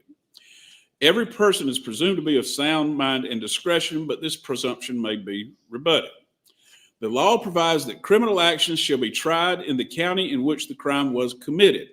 Venue, that is, the crime was committed in Sumter County, is a jurisdictional fact that must be proved by the state beyond a reasonable doubt as to each crime charged in the indictment, just as any element of the offenses.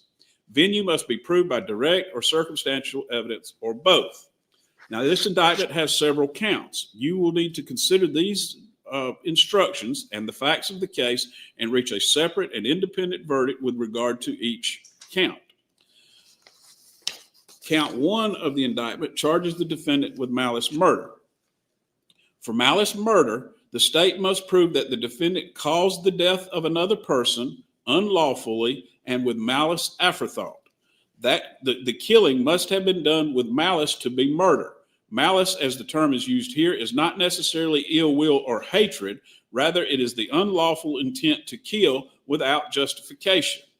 You may find malice when the circumstances show that the defendant acted with the deliberate intent to unlawfully take the life of another person. You may also find malice when there does not appear to be significant provocation and all the circumstances of the killing show an abandoned and malignant heart. The state does not have to prove premeditation.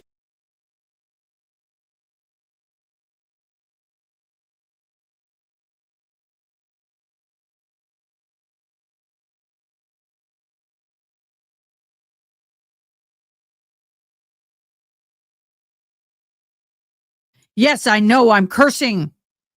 I'm cursing at Joe. For all that is holy, no, Joe. No, I rebuke it. Yeah, I was saying some things that weren't very nice to Joe. Take it back. Delete it. Don't put that in the atmosphere. What you say it shall happen. Joe, no, I don't want that to happen. We want the verdict today. I don't want to go to Monday. If a killing is done with malice, it is murder regardless of how briefly the malicious intent existed. No specific length of time is required for malice to arise in the defendant's mind. Malice may be formed in a moment, and instantly a fatal wound may be inflicted. If malice was in the defendant's mind at the time of the act or the killing and moved the defendant to do it, then that is enough for the killing to be murder. Premeditation typically means a prior decision or plan to do something. Premeditation is not an element of murder and does not need to be proven by the state for you to find malice afterthought. However, in determining whether malice existed at the time of the killing, you may consider any evidence of premeditation or lack of it. The state does not have to prove motive to prove murder. Any evidence of motive has been admitted for your use in determining the defendant's state of mind at the time of the killing. Counts 2 and 3 of the indictment charge the defendant with the offenses of felony murder. The state does not have to prove, for felony murder, the state must prove that the defendant caused the death of another person by committing a felony. The state does not have to show that the defendant acted with malice to prove felony murder. Aggravated battery and cruelty to children in the first degree are felony offenses, which I will define for you shortly. You may find the defendant guilty of felony murder as alleged in counts 2 and 3 of the indictment if you believe that she caused the death of another person by committing the felony of aggravated battery as alleged in count 2, or by committing the offense of cruelty to a child in the first degree as alleged in count 3, regardless of whether she intended the death to occur. There must be some causal connection between the felony and the death. Felony murder is not established simply because the death occurred at the same time as or shortly after the felony was attempted or committed. The felony must have directly caused the death or played a substantial and necessary part in causing the death, regardless of when the death ultimately occurred. Count 3, 4, and 5 charge the defendant with aggravated. So make me put you in timeout, Joe.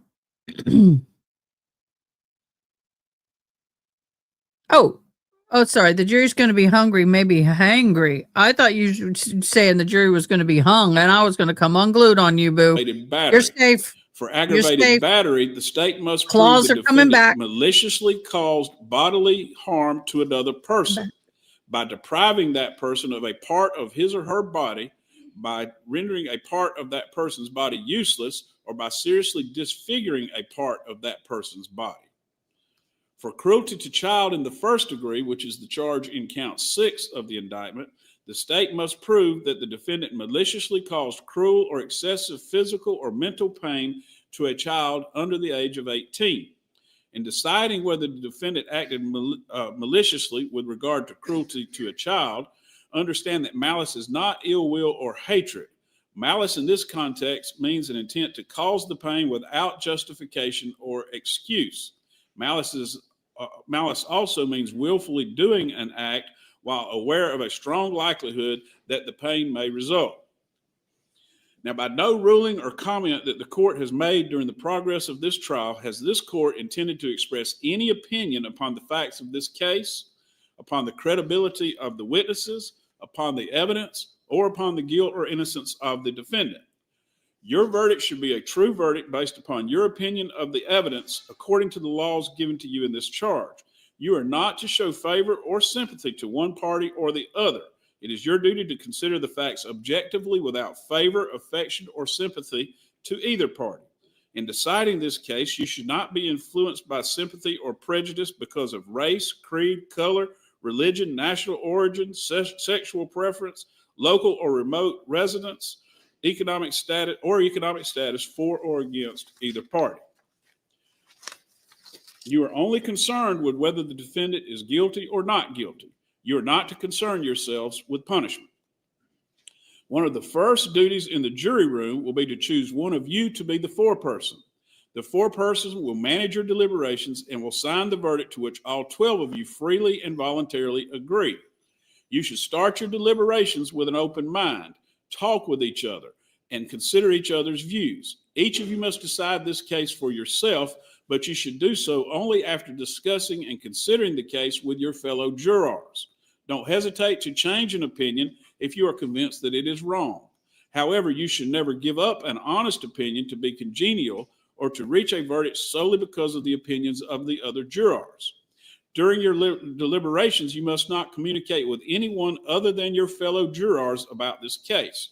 You are also not permitted to conduct any research about this case, including persons, places, or legal concepts mentioned during the trial. I'll remind you, you're not to have phones in the jury room. These rules apply not only to in-person communication, but also to communication or research using cell phones, text messaging, websites, blogs, or social media of any kind. Now, as I mentioned, this indictment involves multiple counts. You should consider these instructions in reaching your verdict with regard to each count independently and separately. And we have provided you a verdict form with regard to that will allow you to express your verdict with regard to each count. So using the verdict form, for example, with regard to count 1, for example, of the indictment charging the defendant with malice murder, if after considering the testimony and evidence presented to you, together with the charge of the court, you should find and believe beyond a reasonable doubt that the defendant in Sumter County, Georgia, did on or about January 14, 2024, commit the offense in count 1 of the indictment, you'll be authorized to find the defendant guilty of the offense, in which event, with regard to count 1, the form of your verdict would be, we, the jury, find the defendant, and you would check or X guilty.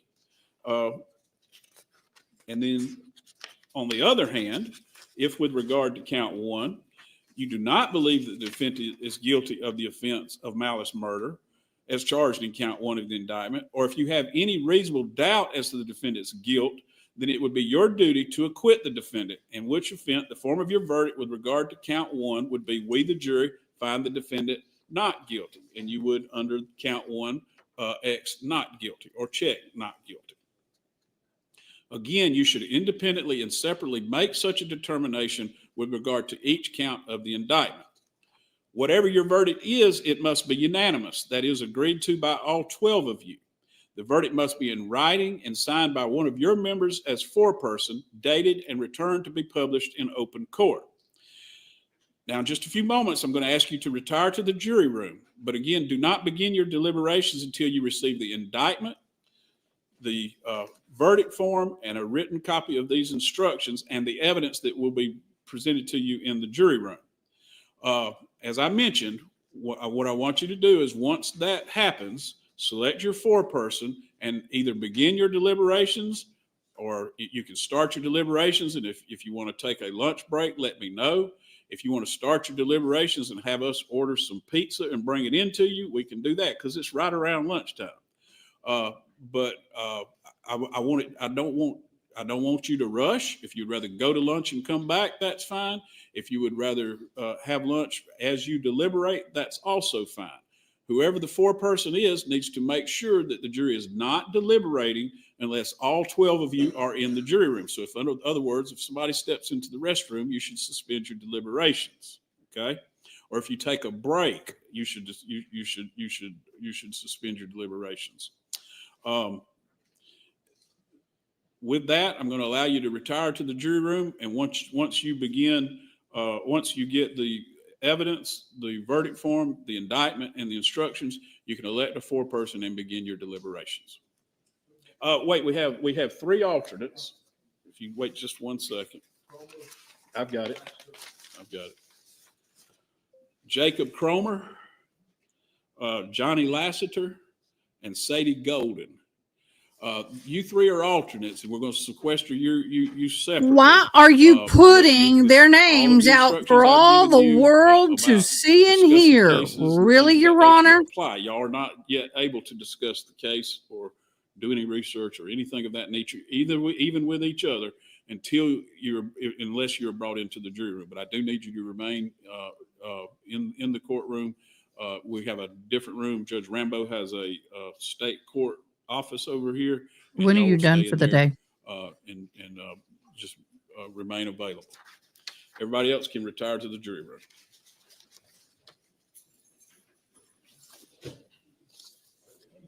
All right, I started the clock. Even though I know it's going to be 10 minutes before they actually start, I started the clock.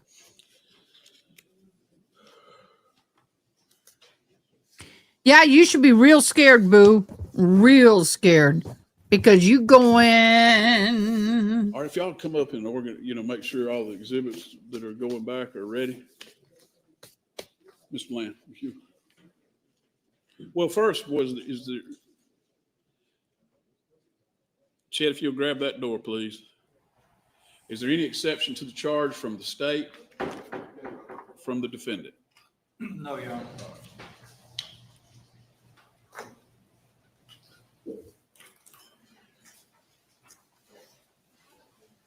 Okay, that'll be fine. Now, if you'll help them gather and organize the exhibits, we'll go out. I don't think I put it anywhere. Stephen, are my exhibits all in? Are they, I mean, like, do I have any missing numbers or should I have every number? All right, we're off the record. You should have every number. Except for like the 3. We are now in verdict watch. Okay, now we're going to switch. And when we do, before we switch, we've already talked about the Walsh case. So we're going to go over here to the Walsh trial. Now we're going to start this. And then as soon as we have a question or verdict, I'll be hopping in with that. Come back on the stand. Thank you, Your Honor.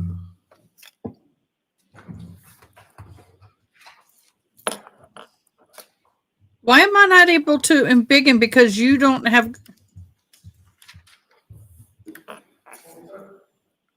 What the hell?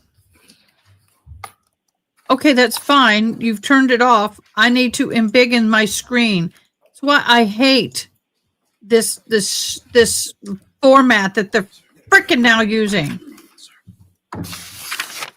Morning, Trooper, you understand you're still under oath. Yes, Your Honor. Please be seated. Thank you. And you I may hate proceed. this. Oh. Damn it.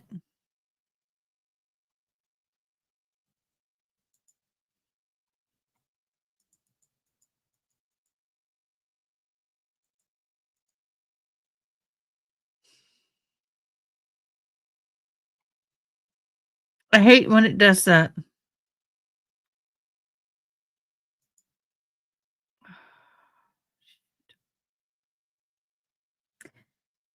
I guess I'm going to have to just do this.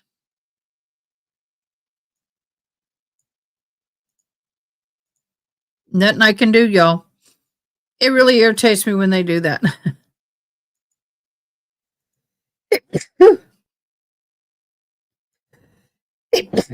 Excuse me. Proceed. Thank you, Your Honor. May I approach? You may. Trooper, do you recognize that report I've just handed to you? Yes, sir. And have you had a chance to review that report before coming in here today? Yes. Is that a redacted version of what's been marked for identification I with some images blurred out. Yes, And so that would be a collection of text messages between the number identified for Brian Walsh and the number identified for Anna as far as contacts. Is that correct? that is correct. What are the last 4 digits of the Brian Walsh number? The last 4 is 8646 And what are the last digits for Anna New? 7966. Your Honor, the Commonwealth would seek to have this marked as the next exhibit, the redacted version of Anna. Any objection? No. The Celebrite report between the interactions of the phone ending in 8646 to 7966 is now in evidence as Exhibit 169. Thank you. Your Honor, may I publish 169? You may. Thank you. Ms. Gilman, can we have what's been marked as 169 on the screens, please? Trooper, directing your attention to the first text on the page, which phone number is, what are the last 4 digits of the phone number sending this text message? 8646. What is the body of the text? Hello, And what is the date and time it was delivered? December 25th, 2022 at 11:53 a.m. And Ms. Gilman, could you scroll down to the next 2 texts? Trooper, which number is sending this text? The number ending in 8646. And what is the body of this? Thomas asked if you were coming today. And what was the date and time it was delivered? December 25th, 2022 at 11:53 a.m. And then if you could scroll down, Ms. Gilman, thank you. Trooper, which number sent this next text in the chain? The number ending in 8646. And what is the body of it? I haven't heard from you at all. And what is the date and time it was delivered? December 25th, 2022 at 11:54 a.m.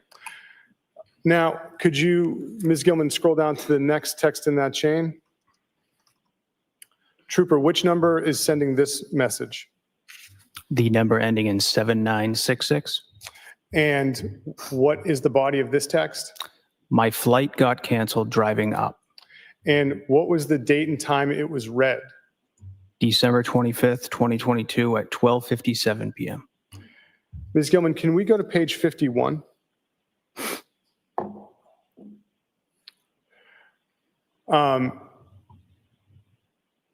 Trooper, this top text on the page, which number is sending it? Could you scroll up a little bit? Yep. I guess you'd have to go all the way up to 50.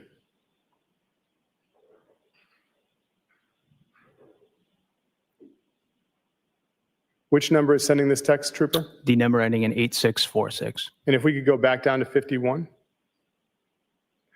What was the time in the bottom corner of this text after it says sent? December 30th, 2022, 6:33 p.m. Now, Ms. Gilman, could you scroll down to the next message in the chain? Thank you. Trooper, which phone is sending this message? The number ending in 8646. And what is the body of it? Hello, Thomas found the phone playing on William's bed. William said he forgot it was there. Ha ha ha. Okay, call anytime. What is the date and time? Now, this doesn't say delivered, correct? Or is there a time when it was delivered? It does not say, sir. What is the date and time in the bottom corner of the text? January 2nd, 2023 at 2:33 p.m. And so, sir, if there's no delivered, what does that mean? I don't believe it was ever delivered to the intended recipient. But there's a date and time. Is that when the text was written? The bottom right, Yes, that's when it was sent. that was when it was sent, because there's a status saying sent. Correct. Okay. Can we scroll down to the next text? Trooper, which phone number is sending this? The number ending in 8646. Could you read the body of this? Hello, where are you? Please call, text, or email. Exhausting day with the boys, and we had fun. Going to bed early. Big day tomorrow for everyone. I still love you. Ha ha ha. And what is the date and time in the bottom? January 2nd, 2023, 7:18 p.m. And does this note if it was delivered? It does not. Could we go to the next page, page 52? Which number sent this message, sir? The number ending in 8646. And what is the body of it? Hello, And what is the date and the time? January 3rd, 2023 at 6:39 a.m. Does this denote if it was delivered? It does not. Could we have the next text? Which number sent this? The number ending in 8646. And what is the body of it? Where are you? And what is the date and time of this? January 3rd, 2023, 6:39 a.m. And this has a status of sent? Yes. Could we have the next message? Which number sent this? The number ending in 8646.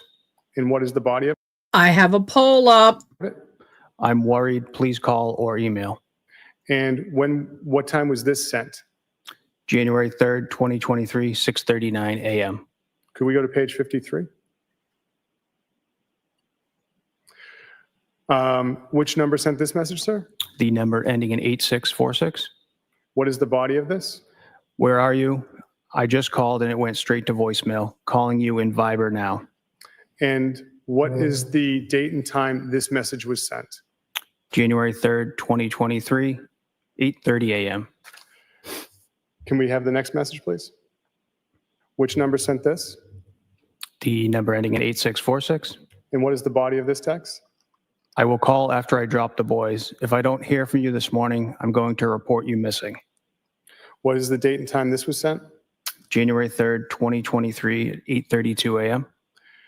And going down to the next message, what number sent this message? The number ending in 8646. What is the body of this message? Hello, I texted your sister and Alyssa. I am calling Jeff if I don't hear from you. Where are you? And what is the date and time this was sent? January 3rd, 2023, 12:16 p.m. Going down to page 54.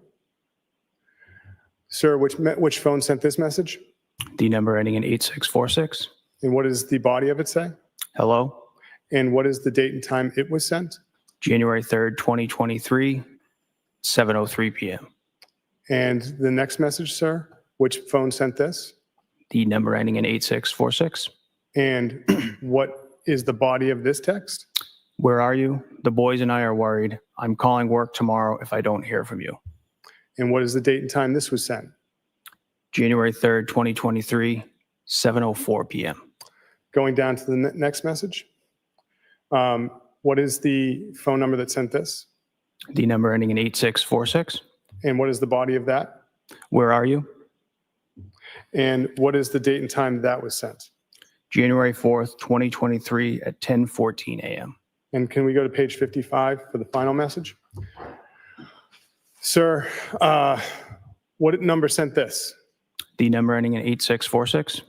And what is the body of it? I am calling Jeff now. And what is the date and time it was sent? January 4th, 2023, 10:15 a.m. For the messages on January 2nd through January 4th of 2023, does any of the messages denote that they were delivered? It does not appear that. Your Honor, I have no further questions. Cross-exam.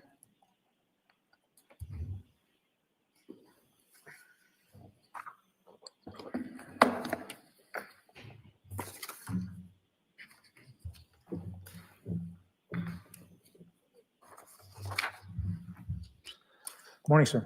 Good morning, sir. Yesterday, you testified to what you referred to as location data, correct? Yes, And the location data that was retrieved by apps, various apps that are contained on the devices.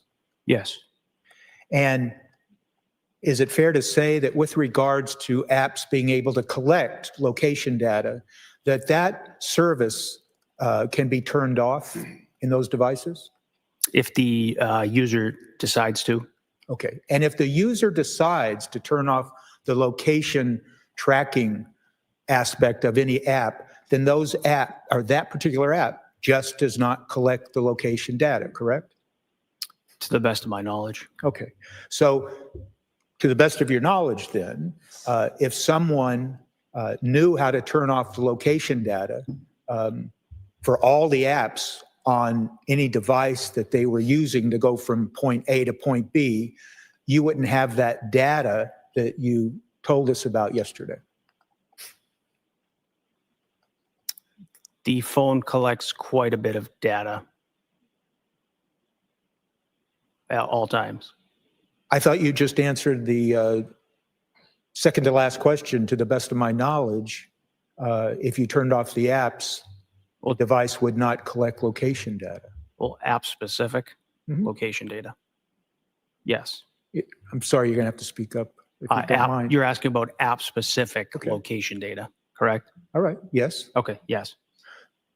So are you telling this jury that if someone turned off the location tracking aspect of an app, that you would still get location data from other sources? There's a possibility, yes. Possibility, all right.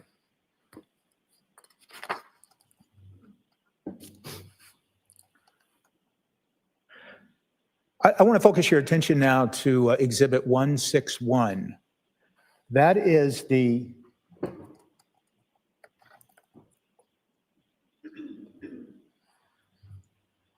that's the Safari search history. Okay, yes. When you say okay, you mean yes? Yes. Is that what you mean? Okay. I don't want to confuse you. If I ask a question, just tell me, ask it again, and I'll. Yes, sir. That's the Safari search history of the Apple iPhone 13 mini.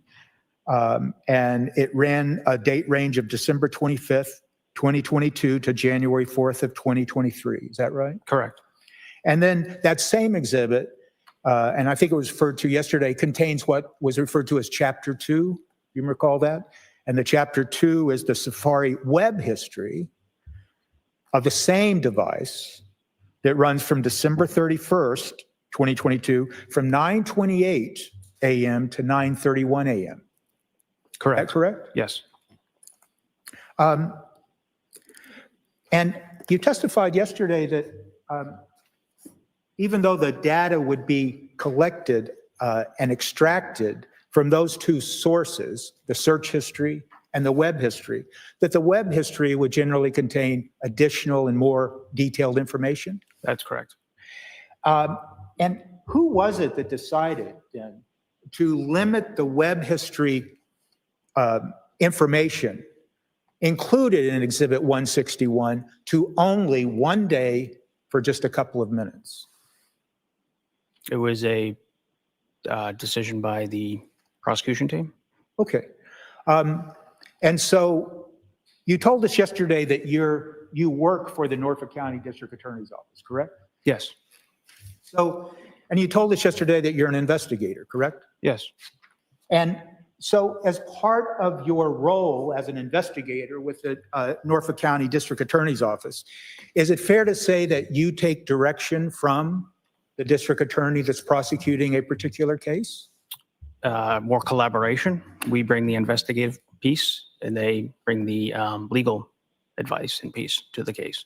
Do you ever then inform the district attorney, whoever it is that you're working with on a particular case, that, for instance, web history would have additional information that might help explain entries that were found in the search history? I present the data that is extracted from the device.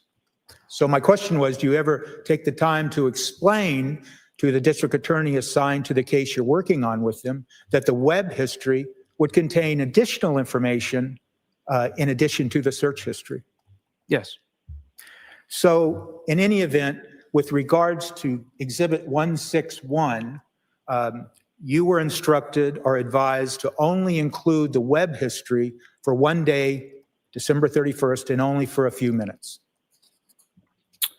Well, that particular searches were on Apple Maps, which were contained on Safari history, search history.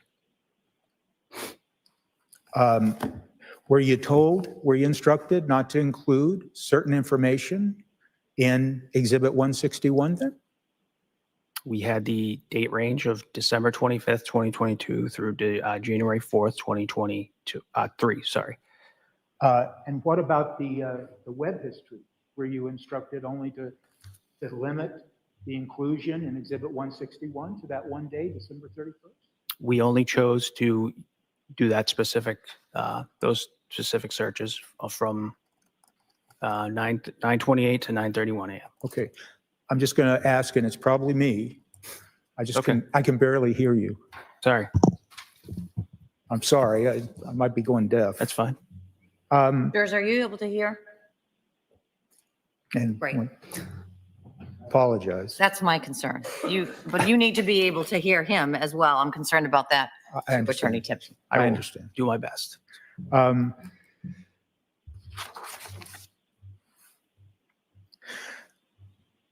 Yesterday, you were asked, let me ask this. You would agree, wouldn't you, that in the search history included in Exhibit 161, that at page number 1, number 9, there are indications of a search involving Expedia and other flight-related searches? Could you show me that, sir? Sure. Do we have Exhibit 160?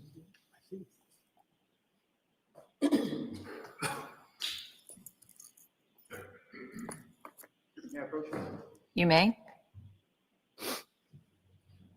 Thank you, sir. Or refer to you as trooper? Or do you have another title? I just don't want to misstate. No, that's fine, sir.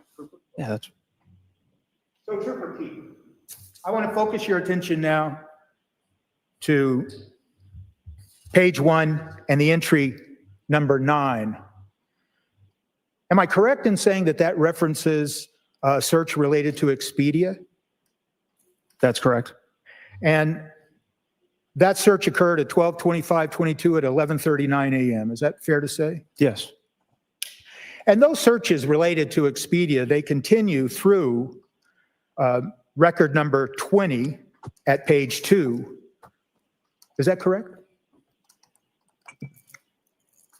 yes, it goes from Expedia to Check a Flight to Check a Flight JetBlue. All right. So yesterday you told us and you testified to one entry having to do referring to JetBlue, correct? Yes, There's a number of searches in Exhibit 161, isn't there, that have to do with searches for Expedia and flight information? yes, And once again, if you were to look at the Safari web history of the same device for this same information at the same time, you would find more information and put context into that search. Is that accurate? yes, there would be more information. Okay. But as you sit here today and based on what is and is not included in Exhibit 161, you can't give us more context to any of those searches regarding flight information, can you? No, Yesterday, and I'm going to ask you to turn to page 4. Yesterday, you were asked questions about an entry on page 4, record number 42. Am I saying that right when I refer to record number 42? Do you understand what I'm talking about? yes, sir. Thank you. That was a search regarding what? Number 42, would you like to read the date, time, or just the search term, sir? You can read it anything you want. Okay. Yes, to make it complete. Item 42, the search occurred on December 25th, 2022, 12:28 p.m., and the search was Xmas Day plane crash. Okay. And those types of searches, and when I say those types, the subject matter that's contained in record number 42, it continues through record number 45 on page 4, doesn't it? Yes, And that is timestamp 12/31/03 at record number 49. correct. Now, yesterday you were also asked about a specific reference, and once again, page 4, record number 53. And that's the record that indicates Anna Walsh found dead, correct? Correct. And those searches continue through 12:45:58 on page 4, don't they? Yes. Now, it's fair to say that once again, if you had the web history to that particular search, that would give more context into what that particular search is that you just talked about at number 54, record number 53 at page 4. It would give you more information and more context, would it not? It would. Yes. You have no idea, do you, as you sit here today, what the user was thinking when he or she inputted that search that you just testified to, do you? I do not. I know the content of it. I do not know the intent of it. Okay. Are you aware of the fact, given the fact that you're an investigator, and I presume you conducted some investigation in this case on behalf of the Norfolk County District Attorney's Office, are you aware of the fact that that Mrs. Anna Walsh, her flight was canceled on 12/25? Yes. And did you investigate the circumstances of that cancellation? I personally did not. Okay. So you're unaware of the snowstorm or anything like that that caused canceled flights? I don't know the particulars around the. All right. I want to focus your attention once again at Exhibit 161 to a number of searches that began at record number 445 at page 30. Page 30, sir? Page 30. And it's record number 445.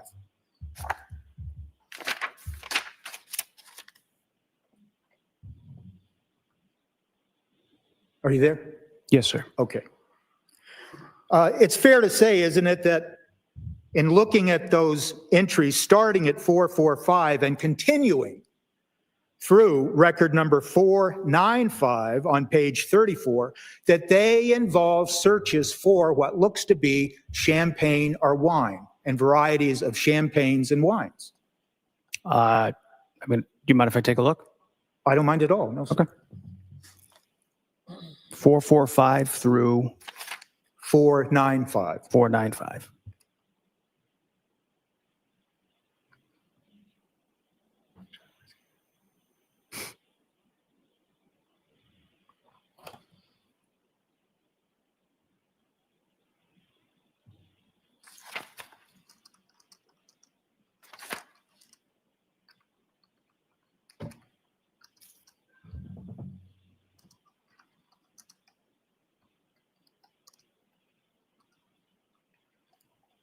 Sir, yes, that appears wine and champagne Okay. through those searches. And it's fair to say, isn't it, that you've carefully reviewed all these records, haven't you, before you testified here starting yesterday? Yes. And if you turn to page 62, beginning at record 924, and I'd ask you to just run through up to page 63, record number 943. Once again, a number of searches regarding champagne or wine or things like that.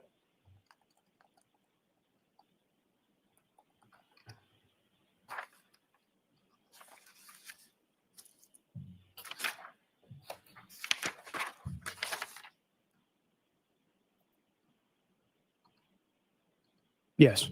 Okay, you agree with that, right? Yes. And we could continue to do this, but for instance, though all of those searches were being conducted on December 30th of 2022, weren't they?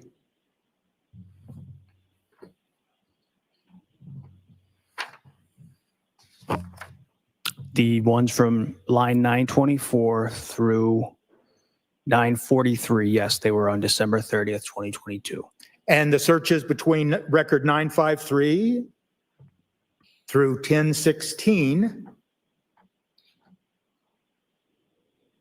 on page 68. Do you have those in front of you? What was the beginning item, sir? Record number 953 page 64, Okay. through record number 1016, page 68. Once again, those searches occurred on December 30th, correct? I'm still looking, sir. I'm sorry. You tell me when you're ready, Yes, sir. and don't let me rush you.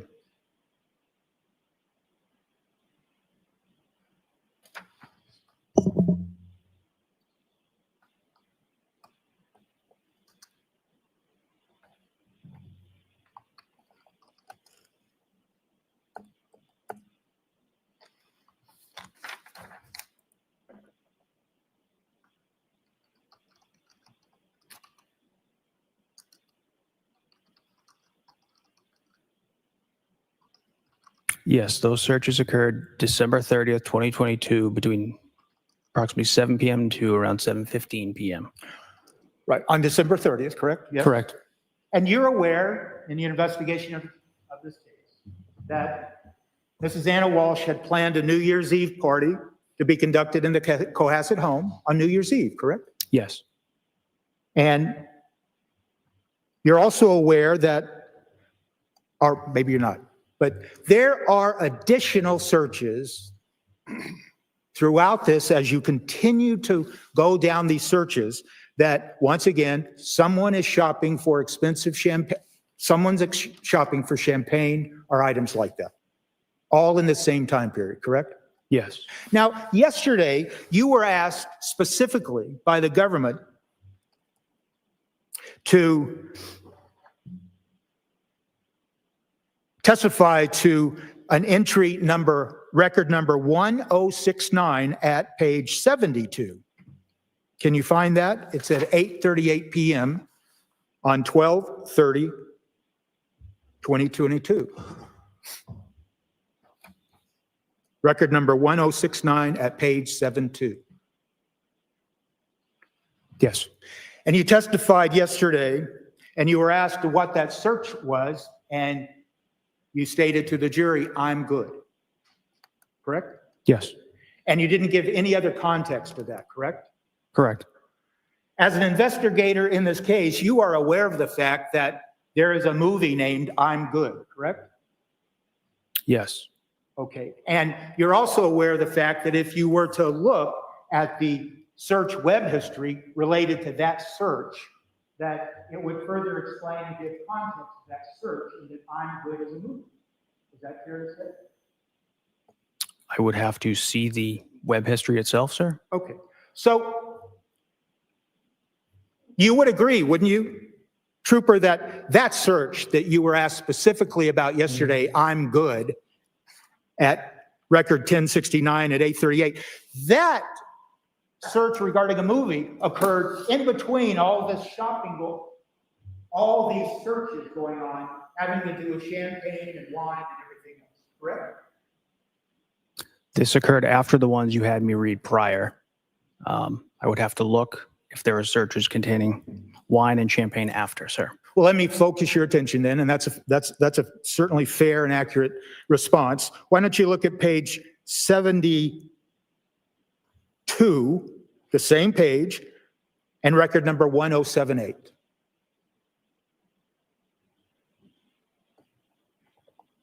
Have you had a chance? Yes, sir. And once again, that's champagne-related searches. Yes.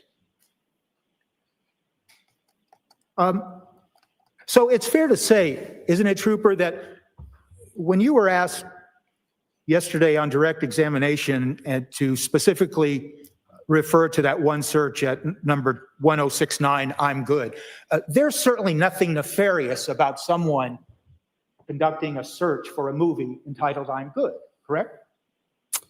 Again, sir, I only know the context of this. I don't know the content or the content, I don't know the intent behind it. You would agree that these records that you have in Exhibit 161, if you know, they have multiple searches related to movies and movie titles, correct? I just know the I'm Good one that you referenced, sir. Okay, well, let me just briefly point you to record number 1128 at page 75. If you can go there. Yes, sir.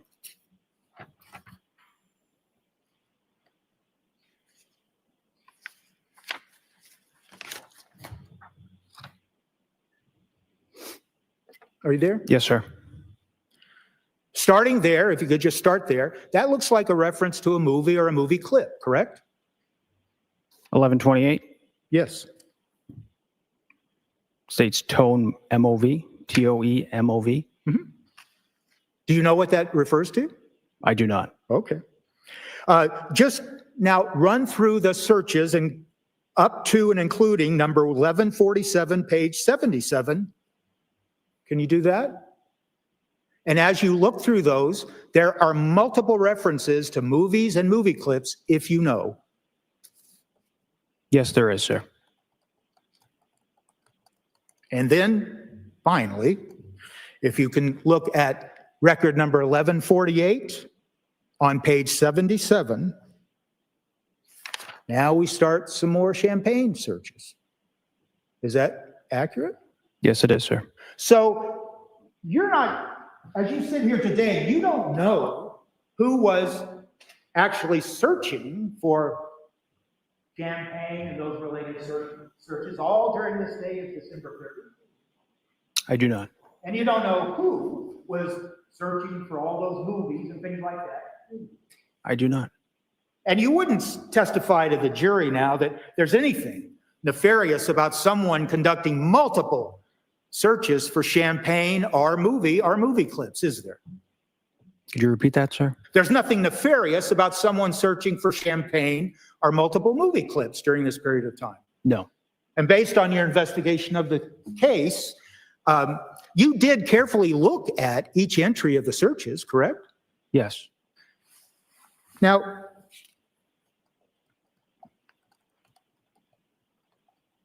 once again, yesterday specifically, and you can turn to record number 1271, page 85, you were asked specifically yesterday by the government to look at that search. Can you look at that one again and tell us what it says?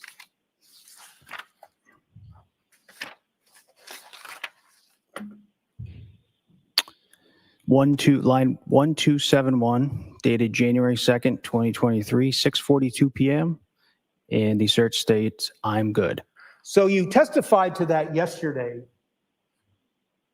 and you gave no context to it, but once again, it's a reference to the same "I'm good" that we saw had been searched for back in December 30th, correct? While someone is conducting champagne searches, correct? Yes. And as you sit here today, then, you can't tell the jury that there's anything suspicious about or nefarious, that's my word, about this search you were asked about yesterday that was conducted on January 2nd of 2023 at record number 1271. No.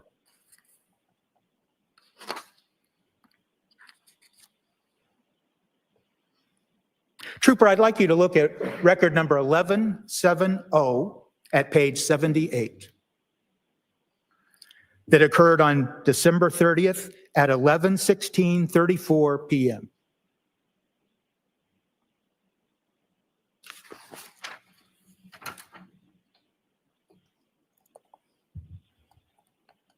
$11.70, sir? Yes, sir.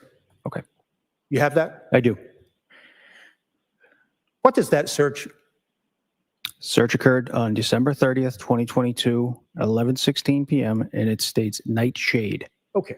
Now, you're an investigator assigned to the district attorney's office, and you worked on this case. Is that correct? Yes. And what is that nightshade referring to? Would you like me to explain the searches below? I believe it's related to what you're asking. Absolutely, if that helps. Yes. It says nightshade noodle bar. Mm-hmm. And those searches go through record number 1175 through page 79 regarding nightshade and noodle bar and things like that. Yes. So tell us, Trooper, what is nightshade or nightshade noodle bar? What is that? I believe it's a restaurant. Okay, and where is that restaurant located? I am not sure. I am not sure, sir.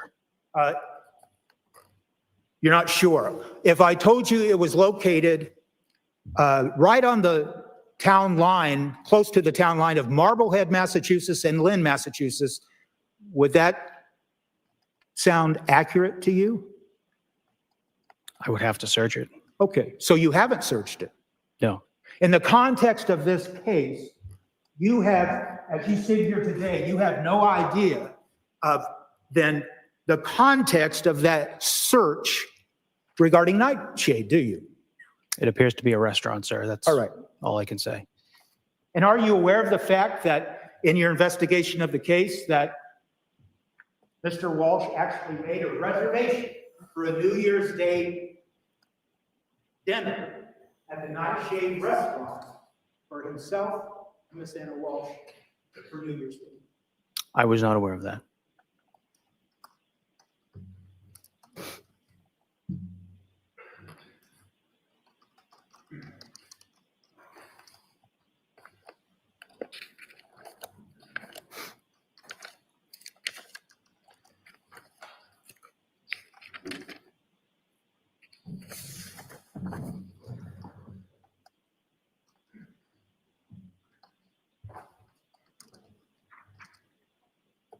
I would ask at this time to have plug for ideal.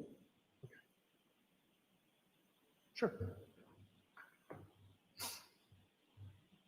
Anybody want to show it to me? That'd be a good idea.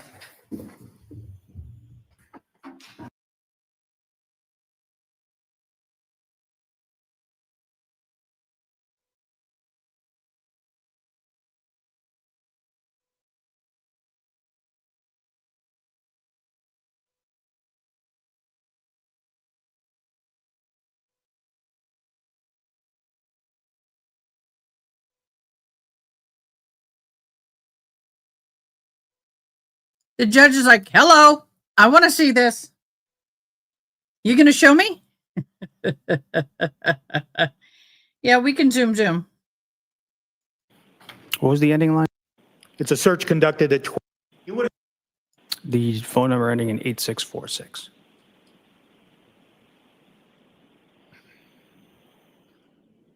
Did you, I apologize. Did you tell us that you had or may have seen it? You just don't recall as you sit here? Yes, I reviewed the text through the past few years. I probably have seen it in the past, but I don't recall it. At this time, I move, have that text put in there. Any objection? No objection, Your Honor. The text message that's previously been marked for identification as J is now in evidence as Exhibit 170.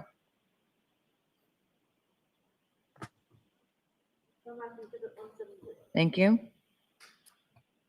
She almost sounds irritated. Accurate to say then, Trooper Keefe, that with regards at least to this particular text and the information that it contains, that to the best of your knowledge, nobody from the Norfolk County District Attorney's Office, such as yourself, as an investigator, went up and talked to anybody at Nightshade or tried to get records of any reservation that had in fact been made on 12/30 for a dinner date?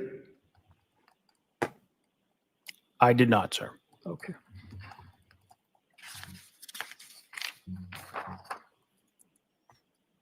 Trooper, I'd ask you to look at Exhibit 161 at record number 1250 at page 84.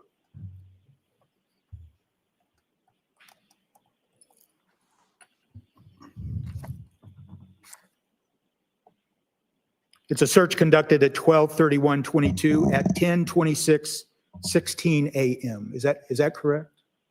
Yes, sir.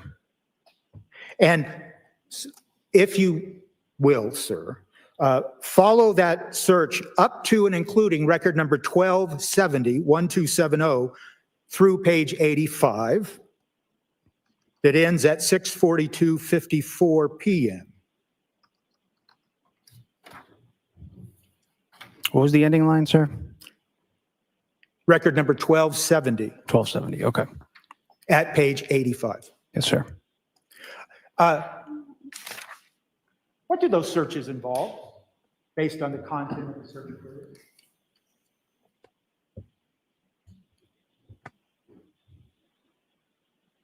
These searches appear to be kids' play places, how to file for a charity, can you donate your lottery winnings, how to file a 501c3 for a church.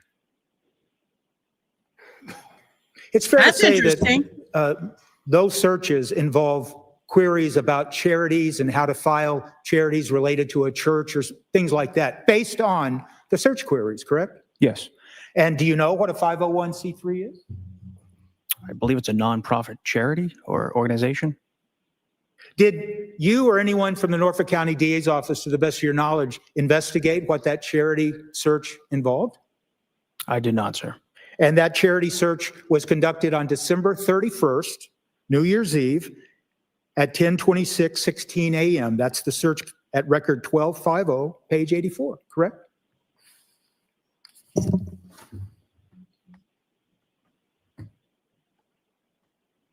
Well, 1250, sir. Yes. 1250 is, can you donate your auto winning tax-free? Okay, I'm sorry. It doesn't specifically include the word charity. It does not. Thank you for correcting me. As you go down to the next searches, 1252 on, it specifically starts talking about charities and 501c3s. 1256 begins the searches for Okay. filing a charity. Thank you for correcting me. No one went and tried to find out what that was about. I did not, sir. Okay. Yesterday, you were asked specifically, sir, to tell the jury what was a search at record number 193, page 14. Can you turn to that? It's page 14, number 193.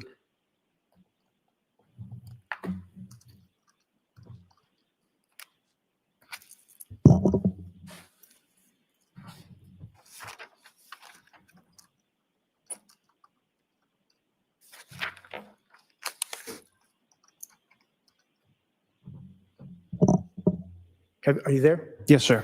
And you were specifically asked what that search was about, and you told the jury it was about Autobahn, correct? Yes.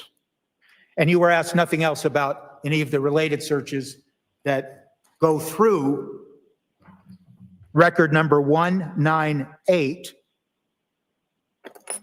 regarding Autobahn, correct? Correct. And some of those searches specifically state Autobahn USA, correct? Yes. What is Autobahn USA? I believe it's a car website or Okay, vehicles, so, motor vehicles. okay.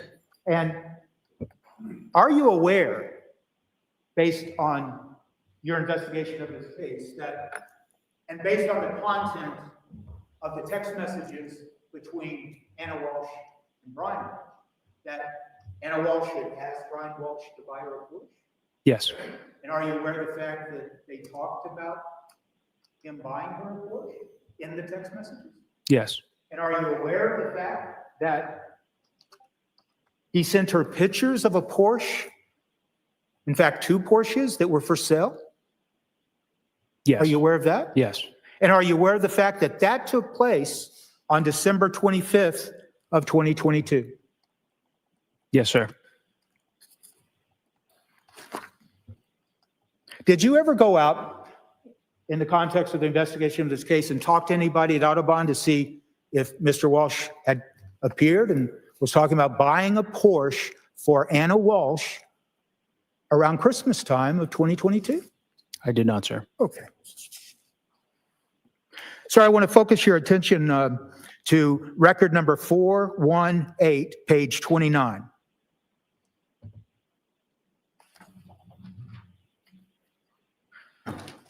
And that is a search that was conducted on December 27th of 2022 at 6:17:23 a.m. Am I right about that? Yes. And the related searches to that, they go through record number 438, correct?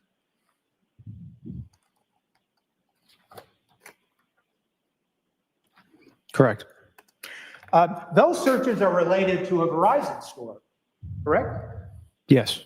And they're actually location searches in some instances of a Verizon store, correct? Yes, And it's a Verizon store located in DC, correct? that is correct. It's not a Verizon store located in or around the Cohasset, is it? No. And are you aware of the fact, Trooper Keith, that on or around December 27th, contained in the text messages that have now been introduced into evidence, that Ms. Walsh stated to Mr. Walsh that her phone wasn't working properly at the same time on 12/27. Yes, I do recall those. And then she told him words to the effect of it just literally stopped working, or words to that. There was something to that effect, yes. And he texted her back and said words to the effect of, "You want me to get you a new phone, or do you need a new phone?" Correct? I believe it was something like that, sir. And then in the early morning hours of December 28th, Mr. Walsh sent her information about, well, here's a Verizon store in DC that you might go to if you need help. Yes, And she responded, "Thank you." You remember that? I remember the messages about the Verizon store.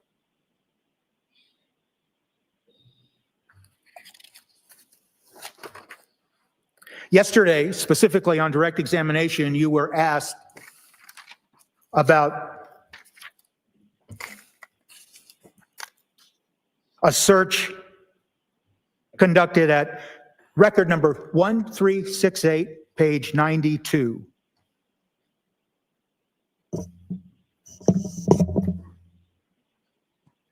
And that search was conducted on January 4th of 2023.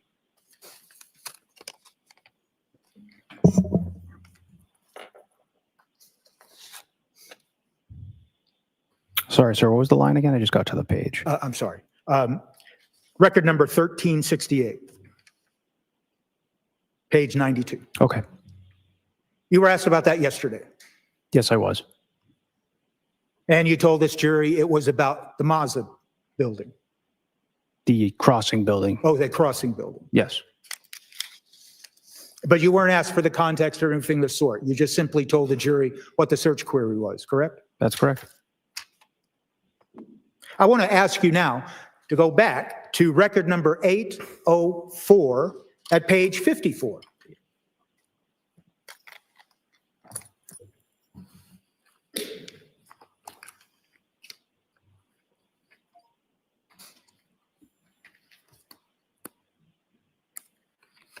Are you there, sir?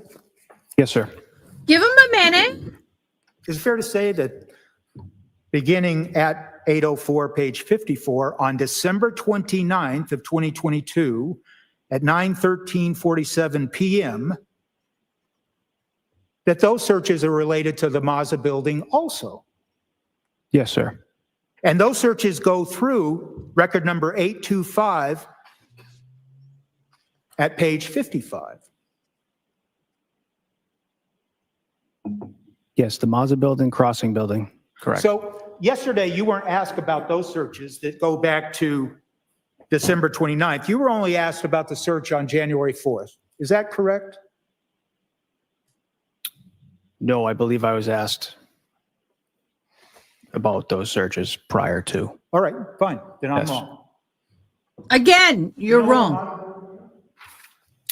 It's a building in DC, I believe, near where Anna Walsh works. What about the crossing? I don't know the specifics, just building in DC. As an investigator in this case, and since you were asked specifically by the government yesterday to tell the jury about those searches, you went and investigated, didn't you? What had been occurring at the Mazda building, Tishman Spire, regarding their management of the Mazda building and that area? I don't know the specifics, sir. Are What- you unaware of the fact, Trooper, as an investigator connected to this case, that there was a Legionnaire disease outbreak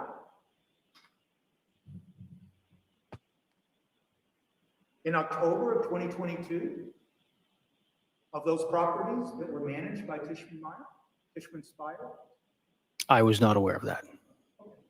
Are you aware of any letter that's contained, or let's strike that, that's not fair. Are you aware of any letter that was issued by the DC Department of Public Health, specifically to Ann Walsh in her capacity as Regional General Manager regarding that Legionnaire disease outbreak. Objection. Sustained.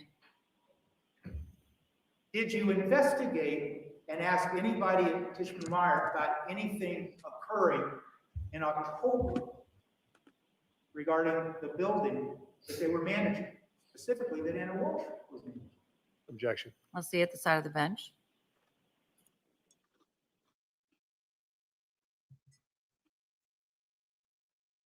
I don't know about y'all, but I'm getting a little tired of this format of testifying.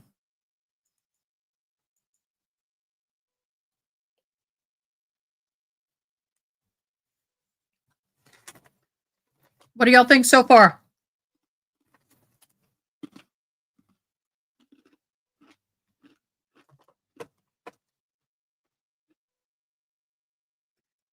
I agree with you, honey. You can make reservations and call and search information without following through to try to create an alibi. I don't disagree with you at all. My favorite cookie, ginger snaps. All-time favorite. Second, Oreo. Oatmeal.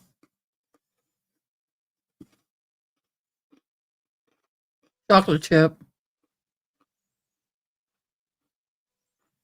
In no order.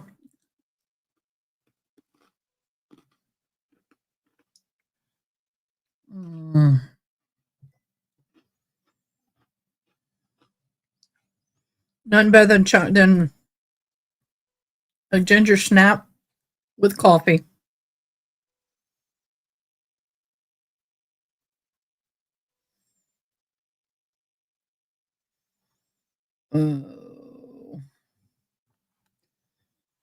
I have really struggled with everything that's going on, but I will get this hat done today. As far as the brim, I'll get the headband tomorrow. Then I'll start on the other hat, and I'll get them all done in time to ship off for holidays. It is known in the native world that we don't bead. We don't do any artwork, no matter what, if we are not in a good place. Because we believe that when we make something, our energy goes into it. We don't want to send somebody with bad energy.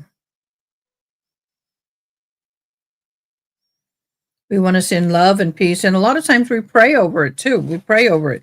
So when I'm quiet and it's court's going on, and I'm going to zoom in a second, I'm praying for the person who's going to receive the hat. Blessings. Come on, mouse. Where are you? There's the mouse. Oh, come on. A mouse is gone and gone get squirrely on me. Which this cord is not long enough for what I need it to do. Come on. Boy, that is one long sidebar. That's over a 10-minute sidebar.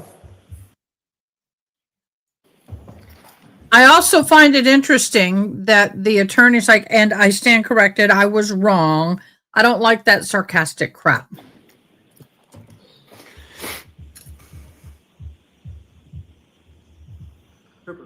Yes, sir. Who was the Mass State Police officer designated as, quote, the case officer in the investigation of this case on or around January 8th of 2023? That would be Trooper Michael Proctor. Oh! And what does case officer mean in that context? Here we go. Wake You up. manage the case. Manage the case. So you're the lead case officer. You delegate tasks and things that need to be done throughout the course of the investigation. So you manage the case and you oversee the investigation. Is that- Those are your words, right? Yes. And it was Michael Proctor. Yes. The same Mick Proctor Who got It fired? is fair to say, it's accurate, that you in fact authored, you signed off on and applied for some search warrants in this case. Yes, I did. And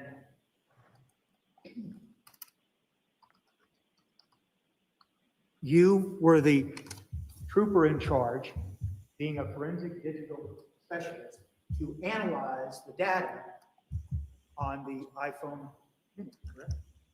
The iPhone 13 mini, yes.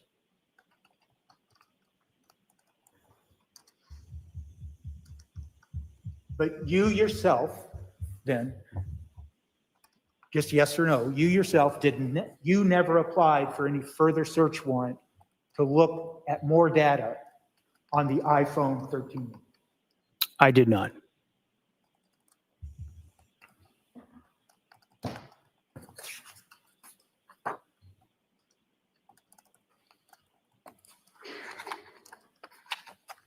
Trooper Keefe, yesterday, you were asked to show what was referred to as a PowerPoint presentation, correct? Yes. And in that PowerPoint presentation, what you did was you compiled, with the use of the Lexis software, you compiled a bunch of data points and believe that you were able then to explain the certain locations of those two phones, the iPhone SE and the iPhone mini, over a period of time, relevant to the investigation of these things, correct? That's correct. And correct me if I'm wrong, but one of the reasons you compiled that PowerPoint presentation, I call it a presentation, but you compiled a PowerPoint, was to try to assimilate and get a lot of information together so you'd have context for the information, correct? Within that GPS data set, there's thousands of points. So this is just one specific point within that data set for those two different devices. So when I use the phrase to give context, in other words, once you start using that location data, and based on your review of the digital data, then you can make further conclusions about what a particular data point means when it shows up on the location data, right? Unsure of the question, sir. Well, it was a terrible question, so let me try it this way. You know, if you just look at those data points individually without any context, you don't know what data point came before it, you don't know what data point came behind it. All you have is a bunch of individual data points that really don't tell you much of anything, correct? No. Well, I'm not correct. No. Once you put together all those single independent data points, you begin to better understand what the location data is telling you. Once they are uploaded using the mapping software, it's an interactive map, and you can look at the thousands of data points day by day, times, specific dates, times, and they'll map out specific dates, times of the events of the location. So it helps you better understand what the events were over a period of time. Yes. So did you ever put together in the investigation of this case the information that was taken out of the iPhone 13 mini? And did you ever take it and put it in some format where you compared it to the other digital data, for instance, that was taken off the MacBook Gray, device number 3? You'll have to specify data. I don't know what data you're talking about.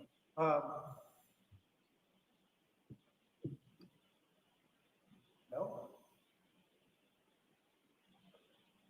The data on the MacBook it included the activity that was gleaned from the MacBook beginning on or around December 25th up to and including January 1st of 2023. Is there anything specific? There's a lot of data contained within both devices. I'm not sure what you're asking me to compare. Well, I think you told us, Jerry, yesterday that with regards to the location data, you had something like over 40,000 data points to deal with, correct? From the iPhone 13 mini, yes. Okay. So then you decided, out of that 40,000 different data points, you decided which ones you would use to help better understand what events occurred during that relevant time period that you testified to yesterday, correct? Yes. So I guess my question is that, did you ever make an effort to get all the data information from the MacBook Gray searches and then compare it to the data that you took off the iPhone 13 mini and look at that data and line it up and see what happened over a period of days, 12/25, 12/26, 12/27, through January 1st, according to the times of when each event happened on each one of those days between those devices? So Trooper Nicholas Garino did the MacBook extraction and analysis. Are you asking specifically about location data? No, I'm talking about the data that was gleaned from the MacBook Gray and, for instance, the data that you gleaned from the iPad, from the iPhone mini. I did not compare the two, if that's what you're asking. Would you agree with me, Trooper Keith, that if you lined up all of the data that showed what happened on those two devices, for instance, the information, the activity on the MacBook, and you combined it with the activity on the iPad, on the iPhone mini, I apologize, the iPhone mini 13, that you would have a better understanding of exactly what was going on during the day of, for instance, 12/25/22 and 12/26/22, that would help you better understand the context of the information. Objection. Overruled. They're two different devices. They'll be used at two different times. Well, you used two different devices, used at two different times to compile your location data, didn't you? Yes, for different days throughout that time frame. Right. So it's not, the issue isn't two different devices, is it? It's the fact that you have two different devices operating on the same day. You actually can combine all the activity that happened on device A and with the activity that happened on device B and have a better understanding of what was going on. I did not compare the two devices, sir. So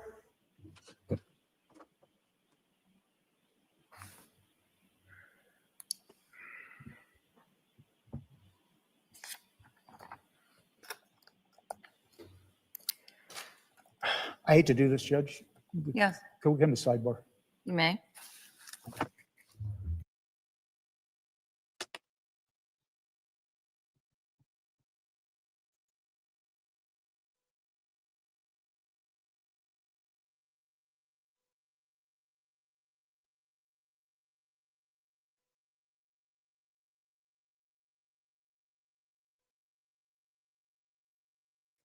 I'm going to get you, at least, Andrea, I'm going to get these two to you so you can give them as Christmas. Your personal one is the last one I have left. So I will get them done. Don't worry. Turkey is out of the oven. Oh, that's a good turkey. We didn't get to have Thanksgiving. I was in the hospital with Jennifer. So I cooked the turkey and then I'm going to break it down and do all that. The first thing I'm going to make is turkey pot pie. My favorite. I love me some turkey pot pie.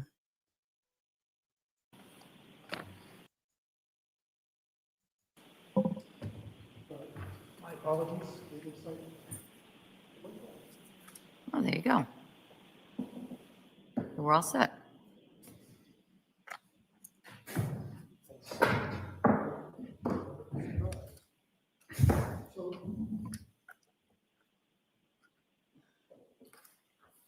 Thank you, Ari. You're such a wonderful, sweet, kind soul. I love and appreciate you. but this is really bothering me. This particular hat, I've had a problem because this here is usually perfectly even all the way around. For this one, for some reason, it's thinner on the back here, thicker here, thinner on the front, thicker here. So I really had to do some adjusting. So I'm going to put a bead line all the way around in a solid color to give it more of a uniform look. Yep.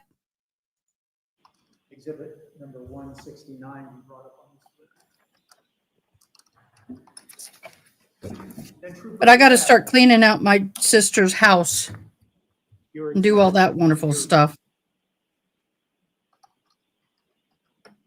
product is exhibit 161. You have that. Yes. Now we need to call on.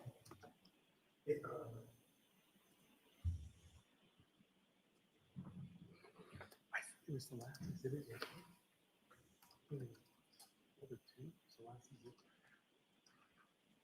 168.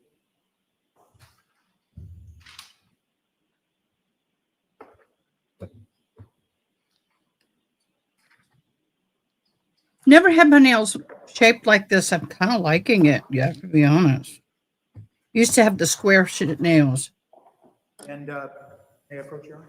You may. Well, it's going to be hard. I'm presenting you with what's been marked exhibit 168, Okay. characterized as the call log. Yes, sir.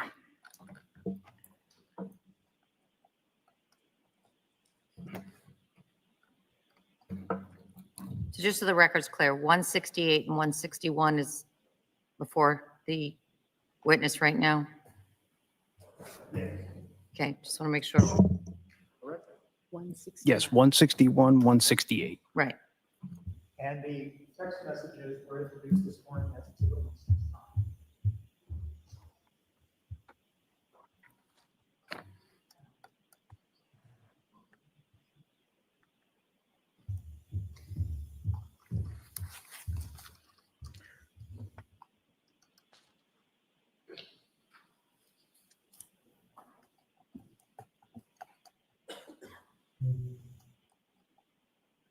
I'm going to ask you, Trooper, to look at exhibit 161, page 2, record 16.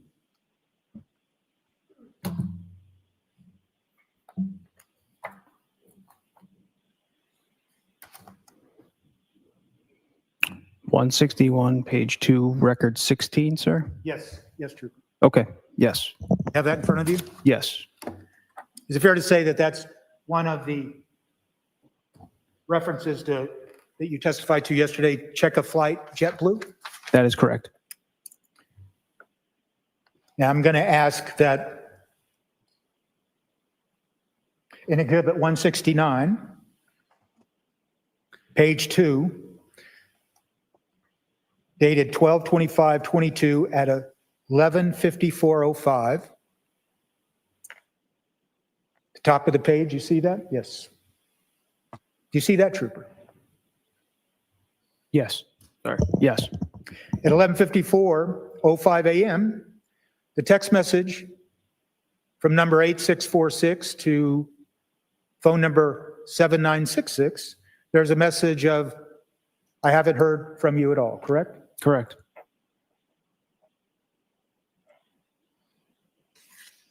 And then I'm going to ask that, Trooper, you look at exhibit 161 again that you have, and look at page 2, record number 21.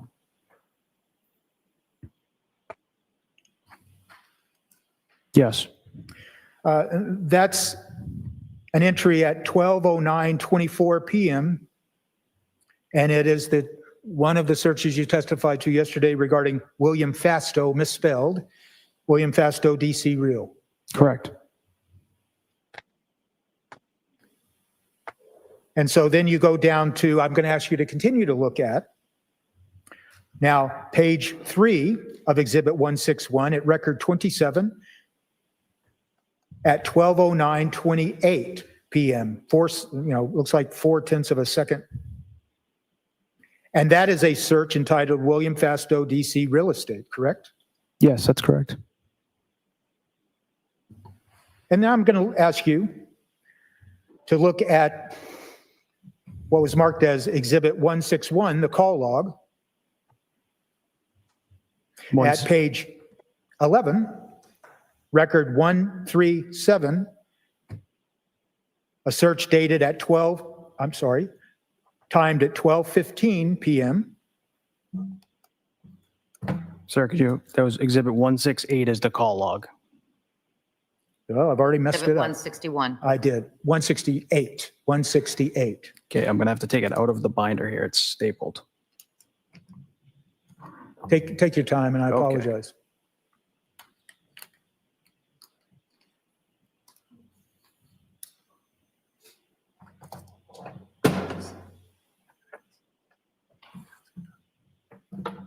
It'll look good, boo. Okay, sir, could you go again with that? Yes, absolutely. I'll show you closer in a minute what I 168. mean.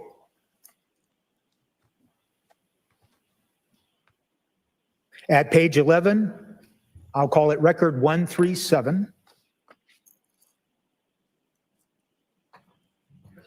Time-stamped 12:15. Yes, 137, Time-stamped 12:15 p.m., correct? December 25th, 2022, 12:15 p.m. Yes. And that, from the call log, that indicates some interaction between the two devices, and that Exhibit 168 has to do with phone ending in 8646 and phone ending in 7966, correct? Assigned to Brian Walsh and Anna Walsh, correct? Yes. And there is a 1-minute, 23-second call between those two phones, correct? Yes. We don't know the content, do we? I do not. Okay. And then as you continue to proceed in this relevant time period, you go to Exhibit 161 again at page 3, record 35.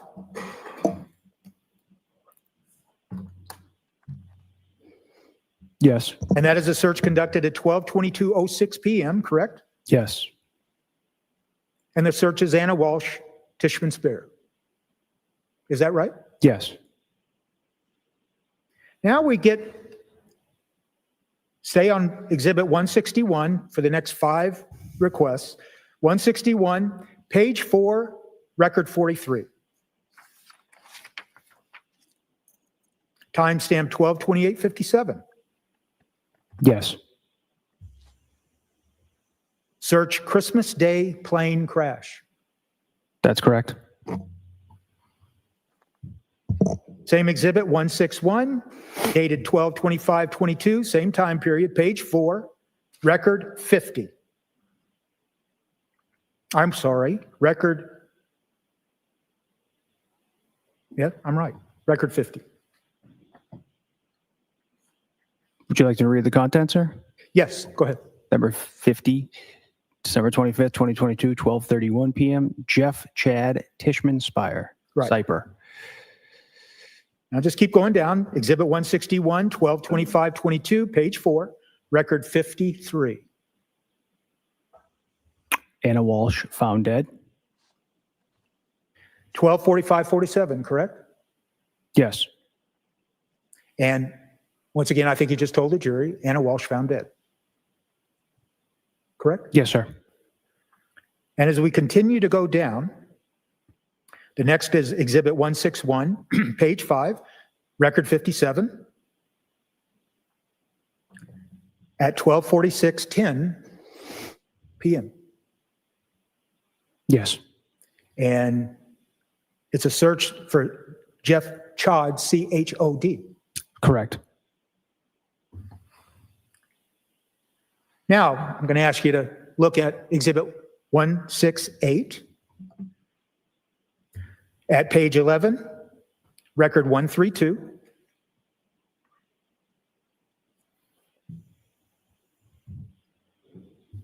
Timestamp 12:57 p.m. Yes. It indicates a phone call between these two phones Yes. that lasted 4 minutes and 45 seconds. Yes, it's an outgoing call from the device ending in 8646 to the number 7966 Anna New. Okay, and You don't know what they were talking about, if they were talking at all. You just know that there was a call that lasted 4 minutes and 45 seconds between those two phones at that time. Correct. And then if you'll go back to, I'm sorry, if we could have page 2 on the exhibit 169 for 12:57:26. And the entry is, as seen on the screen, my flight got canceled driving up. Is that fair to say? Yes. So just stopping there. Between 11:52, we started with 11:52, exhibit 161. We're now down at the time period of 12:57. Is it fair to say that what looks like is that Anna Walsh, at least Anna Walsh's phone, texted the phone assigned to Mr. Walsh and told and texted, my flight got canceled and I'm driving up? Yes.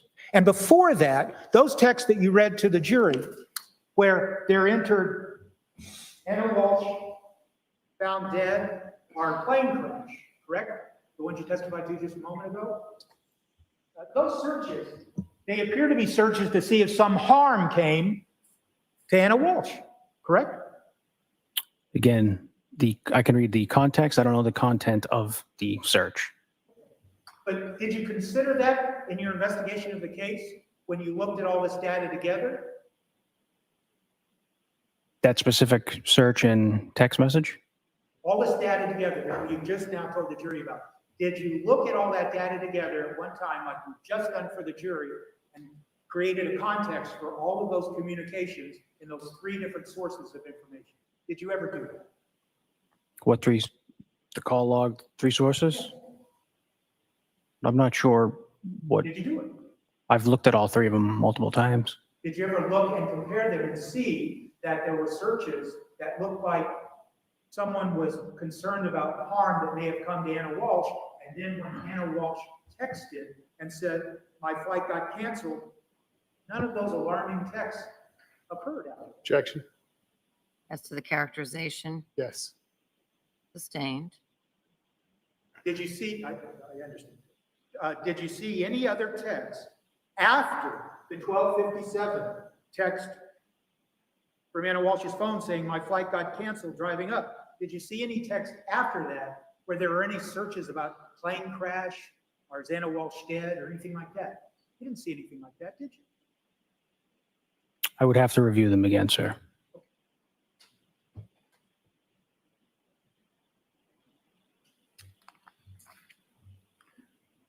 I want to ask you to look at exhibit 168, beginning at page 11, record number 129.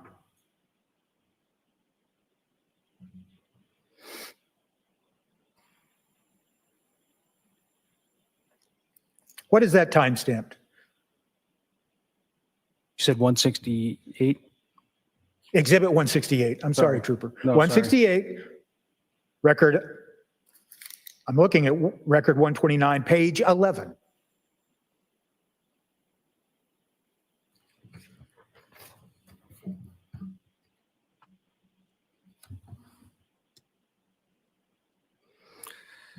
Sorry, what was the line again, sir? Sorry. That's okay.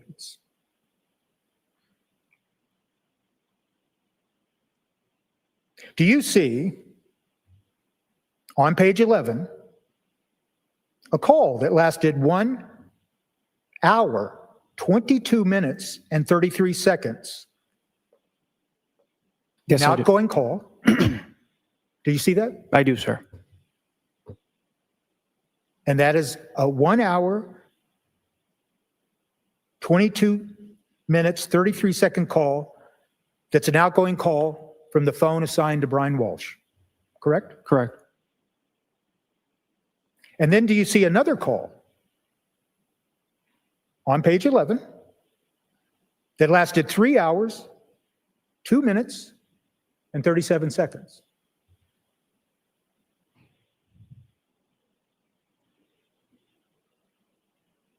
On page 11, sir? Yes? 3 hours? Hmm? I do If you do not, you can say that. not see a call. Do you see a call that lasts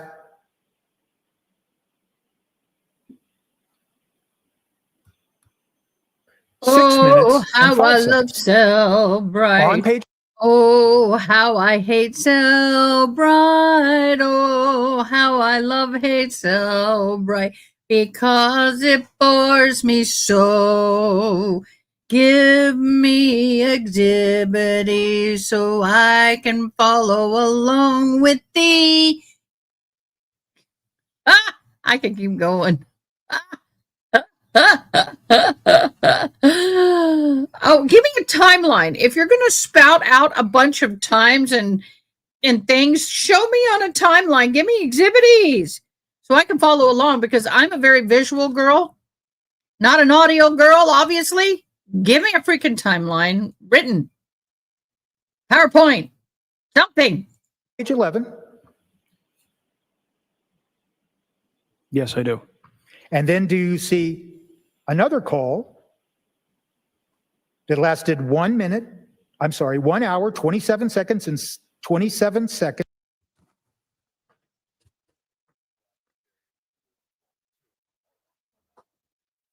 What? That is not what we were supposed to be watching. What happened? Uh-oh, where were we? Is a phone call that lasts 6 minutes from the phones assigned to on the call log, Exhibit 168, at page 5, record 56. There is a 21-minute, 47-second phone call between the two phones assigned to Anna Walsh and Brian Walsh.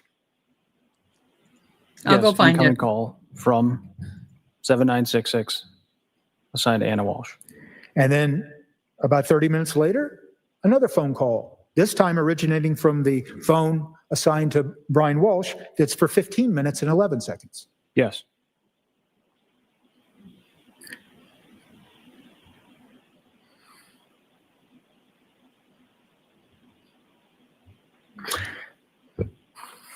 If you continue to scroll through the text messages that are contained in Exhibit 169, Have we been here already?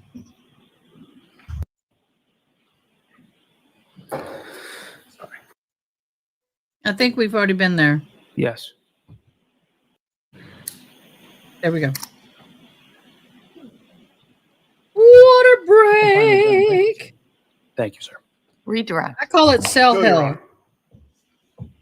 The witness may step down. Thank you, Your Honor. Do you want to leave this stuff here? Yes, the lawyers will take care of that, but thank you. Your Honor. Okay, we were in what I would personally call a cell hill. Yeah. Okay, guys, we are good to go with that. He's like, oh, thank you, Jesus. I need to go to church and get cleansed. That was dirty and brutal. Commonwealth Nala? may call its next witness. Commonwealth would call Heather Sullivan. Whoop, whoop, Heather Sullivan. Let's see what she's going to do.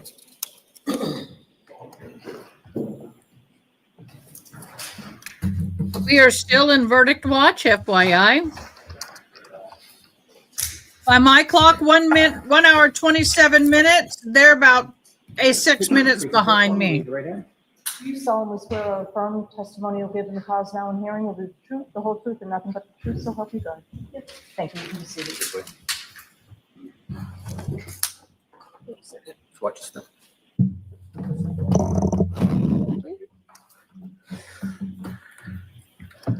Good afternoon, Judge. Good afternoon.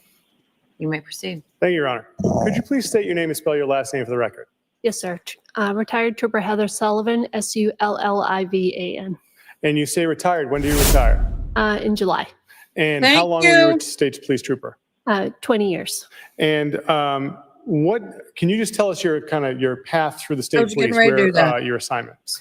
Sure. I was on the road for the first 7 years of my career. For the last 13 years, I've been in crime scene, 7 of which I worked at the crime scene office that's attached to the medical examiner's office. In the last 6 years, I worked in the crime scene services in Danvers. And what were your responsibilities at the crime scene services in Danvers? It was my responsibility to go to any homicide, suicide, unattended death, any crime scene where I would need to collect evidence, process it for fingerprints, or document any items of interest. And what type of training did you need to obtain in order to get into that unit? Hey, June! We had on-the-job training, but it was years and years of training. Every year we have some sort of class, proficiency tests. Hey, June, so glad you're back. Hope that made you smile. Are you hurting? You can do yes and no with your hand or head. I can see you. Are you okay? Do you hurt? Oh, she can't hear. Hold on, she's getting the headset on. Hey, June, so glad you're back. How you feeling? Do you feel good? Do you hurt? Are you good? Yeah, she's yawning. In crime scene, videography, No response. documentation, evidence collection, tire track, footwear, and fingerprints. You say proficiency tests in those areas. Did you pass your proficiency tests? Yes, sir. And are you familiar with competency tests? Yes. Did you pass your competency tests? Yes, sir. Now, I'd like to ask you some questions about January 9th of 2023. Did you have the opportunity to be involved in an investigation that initially started in Swampscott that afternoon? Yes, sir. Where did you respond to in Swampscott that afternoon? 330 Paradise Lane. It was an apartment complex, and I was called there by Norfolk County Detective Unit. And about what time do you think you got there? About 1,400 hours. And Ms. Gilman, can we have what was marked as Exhibit 90? It's a photograph. And forgive me, I don't have the file number in front of me.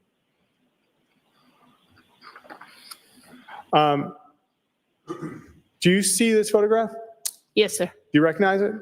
Yes, it's one of the two trash receptacles I was responsible for documenting. On Exhibit 90, it says HAS. Are those your initials? Yes, sir. And could we have Exhibit 91? And do you recognize this image? Yes. What is this? It's a trash compactor at the same location that I also documented. Now, what was done with those two, the trash compactor and the dumpster? I, like I said, documented it with photographs all the way around, and then we were going to search it at a different location. And did you go to that different location? Yes. Where was that? 300 Forest Street in Peabody. It was Greenworks Republic's transfer station. Ms. Gilman, can we have Exhibit 107, which was, I believe, file number 6556? Thank you. Now, does this look like where you went to in Peabody? Yes. Okay. So once you got to Peabody, what was done with the two dumpster? What was done with the dumpster and the compactor? I'm sorry, I didn't hear you. Oh, no, my bad. What was done with the contents of the dumpster and the compactor once you got to Peabody? They were separately transported to this location, 304th Street, and they marked off an area. I documented it before they dumped the trash, and then individually, they started with one of the trash receptacles, dumped that, and spread it out so we could go through it and search it. So, and who did that process? Who dumped it out and searched it? So the company who transported the receptacles, they're the ones who dumped it, but they put it in a location where we could go through it methodically. The CERT team, which is a special emergency response team, there's about 10 of those individuals who were there to go through the individual trash bags. And what was the conditions like while everyone was doing this? As far as Weather. Oh, it was it's January, so it was very cold. And it was outdoor location. It looks like it's indoor, but it's half indoor, half outdoor. And so when the CERT team would get to a bag, would they open several bags at once, or what? How would they do it? So they did it methodically. So they each kind of tacked it together. They went through each individual bag, looked to see. We actually had a meeting about what we were looking for, so they knew what to look for. If they found anything that they possibly thought was of interest, they would flag me down, I would photograph it. And then if it was something that the detectives wanted to collect, we would collect it and spread it out so we can document it further. So could I, at this point in time, Ms. Gilman, could we have Exhibit 125?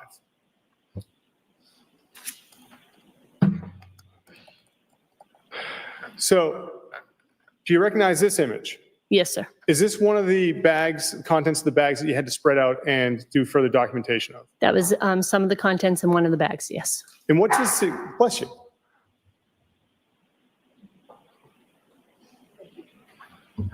What is the significance of the yellow placard?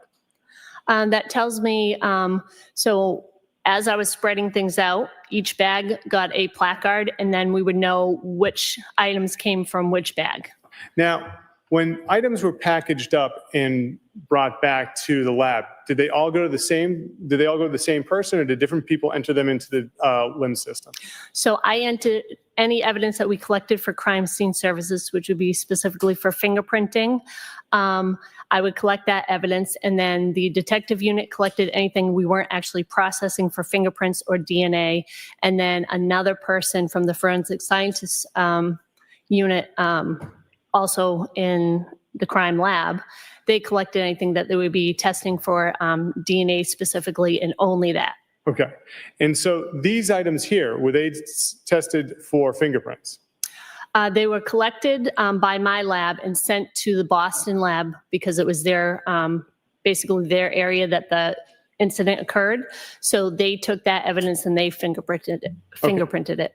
Now, but you were able to enter these into the LIMS system, correct? I entered anything that I collected, documented it, collected it, tagged it, and put it in the LIMS system. All right. I may have a moment, Your Honor. Yes? She's like, if you must.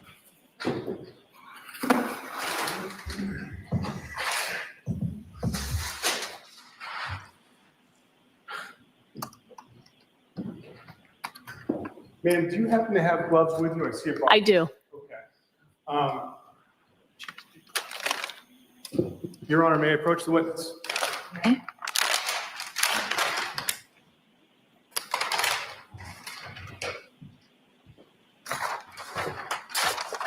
For the record, I'm bringing you some parchment paper just in case you need it.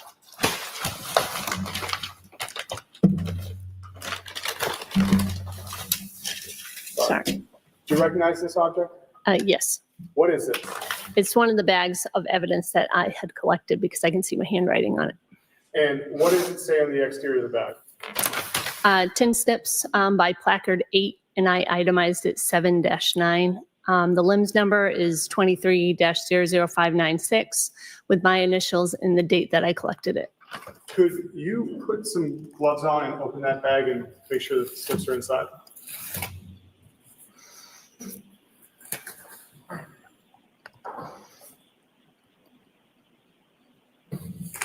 Do you mind if I stand? No, go right ahead.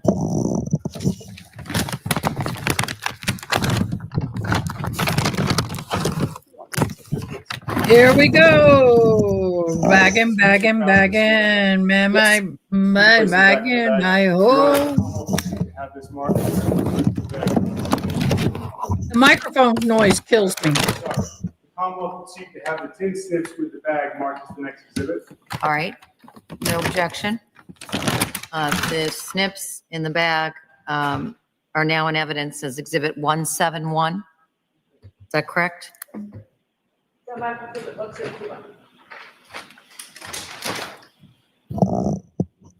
My son came home sick from work. There's got the stomach bug going around. God, I hope I don't get it.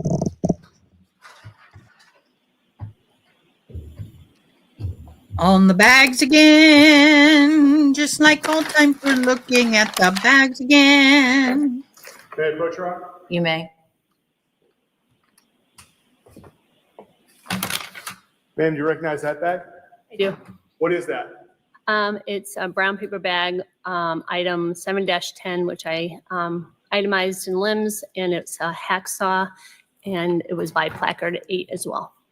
Could you open that bag and make sure the hacksaw is inside? If it is, could you please do so? It is. without trying to make anything of a mess, but thank you. Thank you. Could you return it back?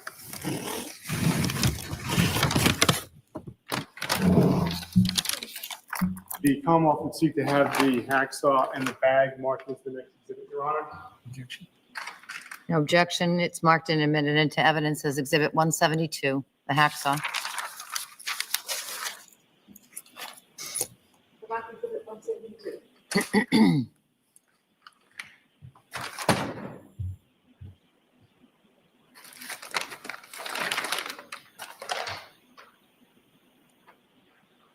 May I approach, Your Honor? Yes. Thank you, Your Honor. Do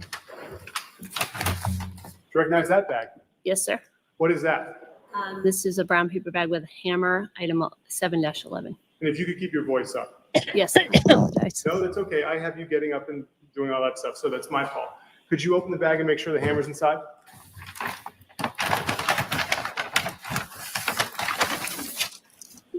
Let me help.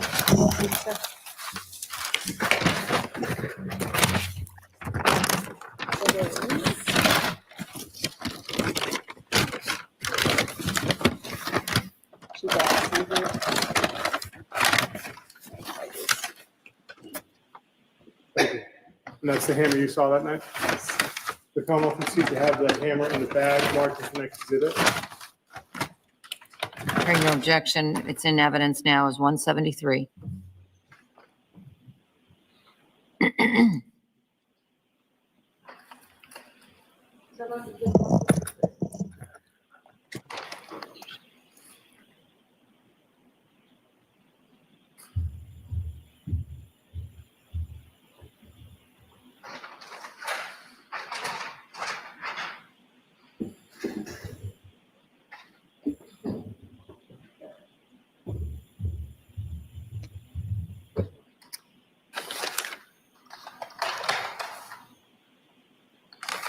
May I approach, Your Honor? Yes.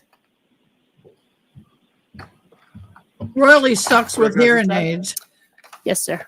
Could you open it and could you tell us first what is it? It's a bag with packing tape, item 7-12. Could you open it and look inside and confirm that the pack tape is inside?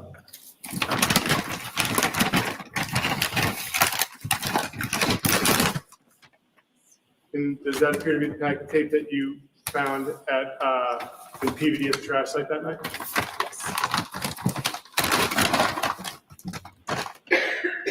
The Commonwealth would seek to have this bag with the packing tape marked as the next exhibit.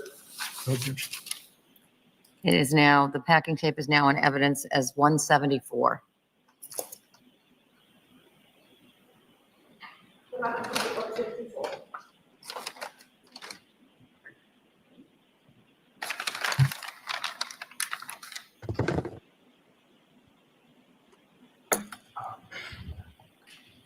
Did you intend to put the photo post? What's that? The photo? Oh, I see. Ms. Gilman, could you take that down? Thank you. Your Honor, may I approach? You may.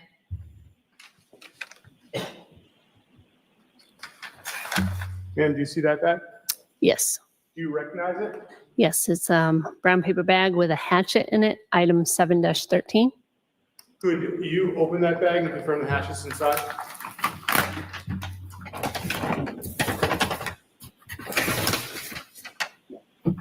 Could you please put the hatchet back inside? Could you put the hatchet back inside? And that's the same hatchet that you saw that you retrieved from the trash station at PVD that night? Yes. Commonwealth would seek to have the bag with the hatchet marked as the next exhibit. Any objection? The hatchet is in evidence as Exhibit 175.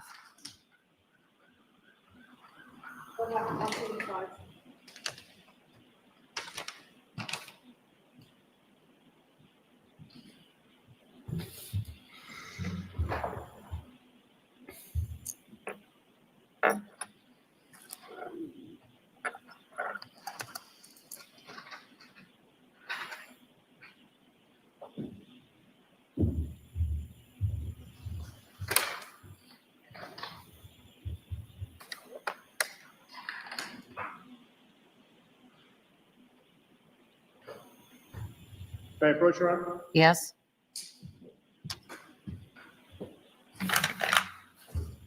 you recognize that bag? I do. And what is that? It's a bag. Actually, don't know what's in this. Craftsman shears. Craftsman shears. Yes. Could you open it and confirm the Craftsman shears are inside? Sure.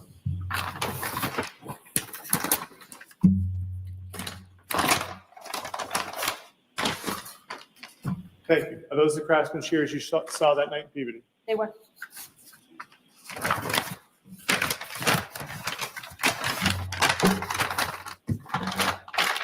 For the record now, the shears are back in the bag. Your Honor, the Commonwealth will seek to have the bag with the shears marked as the next exhibit. Objection. What's the LIMS number on that? Is it 714? 714. All right, the shears 714 are in evidence as 176.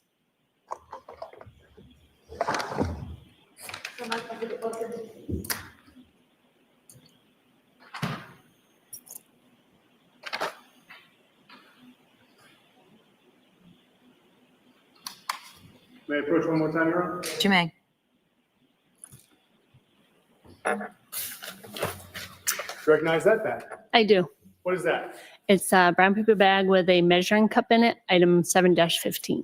And could you open that bag and look inside? Is that the measuring cup you saw that night in Peabody? Yes. Commonwealth would seek to have the bag with the cup now back inside as the next exhibit. Objection. Number 715. 715, the measuring cup is now in evidence as 177.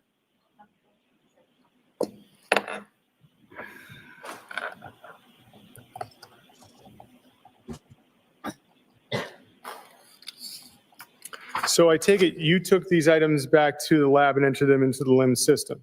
I did, sir. And you didn't do any further work on these items once they were in the LIMS, once they were entered into the crime lab evidence system. Correct. Your Honor, may I have a moment? Yes? Thank you.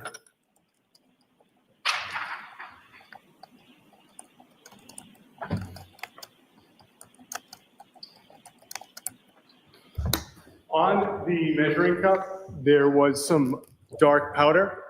Do you remember seeing that? That wasn't like that when I packaged it in the beginning. And now, in your training experience of working in the crime lab, do you recognize that type of substance?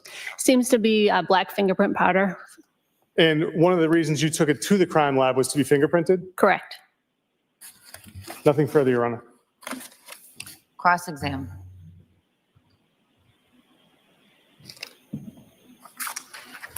I have no questions. All right, the witness may step down. Thank you very much. Thank you.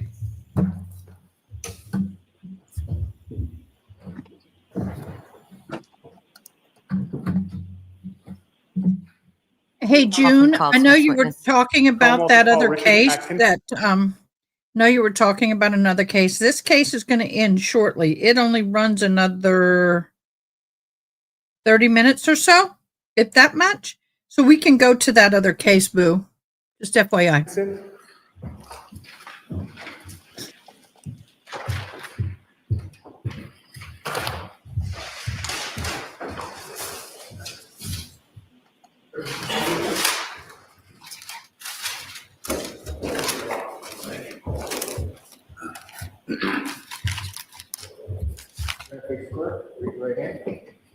Do you solemnly swear or affirm the testimony that you give in the cause now and hearing to be the truth, the whole truth, and nothing but the truth, so help you God? Yes. Thank you, sir. Just watch your stuff. We have one. You may proceed. Thank you, Your Honor. Sir, could you state Members your name only. and spell your last name for the record? Sure. Richard Atkinson, Atkinson. And where do you work, sir? I work at the Office of the Chief Medical Examiner in Boston. What is the Office of the Chief Medical Examiner? It's where the medical examiners in Massachusetts work. And what does a medical examiner do? A medical examiner is a doctor who's in charge of examining the bodies of people who are deceased to determine their cause and manner of death. And how long have you been with the Office of the Chief Medical Examiner? I've been there 11 and a half years. And could you tell us your educational background? Sure. I have a 4-year bachelor degree from Stony Brook University in New York. I then did a 4-year MD at Columbia University College of Physicians and Surgeons. I then did a 3-year anatomic pathology residency at New York Presbyterian Hospital and Stony Brook Hospital. And then I did a 1-year fellowship in forensic pathology at the office where I currently work. And so I take it that worked into you starting your career at the OCME.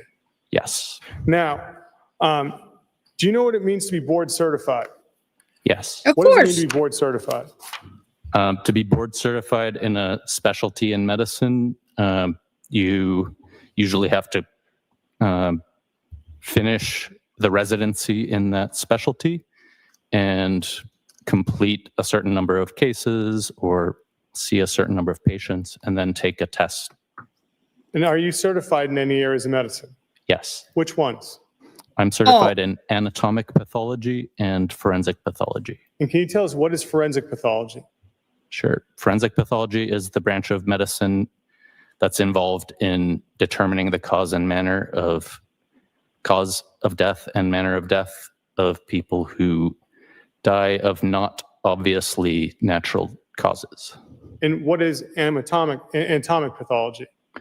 Anatomic pathology is a bigger umbrella term that refers to diagnosing disease by looking at tissue or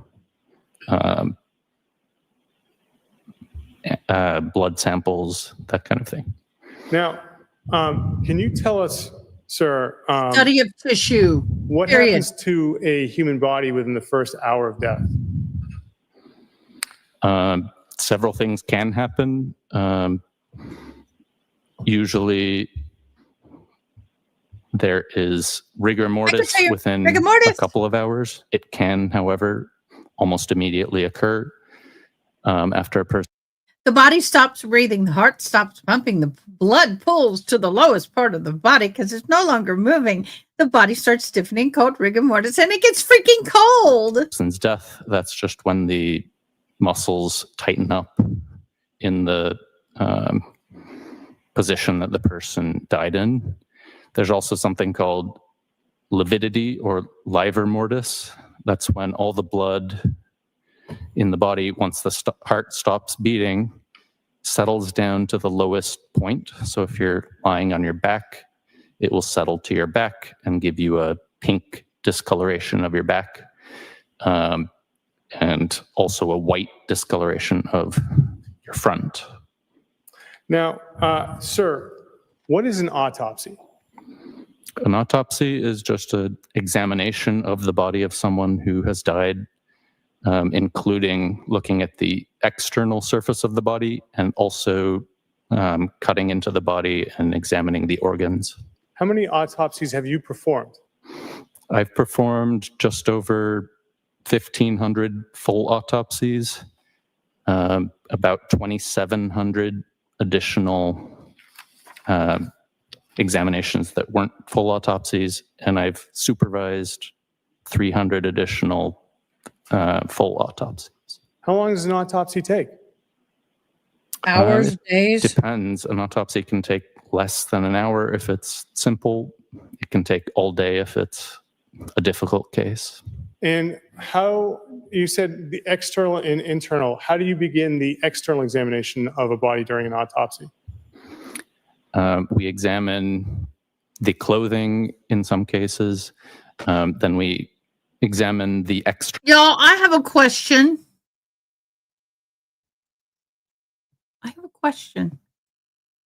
Can y'all help me with this?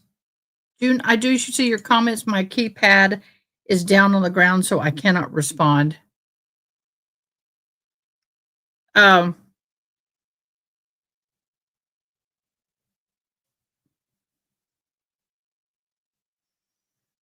How come and why? Why are we having the ME appear when there's no body? There's no body. Why are you even up here when there is no body? Can someone, we're taking a little breather here. Can someone tell me that? Can someone please tell me why, when there's no physical body, are we having a conversation about this? I'm just saying. I'm just saying. Why can't I find that thumbnail, June? I'm looking for the thumbnail, and I don't know where it went. There it is. I don't understand. Okay, we are going to have a special live on Sunday afternoon. It is a special live event, Brian Walsh Trial Dive. We're going to do a deep dive in this with our special guest, Angela Djordjevic. And I forgot what time. What time did we say, June? Let me go look. I'm having a brain cramp, am I having? I'm having a brain camp, am I having? We're having it at 7 o'clock my time, 7 o'clock Central Standard Time. So I will be doing shorts and all that this evening on that. 7 p.m. my time, that's 5 p.m. West Coast, as 8 p.m. East Coast. And God knows where else throughout the world. So please come join us. It's going to be interesting. Why? Because we're going to be looking at this cake. We're looking at this cake. We're looking at this cake case from the standpoint of the international side of this, which is the families are at war over the custody of the children. Yep. So we are going to be doing a deep dive into this case, and we're going to be getting the viewpoint of the international people. Angela lives where the grandmother, or close to where the grandmother lives, and we're going to case. So we're going to go through that, and it's going to be very interesting because we're going to be into week 2, I believe, next week, and it'll be interesting to have all that information before we go into that. She's always got the most interesting viewpoints. Don't always agree, but we love to disagree. But she always has a nice perspective, and I love it. So we will be doing that this Friday. Back to court. External surface of the body by taking photographs. But why do we have a coroner or an ME when we have no body? Can somebody answer me this? Can somebody answer? Or is he going to talk about the body being dismembered and cut up? But if so, where's the body? It's like, where's the beef? There's no beef. There's no body. Why do you have a coroner? By drawing our findings on a body diagram and just looking for signs of injuries or disease that might have led to the person's death. And what consists of the internal portion of an autopsy? The internal portion is removing the organs, also looking for signs of disease or injury, and sometimes removing items like bullets that may have killed someone.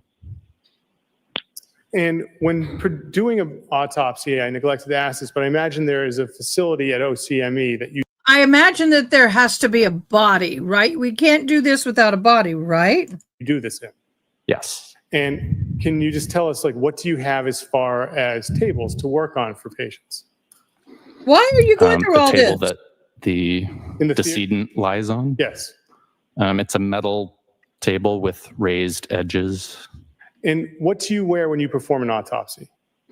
It's a metal table with raised edges, and it has a wedge shape to the bottom tray, similar to a sink, and it has a drain in it. It also has a metal headrest. Some of them actually have rulers etched in them, and they're very hard and sterile. Is that a better description, people? I wear a lot of protective equipment, a full Tyvek suit, extra sleeves and an apron over that, a mask and face shield, and 3 pairs of gloves. And when you do an autopsy, What attempts do you make to get access to a decedent's medical records? We make every attempt we can to access their medical records. In Massachusetts, the law is that we're entitled to them in Massachusetts. So, And when performing an autopsy, what samples do you take from the body during an autopsy for further analysis? Why? We Why is this fluids important? and sometimes tissue for toxicology testing. We also take it sometimes for DNA testing, for looking at under the microscope, various different things. And can you tell us what histology is? Yes. What is histology? Histology is the study of tissue by looking at it under the microscope. Next, he's going to ask, how do you get the brains out and the blood out? And my answer is going to be a very thick straw and you suck hard. And how many times have you ever testified in a court before giving your a medical opinion?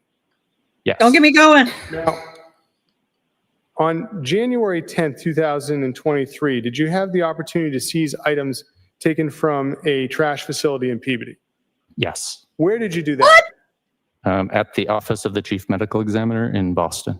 Why were you examining items opposed to, well, why were you examining items at the OCMA? Normally, we're not involved in examining items, just bodies of people. In this case, the objective was to determine whether there was any human tissue on these items. That would be a forensic thing, not you. May. Thank you.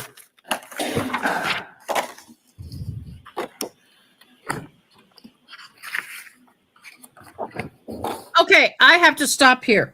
In general, that is not done by him. They send off the items, they swab it.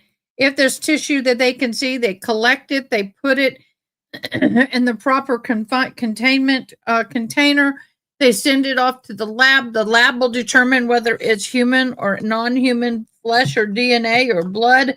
I don't understand. This to me is a little bit reaching and far-fetched to send all this to a coroner when there's not enough material to really send to a coroner. So here we go.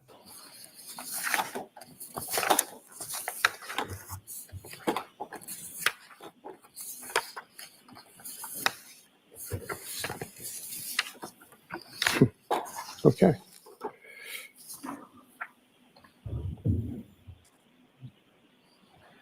You may. Doctor, you recognize this image? Yes. And what is this an image of? This is an image of several pieces of blue and white carpet that I examined. Commonwealth would seek to have this image on as the next exhibit, Your Honor. Any objection? No objection. Can I see that? Yes, I apologize, Your Honor. Have any of us ever heard of an ME examining carpet? Please give a show of hands or let me know. I really want to know. This is insane.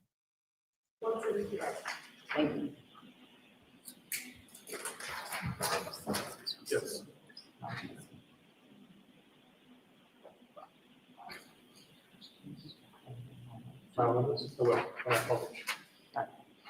Thank you. I will also put it in the record each one. Yes. So for the record, what's the JPEG number of 178 that's now in evidence?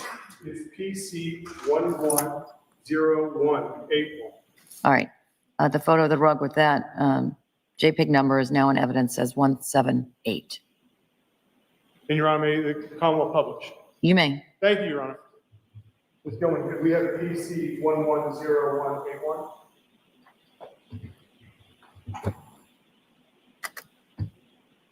Doctor, can you see that? Yes. So, Doctor, can you tell us what are we looking at here in this image? There were 7, though I think some of them are not in the image, 7 pieces of rolled up blue and white carpet with some stains on them, and the pieces of debris that you can see just above the ruler were also present on some of the pieces of carpet. And who places the ruler there? I do.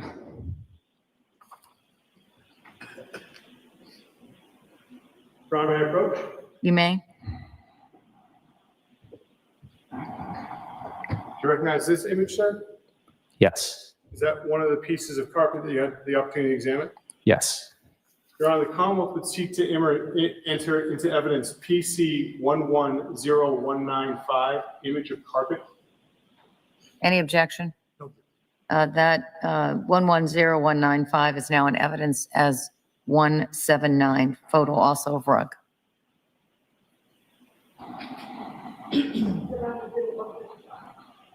And may the Commonwealth publish, Your Honor? You may. Ms. Gilman, do we have 110195? So, Doctor, is this one of the carpets that you had the opportunity to see that night or see that day when you were at OCME? Yes. And that ruler, did you place that there as well? Yes. And Doctor, do you have an idea what the aggregate measurement of the carpets were together? No, I don't think I recorded that.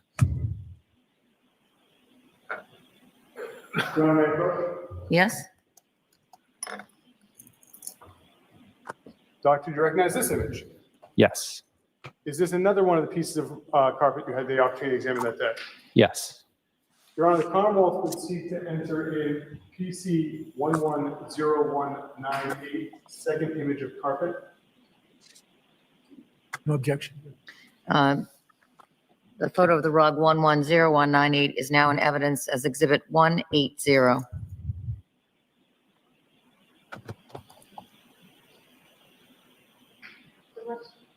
Is that a good place to stop for today? Yes, Your Honor. All right, I'll see counsel at the side of the bench. Yes, Your Honor.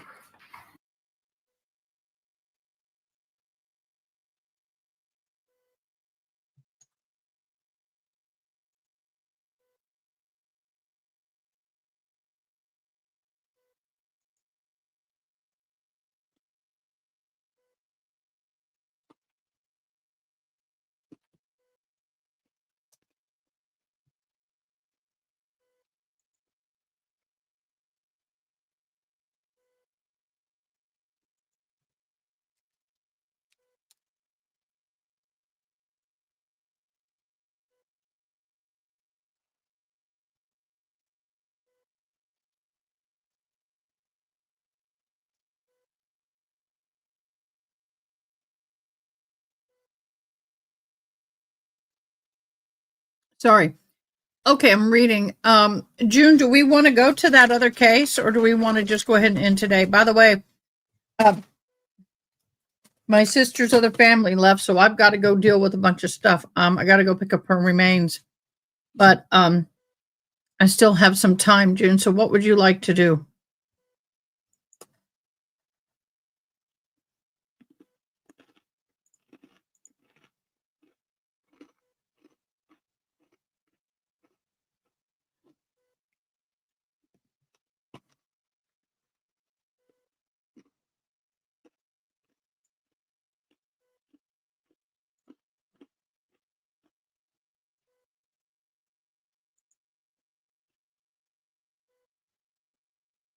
I'm looking to see what you were talking about. Give me a minute.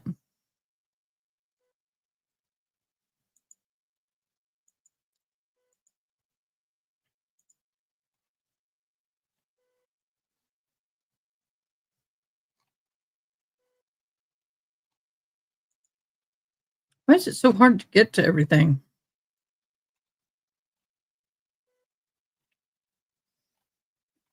June, do you have a link to that hearing? Or is it just what they're showing?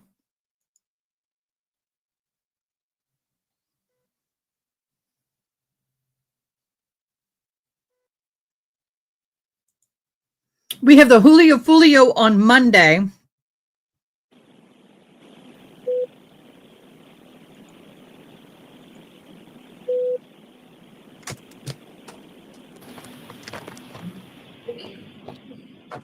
I always like to check in with the lawyers, particularly, I check in with them, as you've seen, at the end of every day, but particularly at the end of the week, to take stock of sort of where we are right now in the case and to give you my best estimate. And it's only that, it's the best estimate.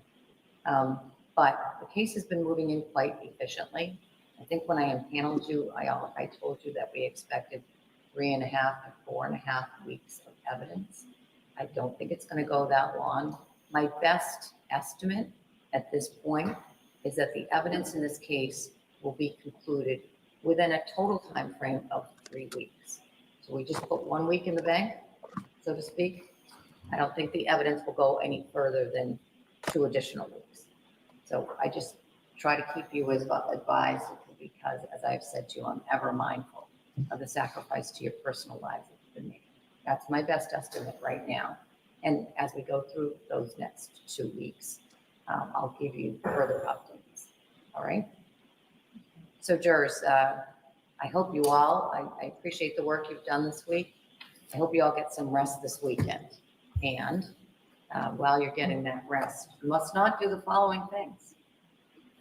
Do not speak to anyone about this case. Do not go on any social media or any news media of any sort.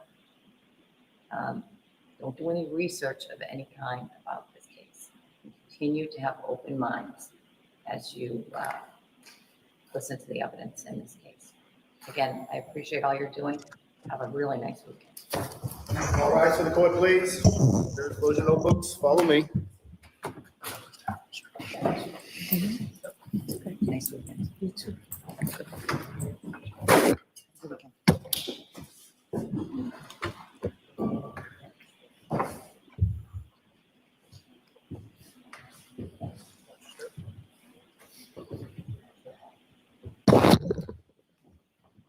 Thank you.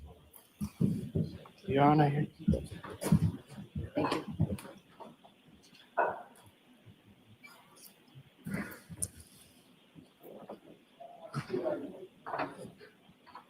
Yes, the verdict clock is still running. Now, I started mine earlier. I have 2 hours and 10 minutes. They have 2 hours and 5. We have a 5-minute difference.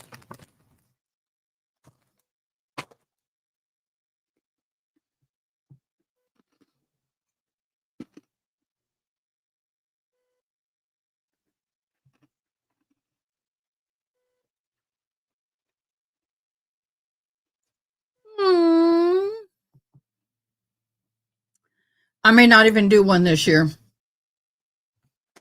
I don't know. Depends on my daughter. My monkey's going crazy. She's banging her cage, wanting her brother's attention.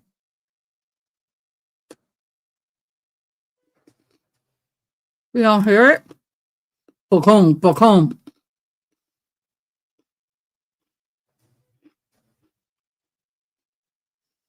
That girl knows how to do it, y'all. Can you hear it?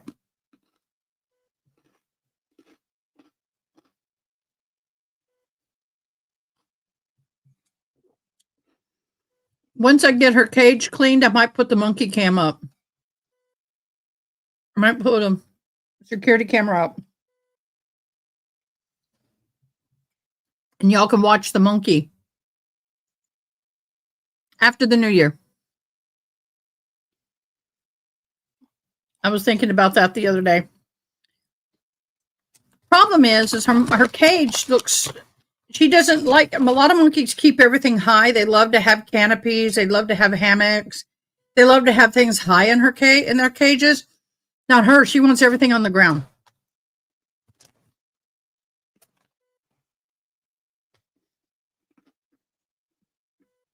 A lot of monkeys love to sleep up high. Not her. She likes to be down and burrowed in a blanket.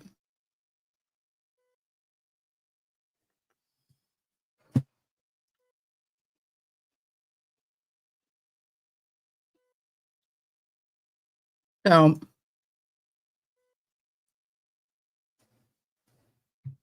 I have Miss Diane, the interpreter, come in to stay with me because she's the interpreter I have for college. They've hired her remotely. But she's going to come and interpret the graduation. And she's getting paid. But she's going to stay with me, so I definitely got to get my house in order by the time she gets here. Although she says she doesn't care. I care.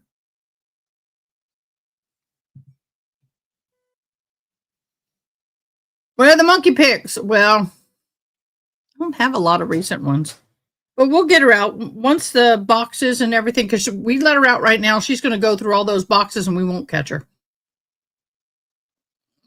So we're going to get the house in order and then she'll get out. She doesn't do good with things in a chaotic state. Neither do I, but. Okay, y'all. All right. I'm tired of watching this girl with the short skirt walking back and forth. I just want to see the parade.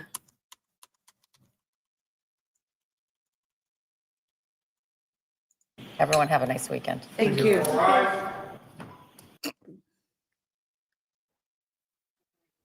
He doesn't look as shaved today. Remember Monday and his hair was flawless. His shave was flawless. He's got a little bit of a shadow going on now. He's looking a little bit worse for wear.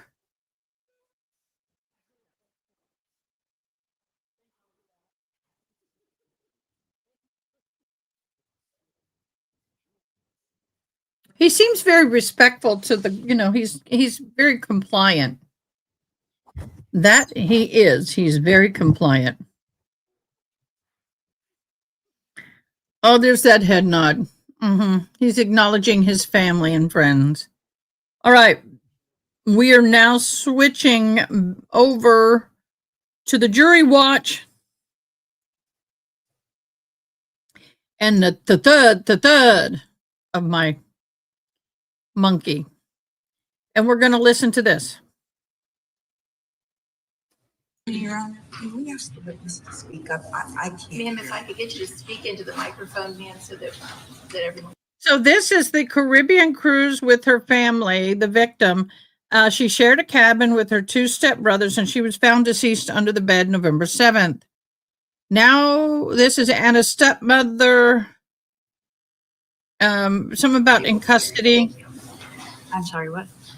Do you know where she was living prior to her relocating to Titusville? Yes, she was living with us. And so they're fighting over the custody of the brother that is not accused. Oh, wow. This is going to be interesting. What city do you reside in? Weeki Wachee? Were you residing in Weeki Wachee at that time? Yes. When was this, ma'am? We've been there for about 2 years now, so 23. Around summer of 23 is when we moved where we're at. Summer of 23. And did Miss Chantel reside with you there from the time that you moved there? Yes. Okay. And do you recall how long she lived with you until she relocated to Titusville? She moved in there around, we did like June. And then I want to say by not even, I want to say it was probably April of 24, right around there. I don't know exactly. About April of 24 is when you recall that you relocated? Yes, it was before the end of May, so it was before school got out. Are you aware of, while she was living with you, were you aware at some point that she was allowing minor children to drink alcohol? I saw it one time. What were the circumstances? What did you see? I walked in the house. They were sitting at the island. Who's they? Chantel, Andrew, and we're sitting around the island. And I do believe, I think it was Chris that was on FaceTime. And they had shot glasses in front of them. And I'm like, what are you doing? She said they just wanted to taste what it tasted like. Who's they? The boys. She allowed all three boys to. There was two, Andrew and. So she allowed. there was 3 shot glasses, one for mom, one for Andrew, and one. Yes, ma'am.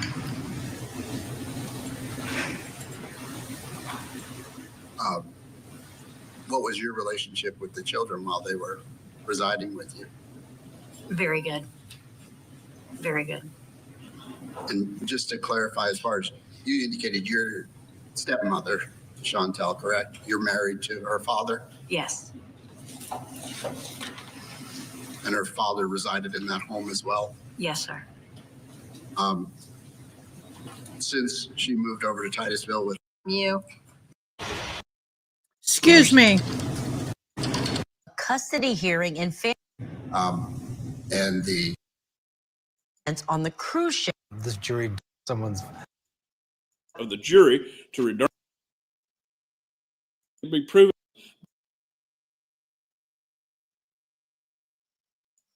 June, I wish you would have gonged me. I didn't know.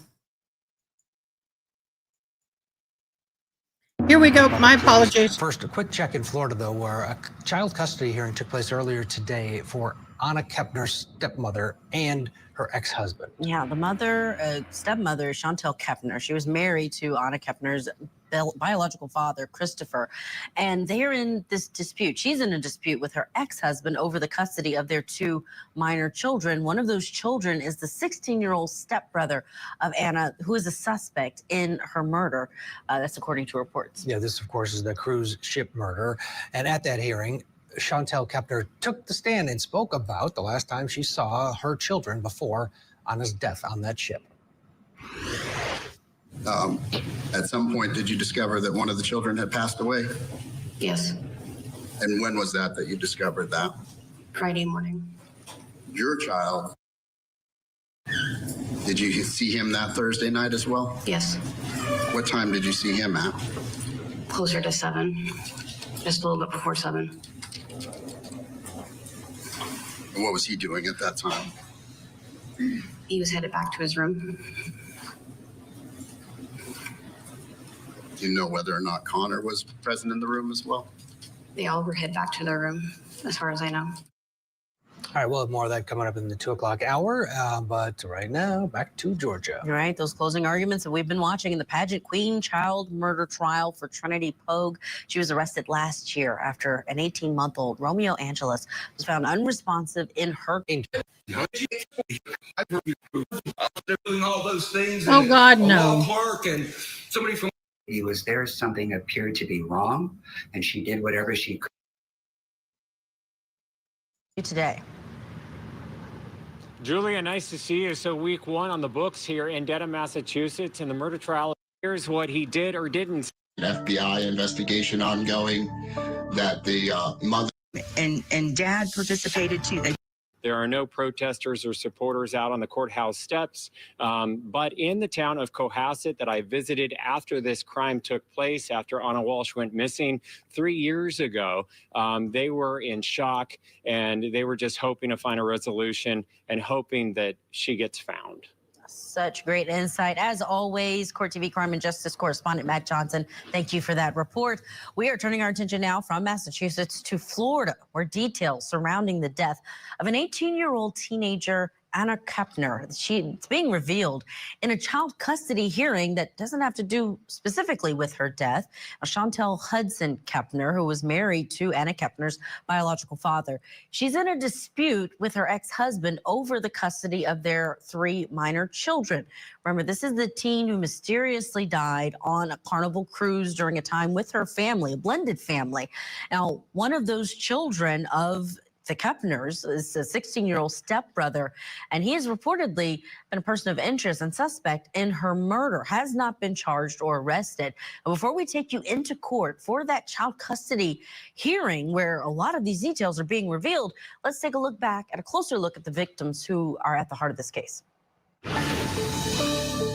She was a great woman. She always wanted to make people laugh. She loved the water.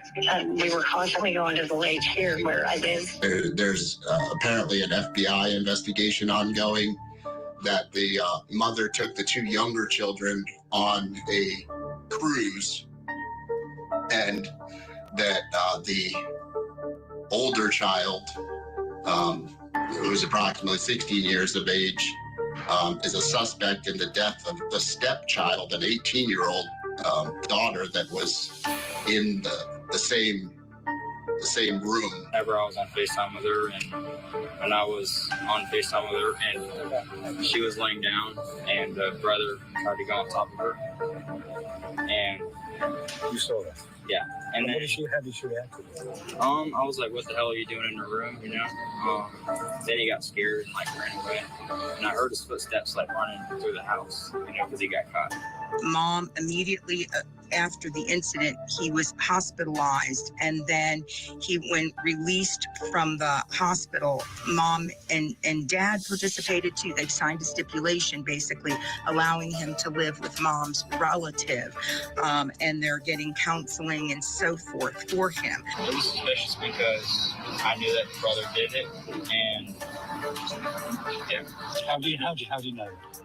Because of the past things that happened with him, like I was saying. Now, according to family members, a cabin steward found Anna Kepner's body under the bed of her cabin room in that cruise ship. Investigators say the teen died from asphyxiation. And now the teen's father, the one who is a person of interest suspect who hasn't been charged, Thomas Hudson is the father, and he has filed a petition claiming he's concerned that a younger child that he shares with his ex-wife, Chantel, was in imminent danger due to those events on the cruise ship. So let's get you into the courtroom for the start of today's hearing. And a quick note on this, we do have the name of the teen suspect's name muted, so you won't hear that. You'll hear the audio drop. Let's go in.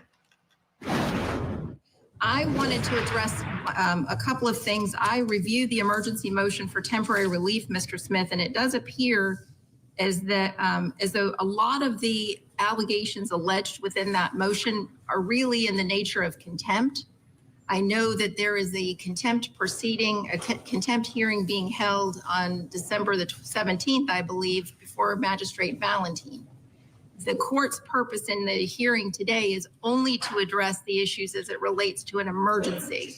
So as I'm looking at the motion, the paragraph specifically that the court will address would be related to paragraph 7. The 16-year-old child is now a suspect in the death of the stepchild during the cruise. While released from custody, the 16-year-old child is residing with a third party. Paragraph 17, the 16-year-old's future has been put in jeopardy because of the choices made by the respondent. And paragraph 19, and most importantly, the youngest child is at immediate risk of abuse, abandonment, or neglect in the care of the respondent.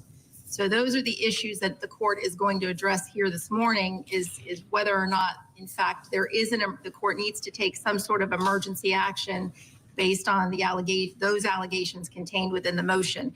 As it relates to the other provisions in there with regard to alienation and violating court orders, et cetera, I'm going to allow those. That was properly referred to the general magistrate, and that hearing has been set for December the 17th.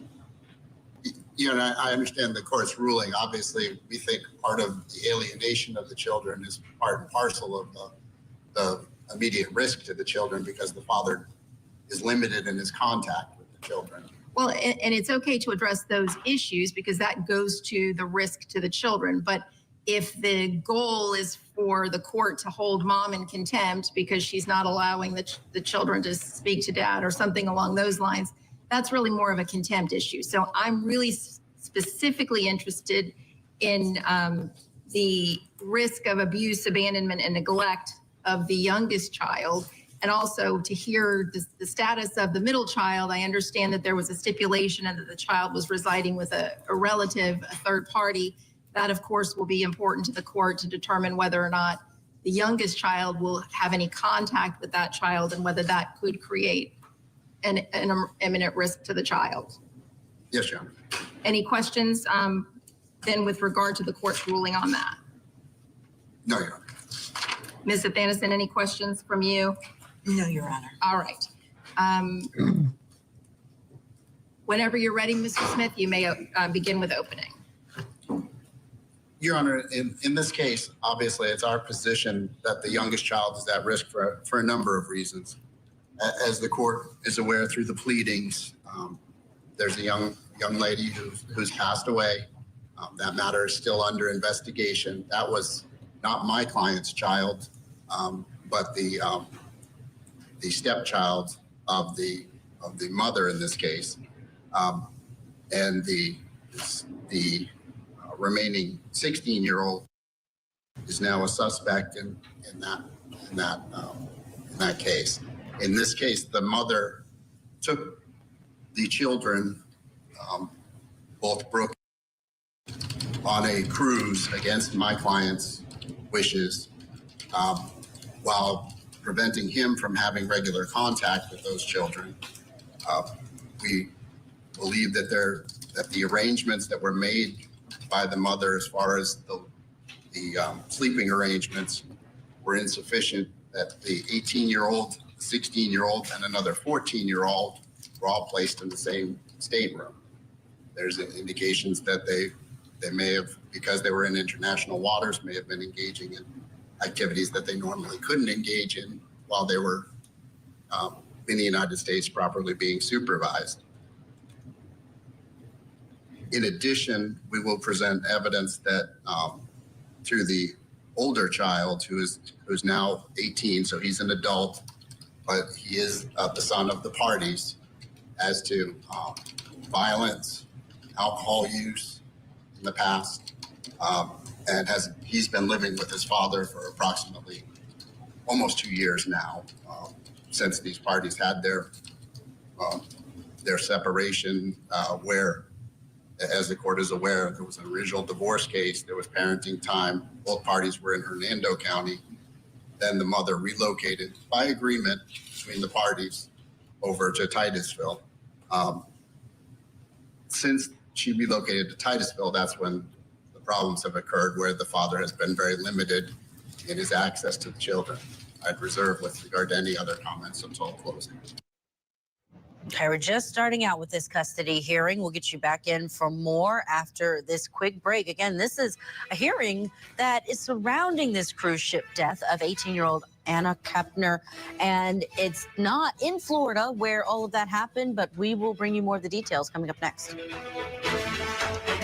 You're welcome. And I pray you never go back on them. I love my sister. She smoked since she was 9 years old.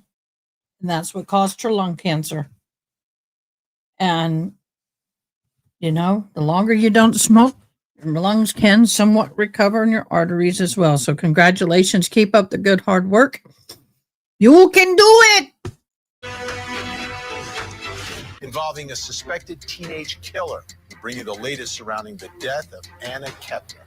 Closing arguments tonight at 8/7 Central, only on Court TV. The Microsoft executive gunned down. Now his ex and her new husband are charged with his murder. A social media sensation, now a suspected killer. She wrote a children's book about her. Hey, June, do you want to put up a poll? How long do we think we're going to deliberate?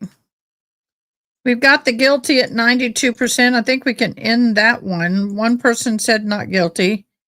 I'm ending it. If you want, you don't have to, but if you want. Husband's death. Now she's accused of killing him.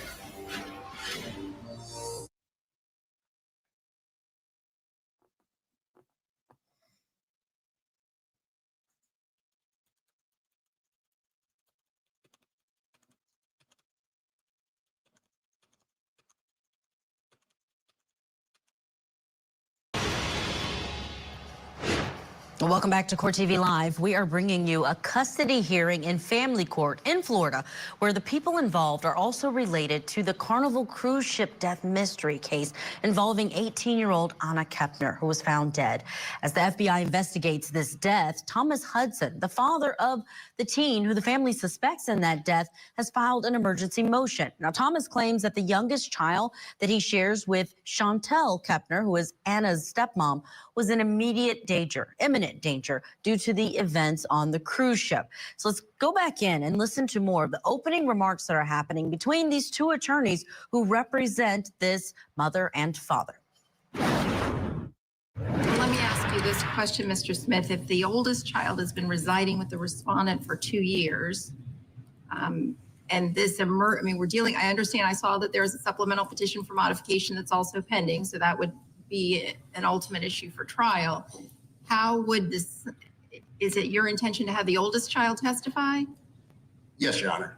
And what if has the oldest child had any contact with the two other children or the respondent since he's been living with the petitioner for the last 2 years? Well, one of the main things is the circumstances where he wound up living with my client. There was a physical altercation. That would have been 2 years ago, correct? A year and a half, yes, Your Honor. And he was also allowed to drink alcohol, which again, I think goes to the relevancy of whether these children whether the mother in this case encouraged the underage alcohol, especially on the cruise ship. And the violence this, again, the allegations are this 18-year-old has passed away in a violent manner. The 18-year-old will testify is that there was violence between himself, his mother, and the stepfather. And he has had recent contact with Brooke, and I think that goes to the whether there's any risk to Brooke returning to the father. The child was allowed finally to come over for a Thanksgiving visit. The child being Brooke. Brooke. Okay. She was restricted from contact with the one that there are allegations against, but did have contact with Andrew, her adult brother, and exhibited no fear, no reservations. Both my client as well as the 18-year-old can testify about that. Well, remember though, we're here on an emergency motion. So this isn't an issue as to where it is in the best interest of the minor children to reside. I mean, that is ultimately an issue for trial in the modification action.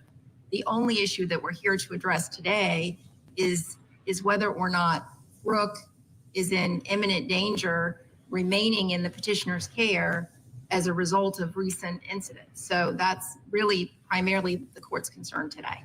But, and Your Honor, I understand that position, and certainly whether or not the child's to be removed from the mother is whether or not there's an imminent risk to the child. I think the court also has to look at where the child would be placed and the circumstances there as to whether there's any harm to relocating the child. I think you have to, in terms of emergency relief and an injunction, essentially, you have to look at. I think you're looking at two different things. This isn't an injunctive relief. I mean, you're not here seeking injunctive relief. I mean, that would have been in the injunction court, correct? Well, we're seeking to have the child removed from the mother and placed with the father. So I think that the court needs to look at whether or not there would be any harm to that. Obviously, our position is there wouldn't be, that she'd be able to transition from father to father. Okay, I'm not sure I agree with your argument, Mr. Smith, but I understand what your argument is. Okay. Ms. Anderson, opening? Yes. Yes, Your Honor. May it please the court. We believe, and I think we filed that in our response, that there's no emergency that exists. There was an incident on the cruise ship. The Federal Bureau of Investigation is investigating that. There have been no arrests made yet, but since my clients were advised that he was a suspect in that, after he was released from the hospital upon the return to the United States, he was placed with a relative of the mother's. And not only did that happen, but mom contacted dad, and dad signed an agreement to say that this child would be placed with a third party, thereby removing any risk of any danger to any of the other children in the home. So that has been resolved, and there's been nothing mentioned of that. Nobody's saying, I don't hear the other side saying that they participated in that in any way, whereas the father was advised and did participate.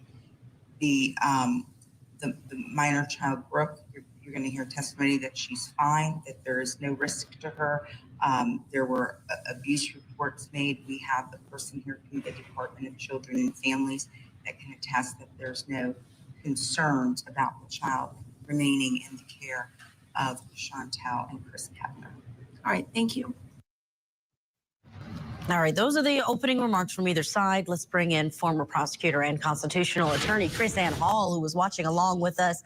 A lot to unpack here, Chris Ann. I mean, this has been a story that's captured so much attention. We don't usually show custody hearings in our cases, but in this case, The FBI is investigating. There have not been any arrests yet, but in a court of law, they are having to decide whether or not there's this issue of the minor children still being around the young man, this teen, who is a named person of interest, according to what the family told their attorneys.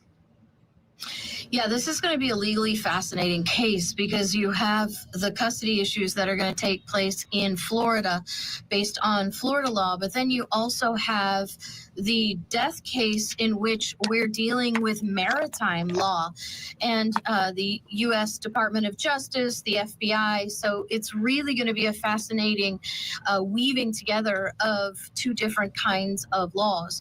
What's interesting here in the state of Florida, the inclination in law is to keep a child where they are. So the burden of proof has to rest on the side that wants the child's custody to be removed.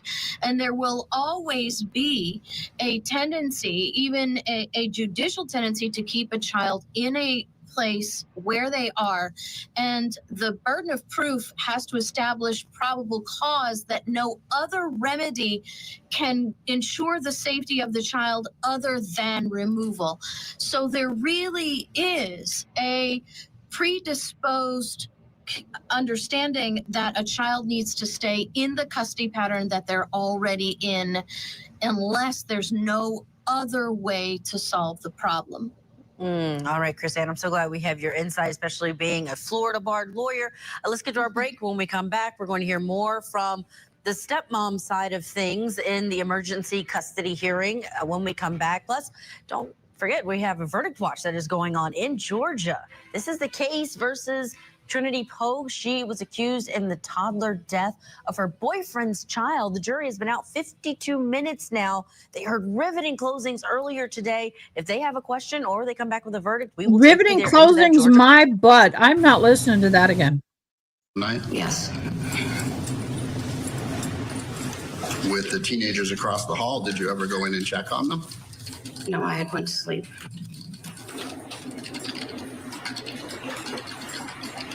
Do you know if Christopher went across the hall to check on them? Not that I know of. Do you know if Connor ever left the room that night on that Thursday night? I never seen him leave the room.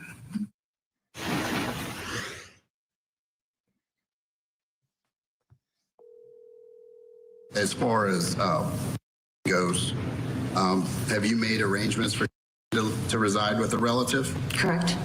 And why did you do that? It was something that his father and I mutually decided. Did you suggest it to him or did he suggest it to you? Who brought it up first? It was something that we had talked about because neither one of us could bring it back to our home. Why couldn't you bring back to your home? I'm looking out for the safety of the other children in the home.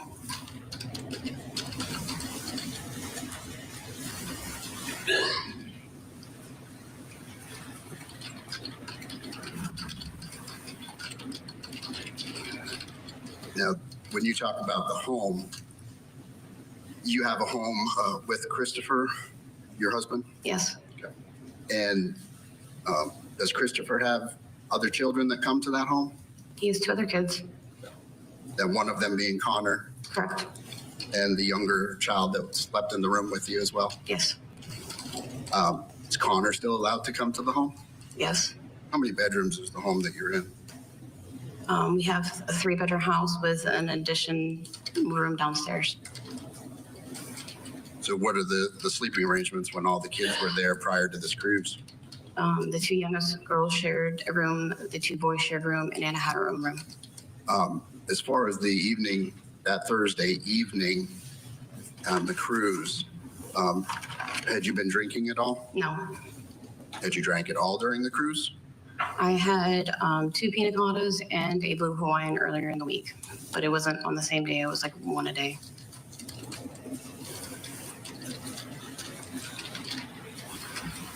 Do you know if the children, based on being in international waters, could drink alcohol? No. You don't know? No, they didn't. They're not old enough. What about What about Anna? I don't know.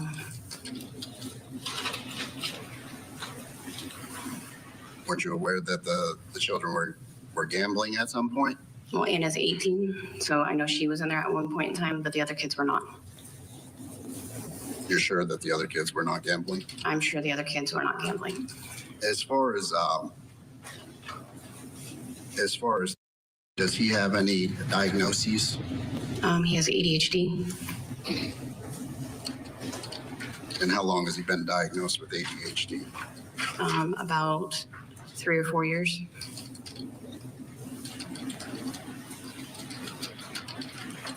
Those after your separation from Mr. Hudson, correct? About that timeline, yes. And does he receive medication for his ADHD? He does. And what medication was he on for his ADHD? Methylphenidate. Could you pronounce that for me and spell it, Pam, if you know? Methylphenidate, I don't know the spelling. Okay. The name brand's Concerta. That helps. Okay, thank you. Yeah, if you're not used to medical spelling, that sucks. Take that medication. Every morning. Step aside for a break. Keep in mind, we are in a family court setting. This is not a criminal court. But I wonder if any of the information that's coming out in this court setting could be used if there is a criminal trial. We'll talk about with our analysts on the other side of this break. Stay with us. You're watching Court TV. The disappearance of mother Anna Walsh. Her husband now charged with her murder. All eyes on this accused killer. Mr. Walsh was suspecting his wife of having an affair. A massive trail of evidence. This incredible timeline of Google searches. It shows everything that was in his mind. He searched how long before a body starts to smell. The disappearance of Anna Walsh murder trial. Live coverage today on Court TV. I honestly believe he did it because why would you do those searches in the timing and the time frame that he did those searches? Not only does the time frame is a telltale, but the searches in and of itself is a telltale. No. Biological father, Christopher, is in a dispute with her ex-husband over the custody of their minor children.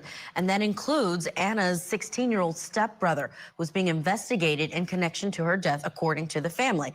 Let's pick things up where we left off. The judge is hearing about possible living arrangements for the children while they were on this cruise. And also they're going to get to whether or not that teen stepbrother was medicated during the time of the cruise. We want to remind you, we have been muting the audio when they mention that minor stepbrother's name because he has not been charged.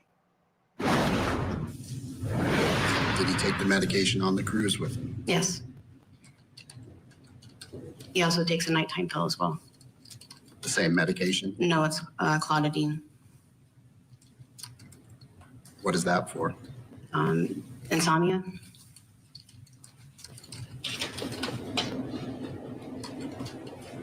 We're 2 hours and 45 minutes. Medications? Yes. 2 hours and 45 minutes. Did you make sure he took his medications every day?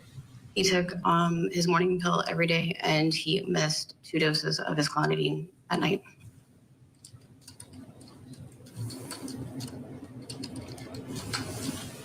You held on to the clonidine as well? Mm-hmm. That's yes? Yes, sorry. And what do you mean he missed the doses? What happened there? He went to bed before he got it. He was already asleep. Including that Thursday night? No, Thursday night he didn't get it. I had fell asleep before he did. So just to make sure I understand, ma'am, while on the cruise, he missed taking that nighttime medication twice. Like one of the nights was because he fell asleep prior to taking the medication, and the other night was the night before. Correct. I fell asleep before he did. You fell asleep, so he did not get the medication the night. Yeah, he didn't come before and the ask for it. incident. Yes, ma'am. All right, thank you.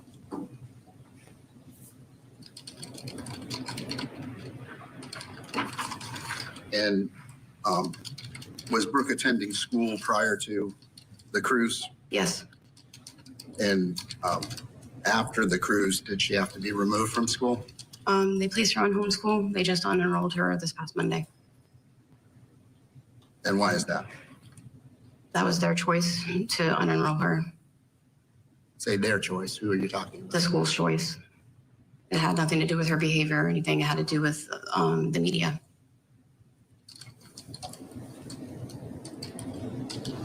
She's currently on a homeschool status indefinitely. No, she's being enrolled into another school.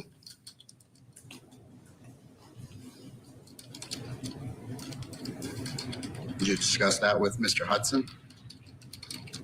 I let him know that he had asked me to let him know when she was enrolled, and I told him I would.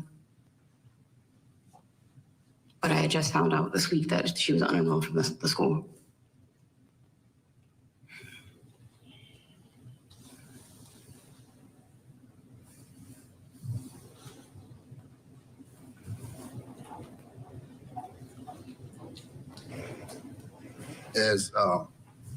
As far as, are you going to be allowed to come back to your home at any point? At this time, no. Not with the FBI investigation. Whether or not your husband will allow him to return to the home even if the investigation is concluded? As of right now, he's not coming back to the home. Ms. Kepner, who all went on the cruise with you? Myself, my husband, Anna, Connor, the two youngest girls, and then my mother-in-law and father-in-law. What are their names? Jeff and Barbara Kepner. And where was their room in relationship to where your room and the children's room was? 2 floors above us. Did they also help in the supervision of the children? Yes, ma'am. Okay. Anna, who we know passed away, she was 18, correct? Correct. And she was an adult? Correct. And was she given the option of staying in another room? All 3 of the kids were. Okay. And would that room have been with Grandma and Grandpa? Correct. And they didn't want to do that? No, they wanted to stay together.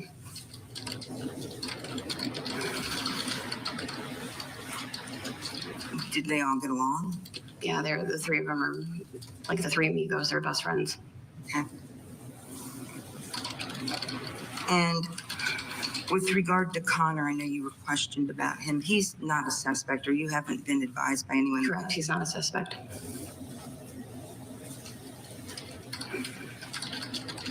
As far as you know, is the only suspect in the death of Anna, your son?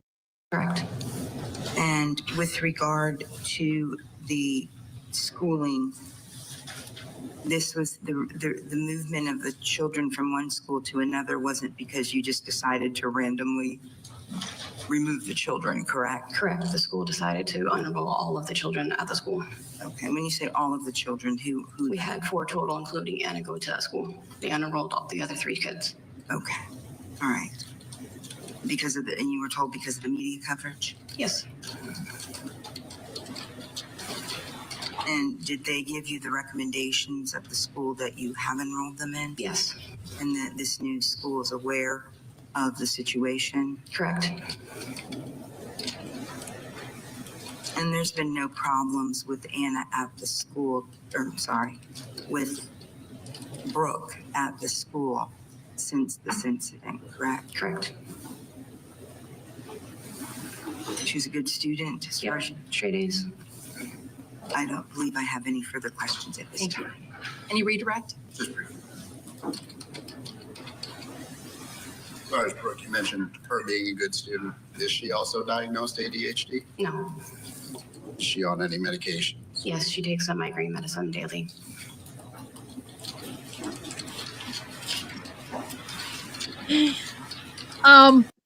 Honey, I beg to differ. I'd rather stay with my grandma and grandpa than with my brother.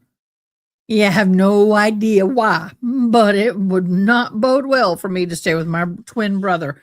Give me grandma and grandpa any day over my twin. Just saying. And are you the one that administers that medication? Yes. How long has she been on that medication? She's been on that medication for 2 years now. Any further questions? Thank you. Anything else? No, Your Honor. All right, you may stay. Thank you. That wraps up the testimony of the stepmother of the victim in that Carnival cruise death. Chris-Ann Hall still with us, former prosecutor and constitutional law attorney. Chris-Ann Hall, I want to ask you about the commentary that we've heard from the mother in this. This is a child custody case. It is not a criminal trial. How much of it, though, do you think could be used if we see a criminal trial? Well, statements made in the Florida custody hearing can absolutely be used by federal prosecutors. The confidentiality of a family court hearing does not extend to federal homicide criminal investigations. Even though the family court case is civil, anything said under oath becomes fair game in a federal homicide case unless the witnesses invoke the Fifth Amendment. Confidentiality protects the public from seeing the testimony, but it doesn't shield that from the FBI. To use a family court testimony, the federal prosecutors, they simply have to subpoena the sealed records and ask the federal judge to unseal it. And like I said before, the federal the Florida confidentiality rules do not block federal use of these things. Okay. Anything you've heard from the stepmother on the stand that makes you think that there's a possibility we won't see criminal charges, or maybe the most harsh criminal charges, against the suspect? No, it's going to be hard to tell. It's going to, like I said, it's going to be very interesting. He is only 16 years old, so technically he would be tried under juvenile justice laws. It's very rare that they elevate these things to adult cases, but that'll be left to see. Chris-Ann Hall, thanks so much for your analysis. We've got to get to a break. When we come back, we've got more of this emergency custody hearing, and the brother, eldest brother of that suspect, is going to be testifying next.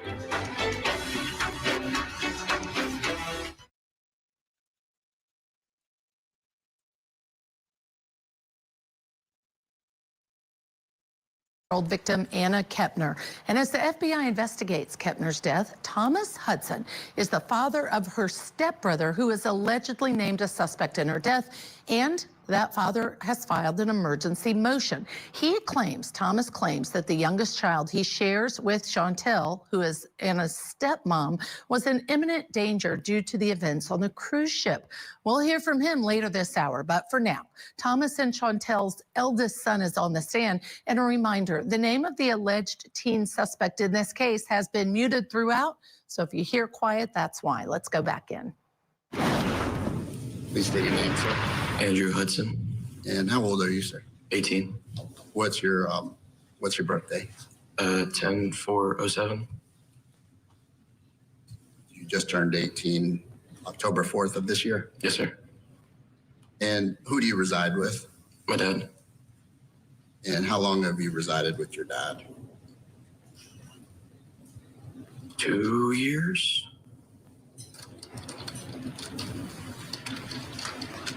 And when you've been residing with your dad, have you been able to maintain contact with your brother? No, my grandparents wouldn't care. What do you mean, not really? Very, very little contact. Oh, they wouldn't care. And why is that? I haven't been allowed to see him. He's, yeah.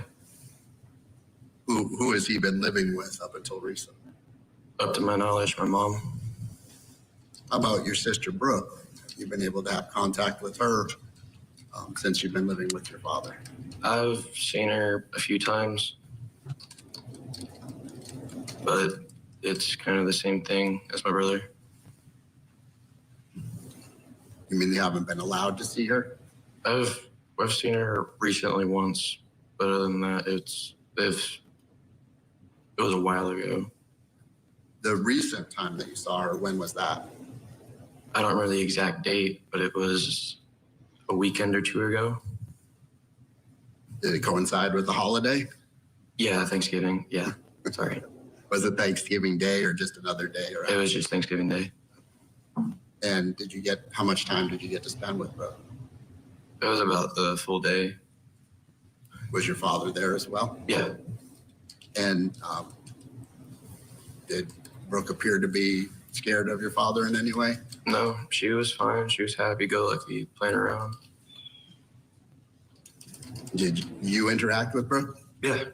How did things go between you and Brooke? We had a great time. I was playing around with her. She was having a good time, up to my knowledge. Before you started staying with your father full-time, did you and Brooke have a decent relationship? Yeah, I mean, there was obviously the siblings, that kind of stuff, but other than that, me and her on good terms. Are you still attending school? Yes, sir. You intend to graduate high school? Yes, sir. Is there any reason why Brooke couldn't live with your father? No, not that I know of.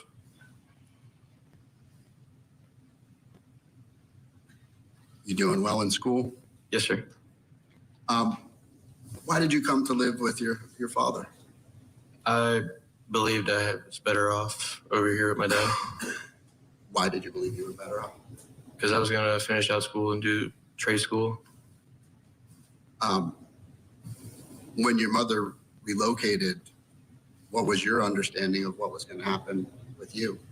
I was going to finish out school over here and then possibly go to school to be a crane operator over there. Had you talked to your mother about that? We talked about it a few times, yes. And is that what happened? No, that's not what happened. Okay. Was there some sort of problem that occurred?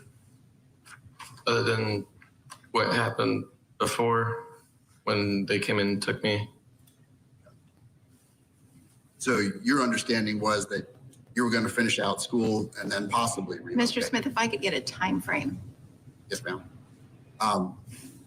Do you remember when this was? I don't remember the exact date, no. But it was around prom. It was right after prom of last year. Not last year. The year before last. Not during this school year? No. The previous school year? It was, I think, 2 school years ago.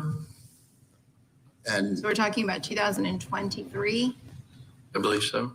and prom occurs generally in the spring or in the fall. To be honest, I don't remember. I don't recall. do you remember where you are as far as how far along in school that year? I don't, honestly. So let me just stop you a second. So you're questioning about incidents that occurred back in 2023. How would that be relevant to whether Brooke is in imminent risk of harm today, as we sit here in December of 2025?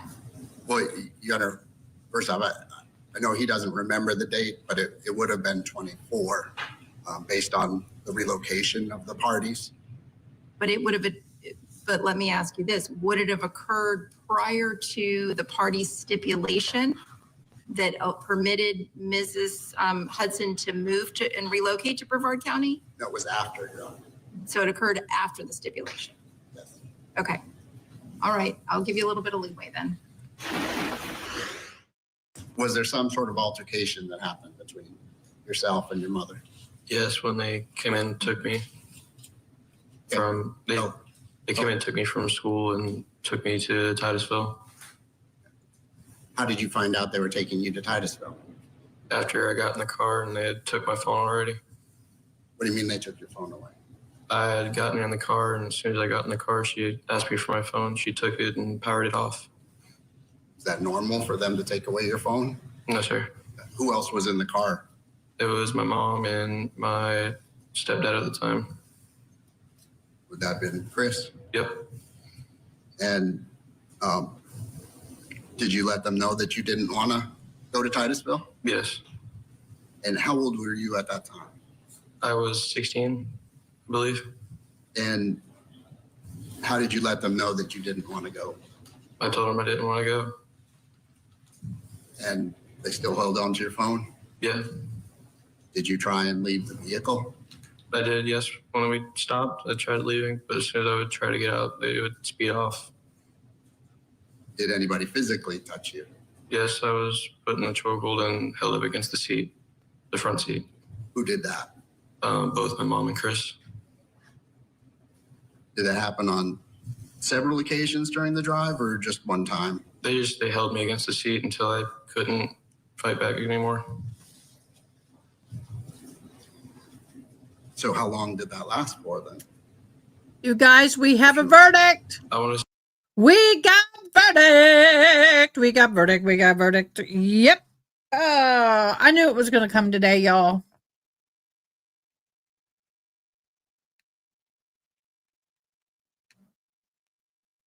So we're just waiting for the court to come in. So the verdict is in and we're waiting for court. So as soon as I see the court start buzzing and hopping, and it did. Let's go zoom, zoom.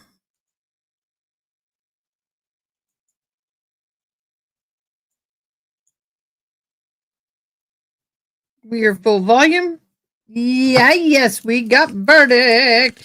I know, honey, you were right. You were right as usual. I knew it was going to come today. I didn't think they'd want to come back on Monday. That's one thing about doing verdicts on Friday. You got a higher chance of coming to a verdict on Friday than you would any other day of the week. Yeah, she does. Well, she knows she's going away forever. I'm worried about her family. Her sister's behind her in the gray sweater is already crying. I mean, she's been crying. What can I say? But her sisters, her family, I do feel for them, guys. It doesn't matter. I mean, being the family of somebody accused and then being found guilty, whether you believe they're innocent or not, is difficult. You've lost your child. You've lost your loved one. Y'all don't forget that Sunday we have a special live on Sunday with Angela. I want to call her Angelo. Angela, I've teased her, so don't worry. Nothing new. We're going to deep dive into the Walsh case. We're going to be visiting the parts of this case that have gone international, i.e. the custody battle. We're going to be diving into the custody battle, so that will be interesting. All right. Mr. Foreperson, does the Wait a jury minute. have a verdict? All right, if you would pass that to my bailiff, please.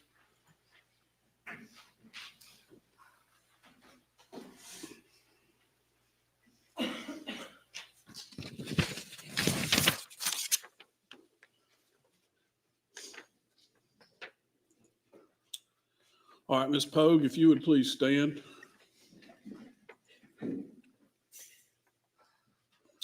You should be The shaking. verdict reads as follows as to each count. Look at her On sister count behind one, her. It says, we, the jury, find the defendant not guilty.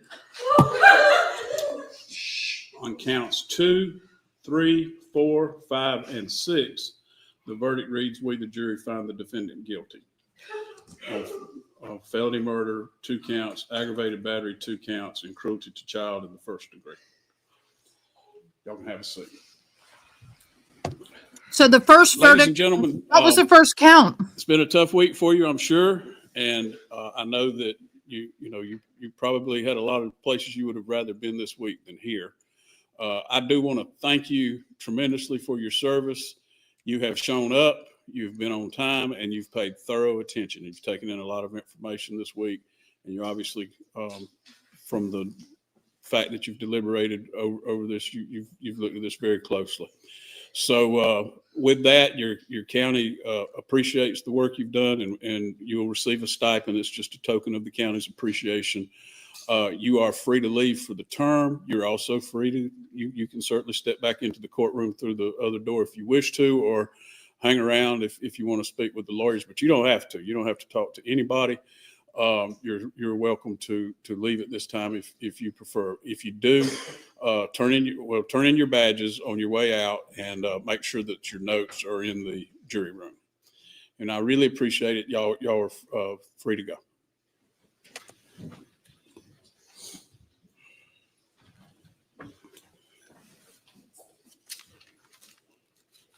Wow, that's interesting.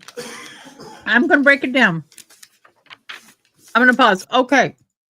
So she was found not guilty not guilty of count one, was malice redrum. She was found guilty on felony redrum, which is the death caused during the commission of aggravated battery. Felony redrum, count two.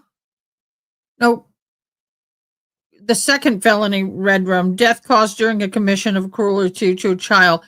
The fourth count, which is aggravated battery, third count to be found guilty on, inflicting serious injury by blunt force trauma to a child's head. The fourth count found guilty on aggravated battery and inflicting serious injury to a child's torso, liver, causing a disfigurement, and cruelty to children in the first degree, willfully causing excessive physical harm to a child. All those were the five. So, hold on. So, if sentenced to life with parole, the defendant must serve a minimum of 30 years. Parole is not guaranteed. Life without parole or the DP technically available for felony redrum, but Georgia prosecutors rarely pursue that. So, count two, felony redrum, aggravated battery, life with or without parole after 30 years. Count three, felony redrum, life with or without parole, same as above. Now, the two aggravated batteries is 1 to 20 years, eligible serving minimum term, cruelty to a child 5 to 20 years. So she can get 2 life with or without paroles, 2 1 to 20s, and 1 5 to 20. Okay, let's see what happens. I don't think they're sentencing today. I could be wrong. Oh, was there anything we hold the jury for just a second? Ask them to step into the jury room. No, ask them to step into the jury room. Ask them to just step into the jury room. Yeah.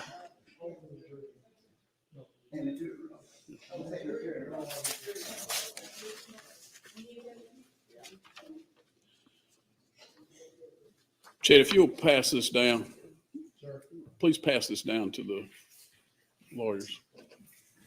I think the biggest part of this is going to be there may be a problem with the form. In the malice part, they must express malice, meaning deliberate intent to unalive, showing external circumstances. Implicated malice or non-provocation circumstance showing abandonment, maligned heart, extreme disregard for human life. So she would have to have shown forethought and reasoning and planning to purposefully unalive that child. That would be the malice. I do want to let you all review the verdict form and let me know if there's anything else that either of you are asking me to consider. My gosh, that poor family, all family involved. They thought for a minute she was going to get off when they said not guilty on count one.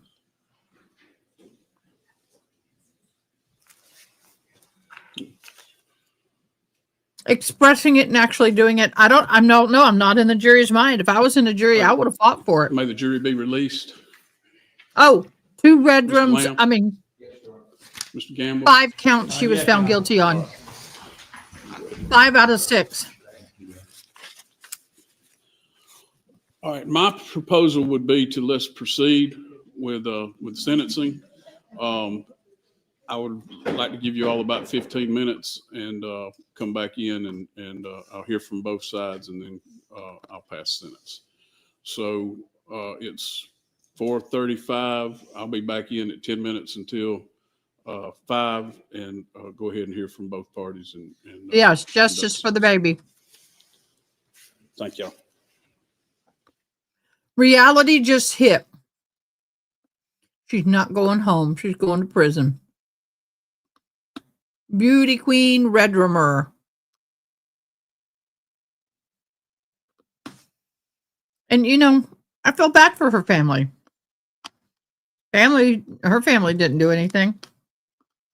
But it's very devastating. I've been there.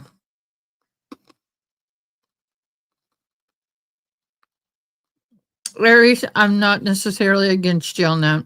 I'm on the fence. I'm on the fence, personally.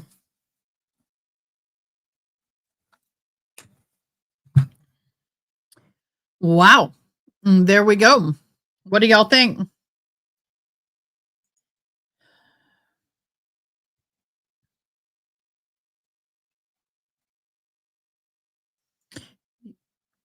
Y'all don't forget, we got a special live event with Brian Walsh trial deep dive with special guest Angela Jorviznik at 7 p.m. on Sunday night in lieu of our members only live.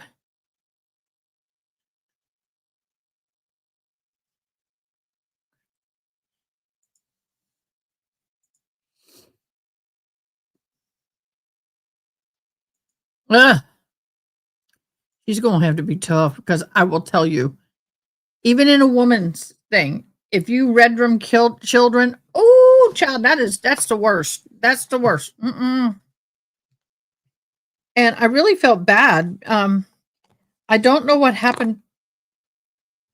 Oh!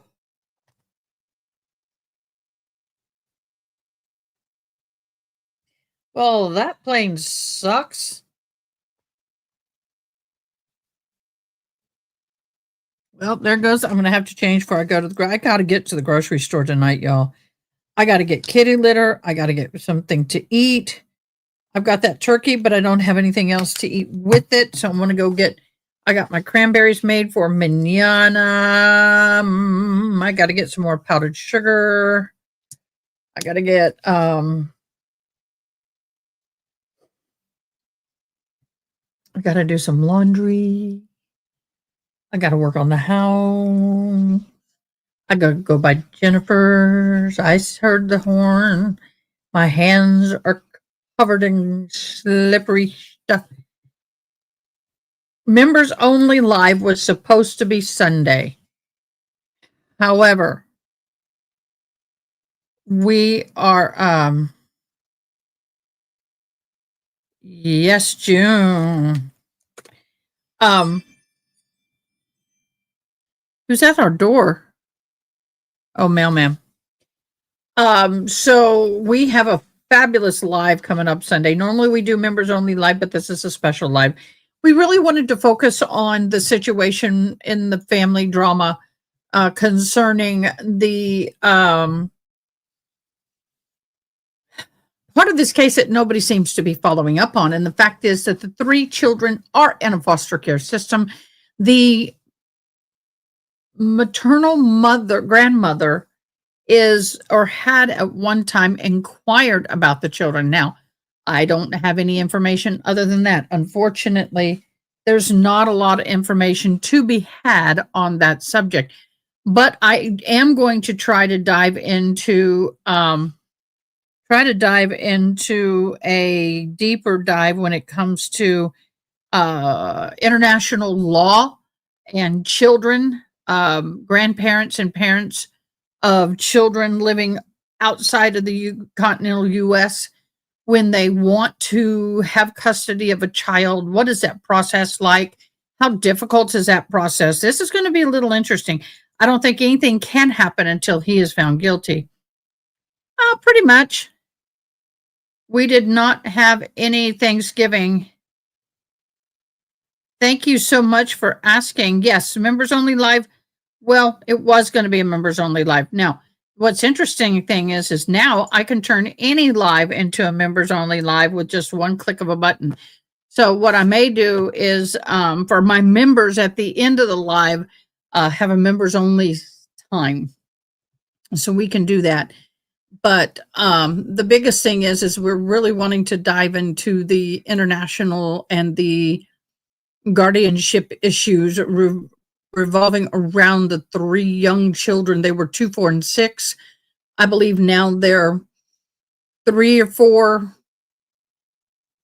2, 4, 5 or 6, and 7 or 8. Depending on when their birthdays fall, they can be up to 2 years older. So it could be 4, 6, and 8, but when they were 2, 4, and 6 when the event happened.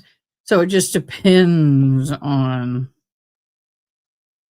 She was still found guilty on 2 counts of red rum. Yes, she was. Felony red rum, which can give a DP if sought after by the prosecution.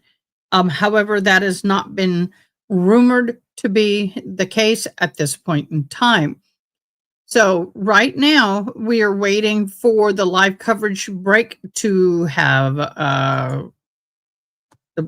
happened. I'm going to do it like this now.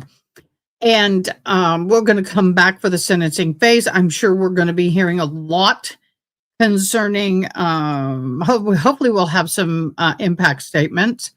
We can, that will be interesting if they do have the impact statements. Let me move this over here. Okay, so we are going to be doing impact statements. The judge will be rendering the sentence. This that I just moved over there is our Discord link. Please be sure to go over and click on the Discord. Thank you, everybody, so much. Thank you so much for following us. Thank you for joining us. We greatly love and appreciate all you little kitten paws out there for leaving your DNA. So it's going to be an interesting live on Sunday. I have a challenge. Please go in and subscribe, because if we can hit 4,000 subscribers by the end of the year, I'll be getting a tattoo, and I'm a tattoo virgin. It's going to be a Highlander. It'll be on the wrist. You will help design that tattoo. And so you've got to subscribe for me we got to get to 4,000. We can do it. We've done that kind of number before. We can do it again. Yes, Miss Angela, I did. Y'all come over here and hit those little hearts and those little smiley faces. Thank you so very much. Yes, we will be having our Thanksgiving dinner tonight because my sister was in the hospital during Thanksgiving and all shortly thereafter. So we were not able to do Thanksgiving this year. But that's okay. My son, I gave him a bite of the turkey that I cooked today, and he was like, ooh. So I know it must be good, because he's a snob when it comes to cooking. He's a foodie. Courtroom has no fan. Do they just want us to leave? Yeah. Hey, I'd rather look at an exit sign that's kind of off kilter. No, it's probably straight. It's the camera that's off kilter. Than a dirty, nasty, stinky fan that looks like it's got balls of lint and dust hanging off of it. What's on the menu? Well, cranberry, of course. I'm a cranberry-aholic. I'm probably going to do my dear sister loved my famous garlic Parmesan cheese mashed potatoes. Angela, oh my God, thank you so very much.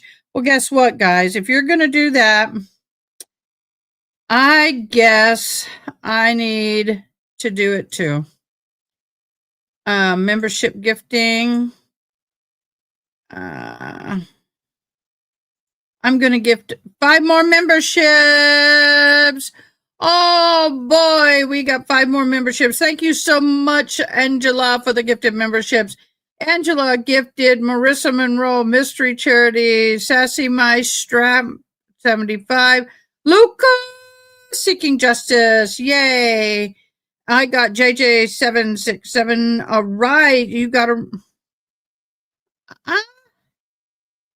How did JJ76? Oh, June just talks. Oh, sorry. Love being Anna. Marie, Grandma's House, Flash Fan. Y'all all received gifted memberships. Thank you so much for everything that you do. Love y'all. Angela, did she get on? I haven't seen her. But that doesn't mean it didn't happen. But that said, doesn't mean it didn't happen.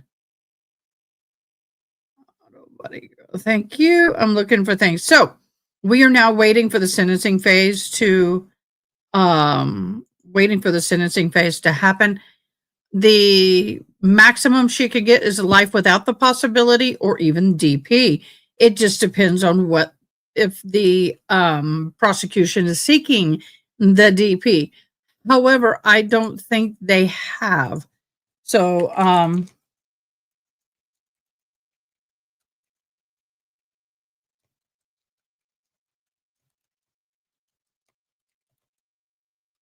hold on. So let's see. Shall we? No, the prosecutors in the Trinity Prague case are not seeking DP. If convicted, she faces life in prison rather than the capital punishment. She has been found guilty of not of malice. That was a one.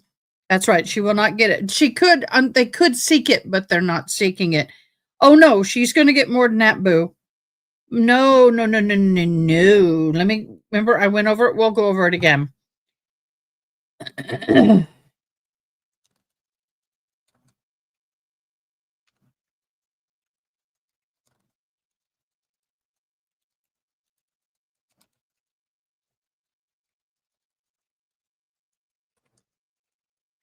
Okay, so she could have gotten DP, but they're not going after DP, which I think in this case is interesting. She's a former beauty queen. She was charged with malice redrum, not guilty. 2 counts of felony redrum, guilty. 2 counts of aggravated battery, guilty. Cruelty to children, guilty. The victim was Jackson Drew Romeo Angels, her boyfriend's 18-month-old son, who died January 24. Prosecutors have not filed for the DP notice in this case. Court records reporting confirmed life imprisonment is maximum penalty being served. Oh, thank you. My gosh, June. Oh my God, June. Thank you so very much. Oh my gosh, y'all are simply the best. Thank you so much, June. I appreciate you so very much. Those who got that will bite me. I almost picked that name. Fancy Nancy, real happy already.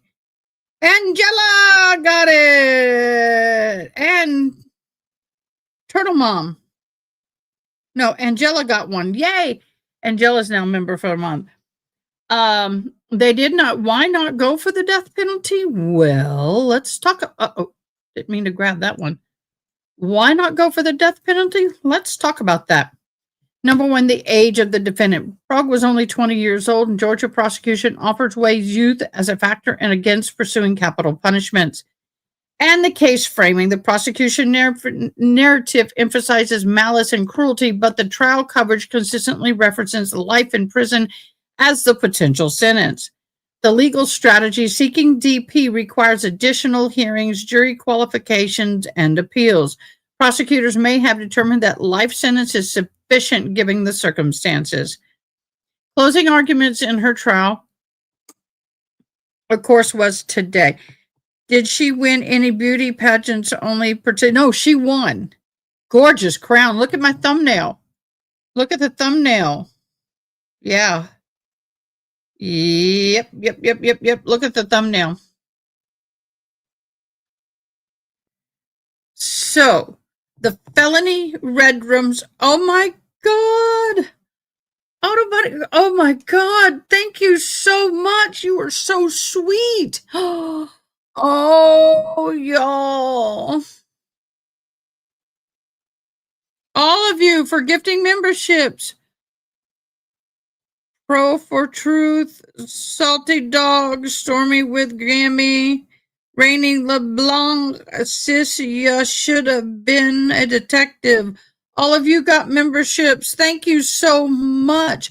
Yes, she won Miss, I can never say that, Donaldsonville in 2023. All right, so for the felony red room counts 2 and 3, each carries a life in prison. That's going to be pretty much a given, but is it with or without the possibility of parole? That is a key. They're back in court. All right, we're aggravated aggravated battery for and counts 4 and 5 each carries 1 to 20. So she could get 2 life in prisons with or without the possibility of parole, additional 20 to 40 years, and then the cruelty to children, first degree, 5 to 20. Maximum 2 life sentences with 60 years. Address sentencing. Before we do that, I want to see if there's any disagreement as to merger of the charges or vacating any of the sentences because of the. I know that the aggravated battery charges merge with the felony murder charges, and I believe the cruelty to child does as well. But I want to see what both parties indicate. I don't think we agree. Okay, what is your position on that? The state's position is that, of course, the court could impose sentence on that. You go straight down the line. The court could impose sentence on count 2, which is felony murder. Count 3 felony murder would be vacated because you can't be sentenced for 2 murders in the same case when there's only 1 victim. Count 4 aggravated battery would merge with count 2 felony murder. Count 5 aggravated battery would stand alone because you would only merge 1 felony with the felony murder, not 2. Even though the felony murder, because the felony murder is. Well, can I see the indictment? Will you hand me up the indictment from the? I mean, I have a copy of it. I don't know. I guess it's with the exhibits. Is it in that? Well, if you have a copy, that'll be just as fine. I just counted all the exhibits. I didn't even think about that. I don't know. I do have you can hand it up. That's fine, Laura. I do have a copy. So let the court reporter sit back there. Yes, sir.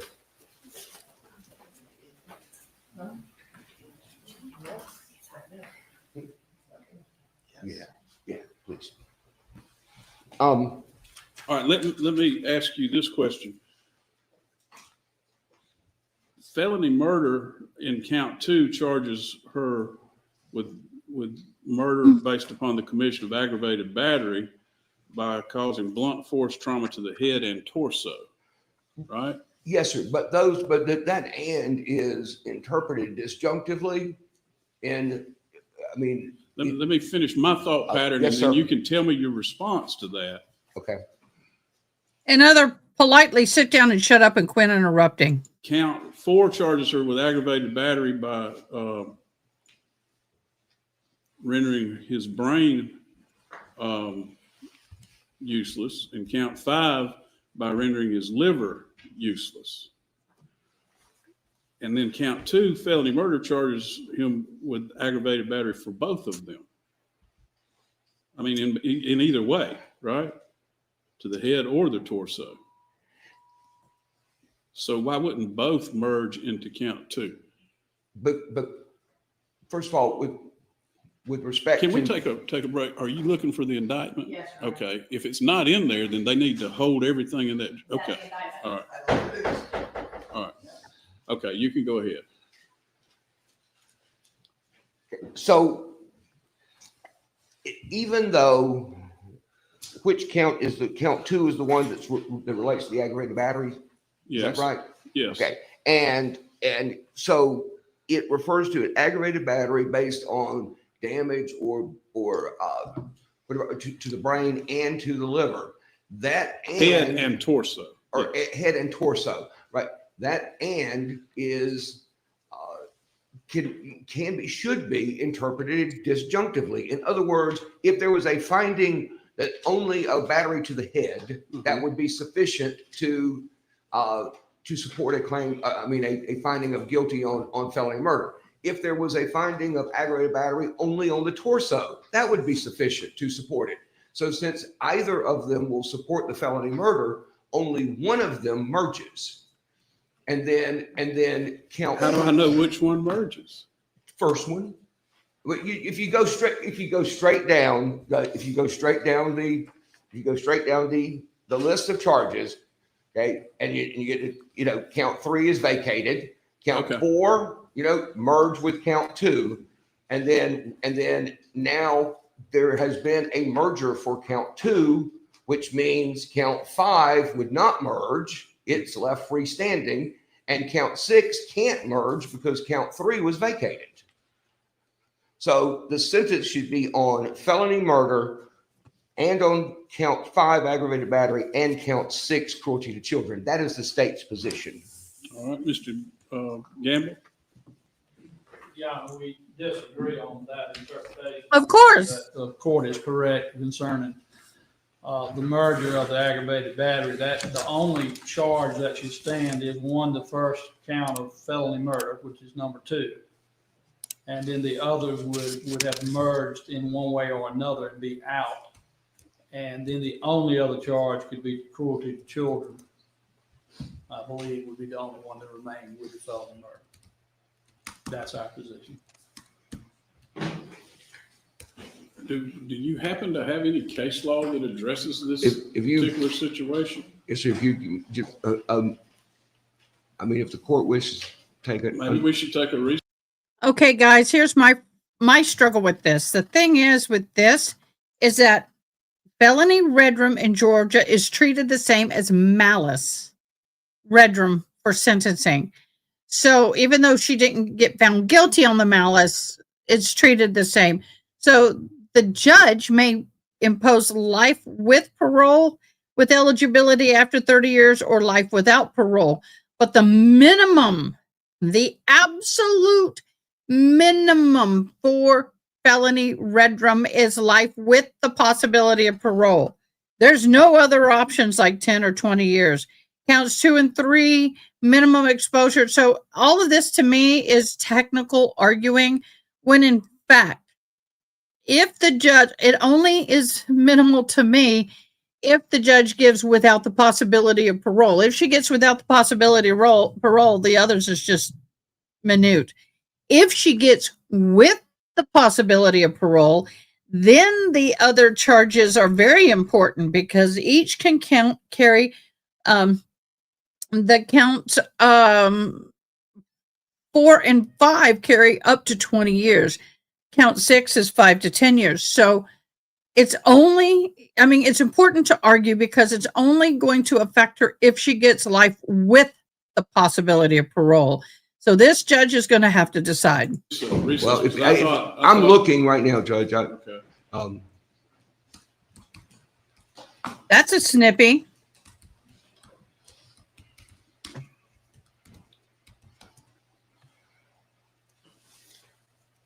And I did say, I mean, you do agree that then the felony murder, the 2 felony murders, 1 vacates, right? Yes, sir. Count 3 is vacated. That's correct. Okay. But the fact that count 6 would have merged with count 3 doesn't affect count 3. No, sir. Once it's vacated, then there is nothing for it to merge with. Okay. Vacated means it's removed. The question is, and I think Mr. Gamble agreed with that. The question is whether count 4 and 5 merge with count 2 because the felony murder charge in count 2 included both, whether it's, I guess it says and, you say that says is the disjunctive, which means or, right? But it includes count 4 or 5 or 4 and 5. I mean, they could have found them guilty of both. Well, they did. They did find her guilty of both. So I guess I need case law on that. Yep. If the state is seeking a sentence on aggravated battery count 5. So we'll take 30 minutes. Mallory, you come with me and we'll take it. I'll give you I'll alert you when I'm ready to address that. Okay, so let's talk about this a little bit. I want to talk about the vacated versus not vacated, yada, yada, yada, yada, yada. Because I'm going to educate us on that. Because not everybody fully understands the vacated and sentencing and all of that mess, okay? So thank you guys. Oh my gosh, we have 22 of you watching and 4 on Facebook. Thank you so much for joining us. She has been found guilty from counts 2 through 5. Not count 1, which was malice redrum. She's been found guilty of count 2 and 3. Both of them are felony redrums. She's also been found guilty of aggravated battery and cruelty to children. Here's the reality check of all this, okay? You ready? Even with good time credit and lesser accounts, Poague's life sentence dominates her punishment.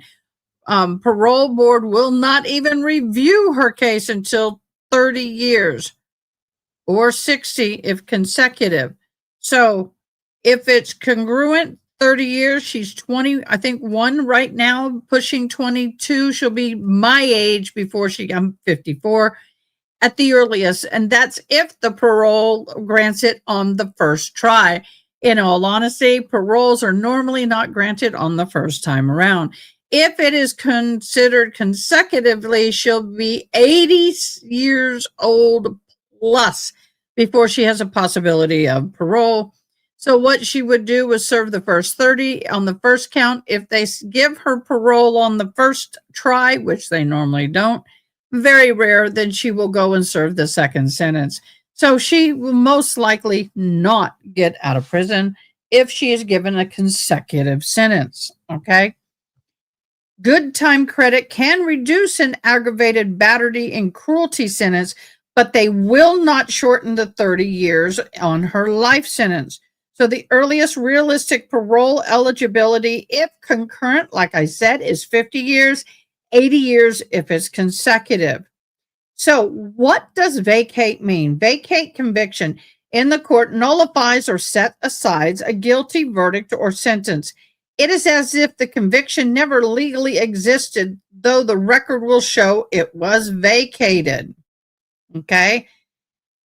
The reason for vacating can be a little tricky. Legal mergers of counts, which is basically a vacate. Reasons for vacating is the following. When two charges cover the same criminal act. Double jeopardy concerns. You can't be punished twice for the same crime. So they could potentially vacate. They're wanting to vacate count 3 and count 4 and 5 into count 2 is what they're talking about. Then appellate reversal. Higher courts find trial errors they can vacate. Post-conviction release is also new evidence they can vacate. So let's talk about her case in the vacating. Count 2 and 3, felony redrum. Georgia's law requires merger of felony redrum counts into the malice redrum conviction count 1. That means if she's convicted of malice redrum, which she was not, the felony redrum counts are vacated by law, automatically wiped. And she cannot serve multiple punishments for the same redrum. Counts 4 and 5, aggravated battery. Now, these merge into the redrum convictions if the injuries are the same act that caused the death of the child. So, for example, if she had stabbed, burnt, broken bones, whatever, and then took the baby and banged the head on the ground, shook the baby or whatever, and the baby passed away, then the counts 3 and 4 would not merge because the injuries of which are on count 3 and 4 are not injuries that caused the death. So in that situation, they would not, if I understand it right, in my humble opinion, in that situation, they would not merge. Now, in this situation, the injuries that the child sustained from this specific event were the injuries that were the cause of death. No additional injuries were notated. So that's why they're trying to merge these counts. If the jury found them as separate act, distinct, assigned before the fatal blow, for example, they might stand. Otherwise, they can be vacated. Cruelty to children counts 6. Now, this charge also merges into the redrum if the cruelty is the same conduct that causes the death. If prosecutors prove separate abusive acts beyond the fatal injury, it may remain. In Georgia, the defendant is convicted of malice or malice, the felony redrum counts automatically vacate. But she was not. She was convicted of the felony redrums and not malice. The judge will announce the sentencing in the court, merging the vacates. This prevents stacking multiple punishment for the same crime. So in Prague's, it is, I guess, life sentence for malice count 1 will control the counts 2 and 3 will be vacated. But we don't have that. We have counts 2 and 3, which will merge with counts 4 and 6. Vacate means to erase by law. In Prague's case, her felony red room convictions 2 and 3 will almost certainly be vacated because they merge with the malice. Okay, that's not what happened. So the counts 2 and 3 will stay. Malice was no longer on the table, but counts 4, 5, and 6 will merge up into counts 2 and 3. They will all probably vacate out. Is that understandable? Did I explain it well enough? I hope so. Why did that do that? Why did that do that? By the way, I want y'all to know that all of the that are on right now, we have a special live coming up Sunday. This live will be Brian Walsh trial dive with Angela Javorzik. I always butcher it. That's as close as I could get. At 7 o'clock Central, 9 o'clock West Coast, 6 o'clock East Coast, and God knows wherever you are throughout the U.S. About the world. We're going to be diving deep into the international part of this case, which has not really been talked about, and that is the situation between the 3 children who are now in custody of the Child Protective Services until this case is resolved, and then they will decide where the children will go. This case has gone international. Why? Because the grandmother of the children, of the mother of the victim, is from out of country. And for some reason, I can't think, it was at Bulgaria, I think. So that is going to be an interesting night. We've got somebody who is a criminal justice major like I am, and she is going to come on, and we're going to be comparing the U.S. law with the international law. We're going to be talking about international law and custodialship of the children and see how that can play into this case. I did good on the explanation. Yay!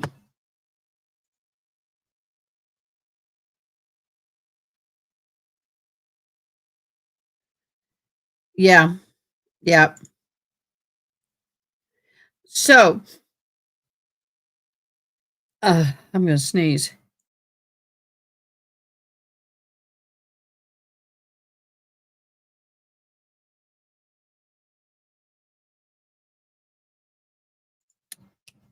Sorry.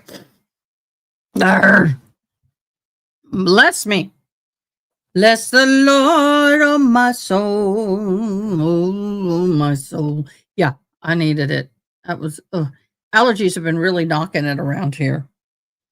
I really feel bad, honestly, for those children. Those poor babies lost a mother. Now their father he's gone. Does anybody have questions about either one of the 2 cases we're following? Questions or comments concerning the case with Trinity Poague or Brian Walsh, so we can visit on that and see what you're thinking.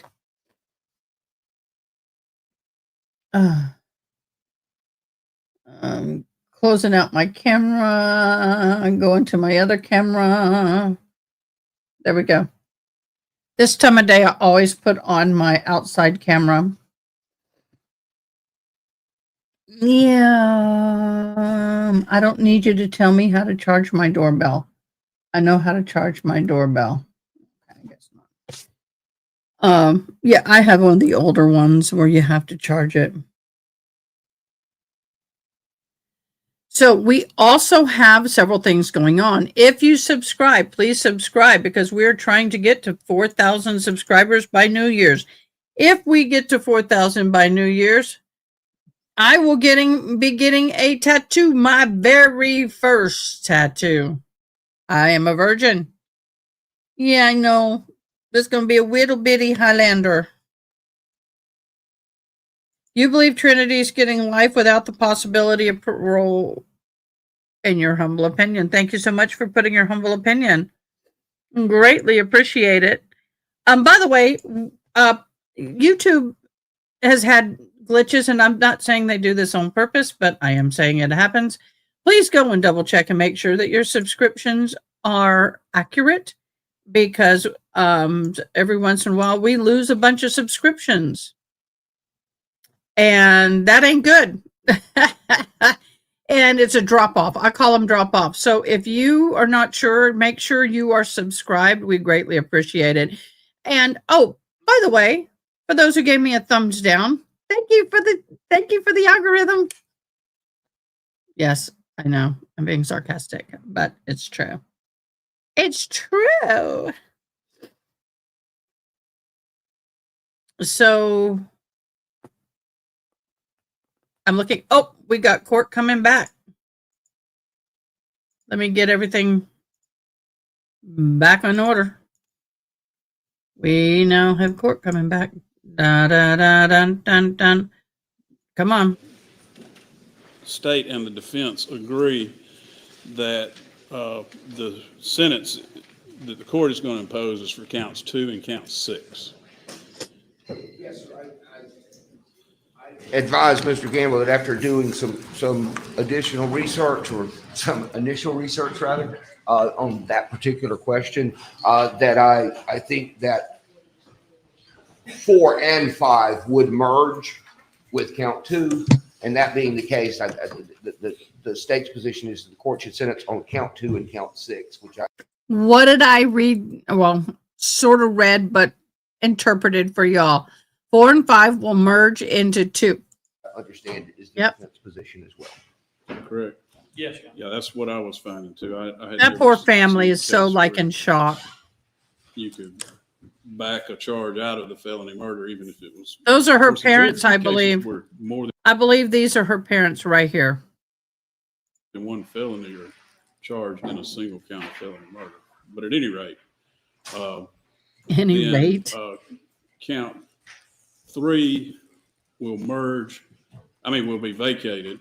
Count 4 and 5 will merge with count 2, and count 6 is a standalone offense based upon the merger of count 3. So the maximum, the minimum she'll get is life with the possibility of parole for starting at 30 years minimum. And then minimum on count 6 is 5 years, maximum of 10. The maximum she can get with all of this is life without the possibility of parole. Then the 5 through 10 in count 6 doesn't mean a thing. The fact that count 3 will have to be vacated. Is that correct? Yes, sir. Correct. All right. I'll hear from the state concerning sentencing as to count 2 and count 6. And of course, if you want to present any witnesses, you certainly can. And I believe the sentence possibilities are life on count 2 or life without parole. And on cruelty to children in the first degree, the sentencing range is 5 to 20. 5 to 20. Okay. All right. What did you just say? All right. I'll hear from the state first. I got to see that again. I don't know what he just said. Proposes that the. Wait, I got to see that again. What? That's not what, life on the count of 2, life with parole, and then cruelty to children. The first degree, the sentencing range is 1 to 5. No, 5 to 20. Okay, I think that's what he's talking about. I hope he's talking about count 6 and not count. Appropriate sentence in this case 2. would be a sentence of life in prison on count 2, with a sentence of 20 years consecutive on count 6. Right. I understand that Ms. Poague consecutive is very young. I think this is the terrible tragedy of these kinds of cases. I have a baby as a victim, and who was at the time a teenager as the defendant, and I think that the jury's verdict, it's not always very Forgive me, sir. 20 years old is not a teenager. possible to get an interpretation of what the jury might have been thinking. But I think if you look at the way the verdict is structured, that it suggests to me, at least, that by finding a not guilty on malice murder, that there was a belief that there was not evidence of a specific, essentially a specific intent to kill or a deliberate intention to kill. And that would be the distinction between count one and the remaining counts. And so in my view, if I accept that as a finding of fact, from my perspective in proposing a sentence, if I consider that or accept that as a finding of fact of sorts, that there's evidence of malice, that there's evidence of disregard, conscious disregard for the consequences of her actions, then I feel justified in asking for consecutive time. But if I do not believe that the evidence supported this jury in making a finding of a deliberate intention to kill, such as would support a malice murder conviction, then I feel constrained to leave the recommendation at life without parole. I mean, at life in prison as opposed to life without parole. All right. Do you wish to present anything? Anybody wish to say anything from the family, or are you presenting any testimony? No, sir. We're not presenting any testimony, and I'm not the father of the child is not father and aunt are here, of course, but I'm not asking them to make statements to the court, and I've told them both that they could if they wanted to do so, but we're not going to. Okay. Mr. Gamble? We recognize felony murder. I don't think if they're recommending life with parole, that's as lenient as a sentence could be out of that particular charge. I don't think you can go below life in prison for a felony murder charge. So we don't dispute that. We would ask, though, Your Honor, the cruelty to children, they're asking for consecutive 20 years. If you put that on there, you're coming very close to being life without parole, in that you will not come up for parole currently for 30 years and then add 20 more to it. Would be very close to her entire lifetime. And we would ask the court to consider, you've heard the evidence and you know generally what the whole circumstances were. She was 18 years old at the time. Oh, a young okay. girl that had not had any trouble with the law, any problems, and was doing well.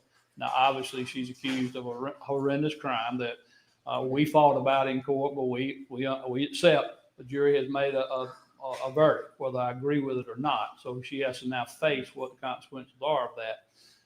But it should not be so severe that it would be akin to life without parole.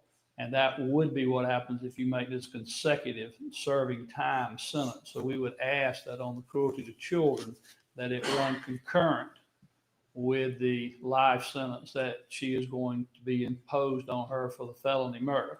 So felony murder plus 20 years, but run concurrent with the felony murder charge. Yeah. All right, Ms. Poague, if you'll stand up, please.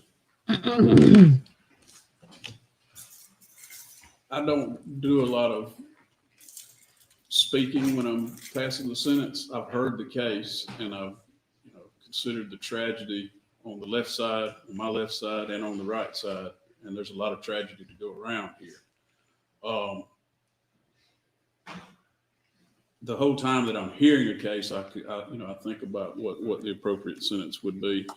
And this conduct all led, in my opinion, to the offense of felony murder.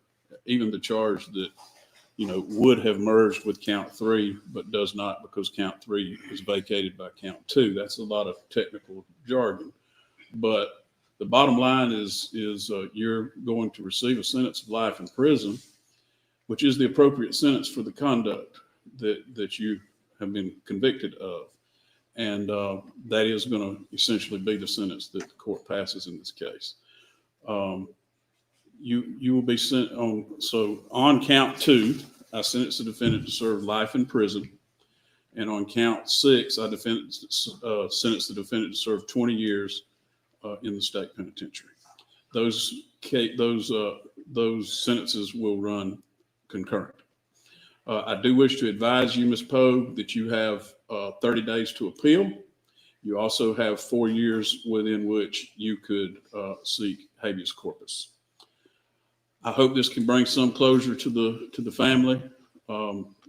It's just a complete tragedy, and I hope that you can, in your older days, have some sort of life after serving this sentence, and life while you're in prison. Because you just have to make the best of it. But that's the sentence of the court.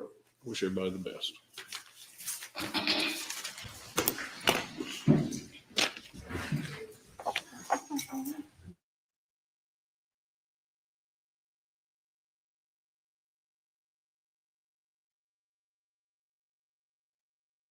Forward it to Mr. Gamble for review, and then to Your Honor.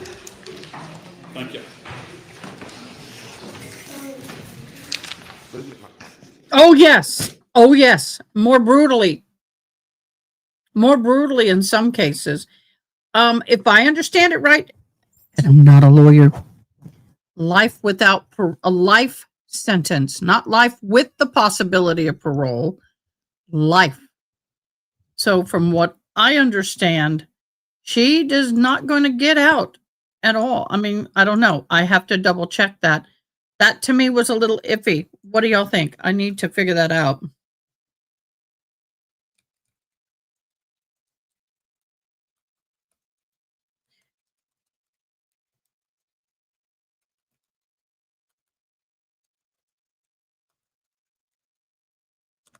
So that's something I'm trying to figure out because yeah, well, that's not what I see.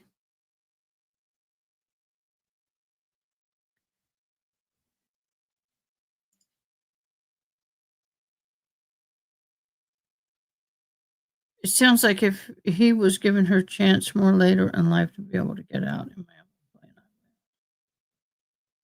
Yeah, okay, that's right. It depends on the appeal at this point, but minimum 30 years. The 20 years is to run congruent. So, yeah, minimum.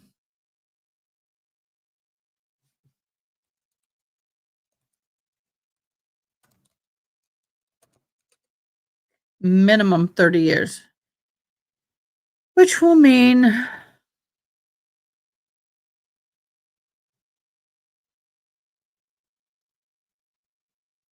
she's gone. Yep, he did. So he said life. So we'll see what happens. Oh yeah, she'll be marked.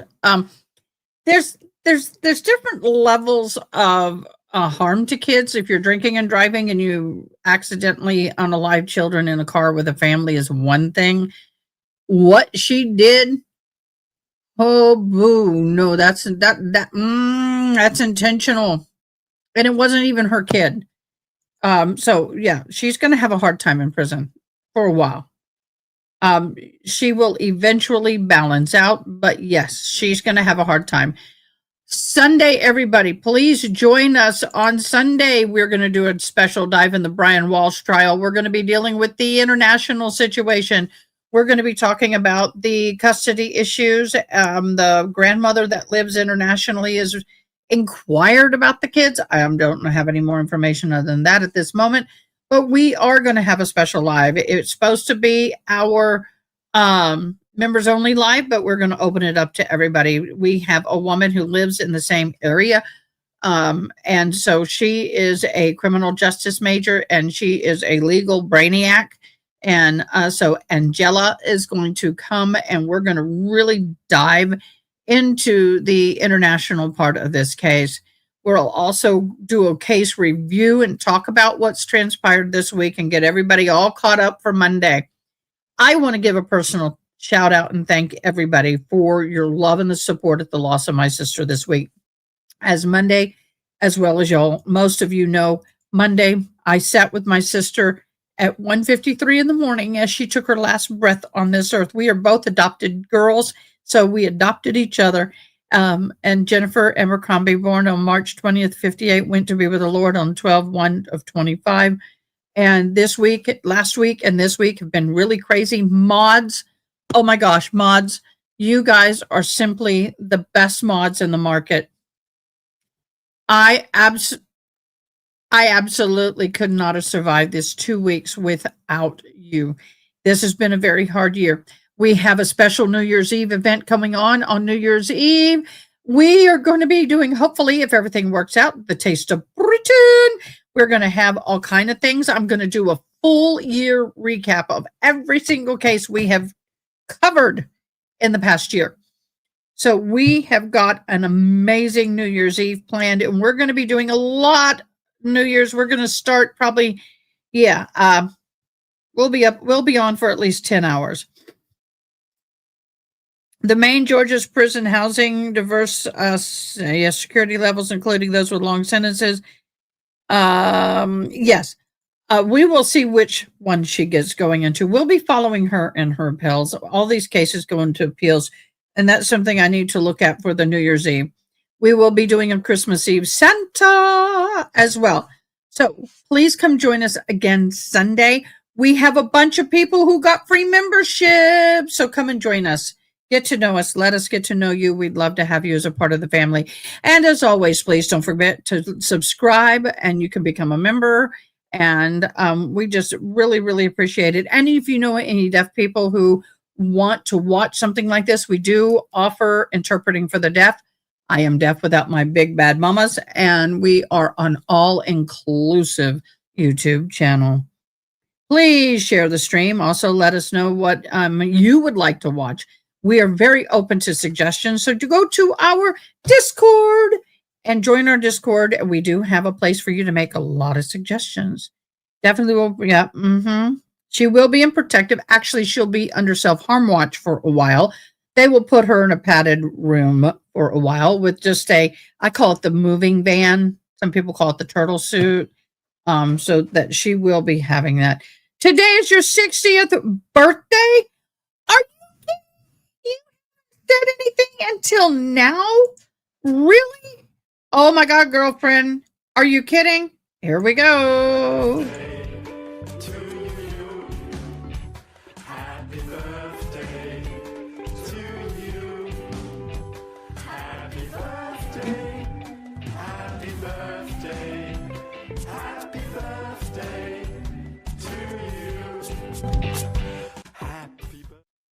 Happy birthday, beloved. Thank you for sharing it with us today.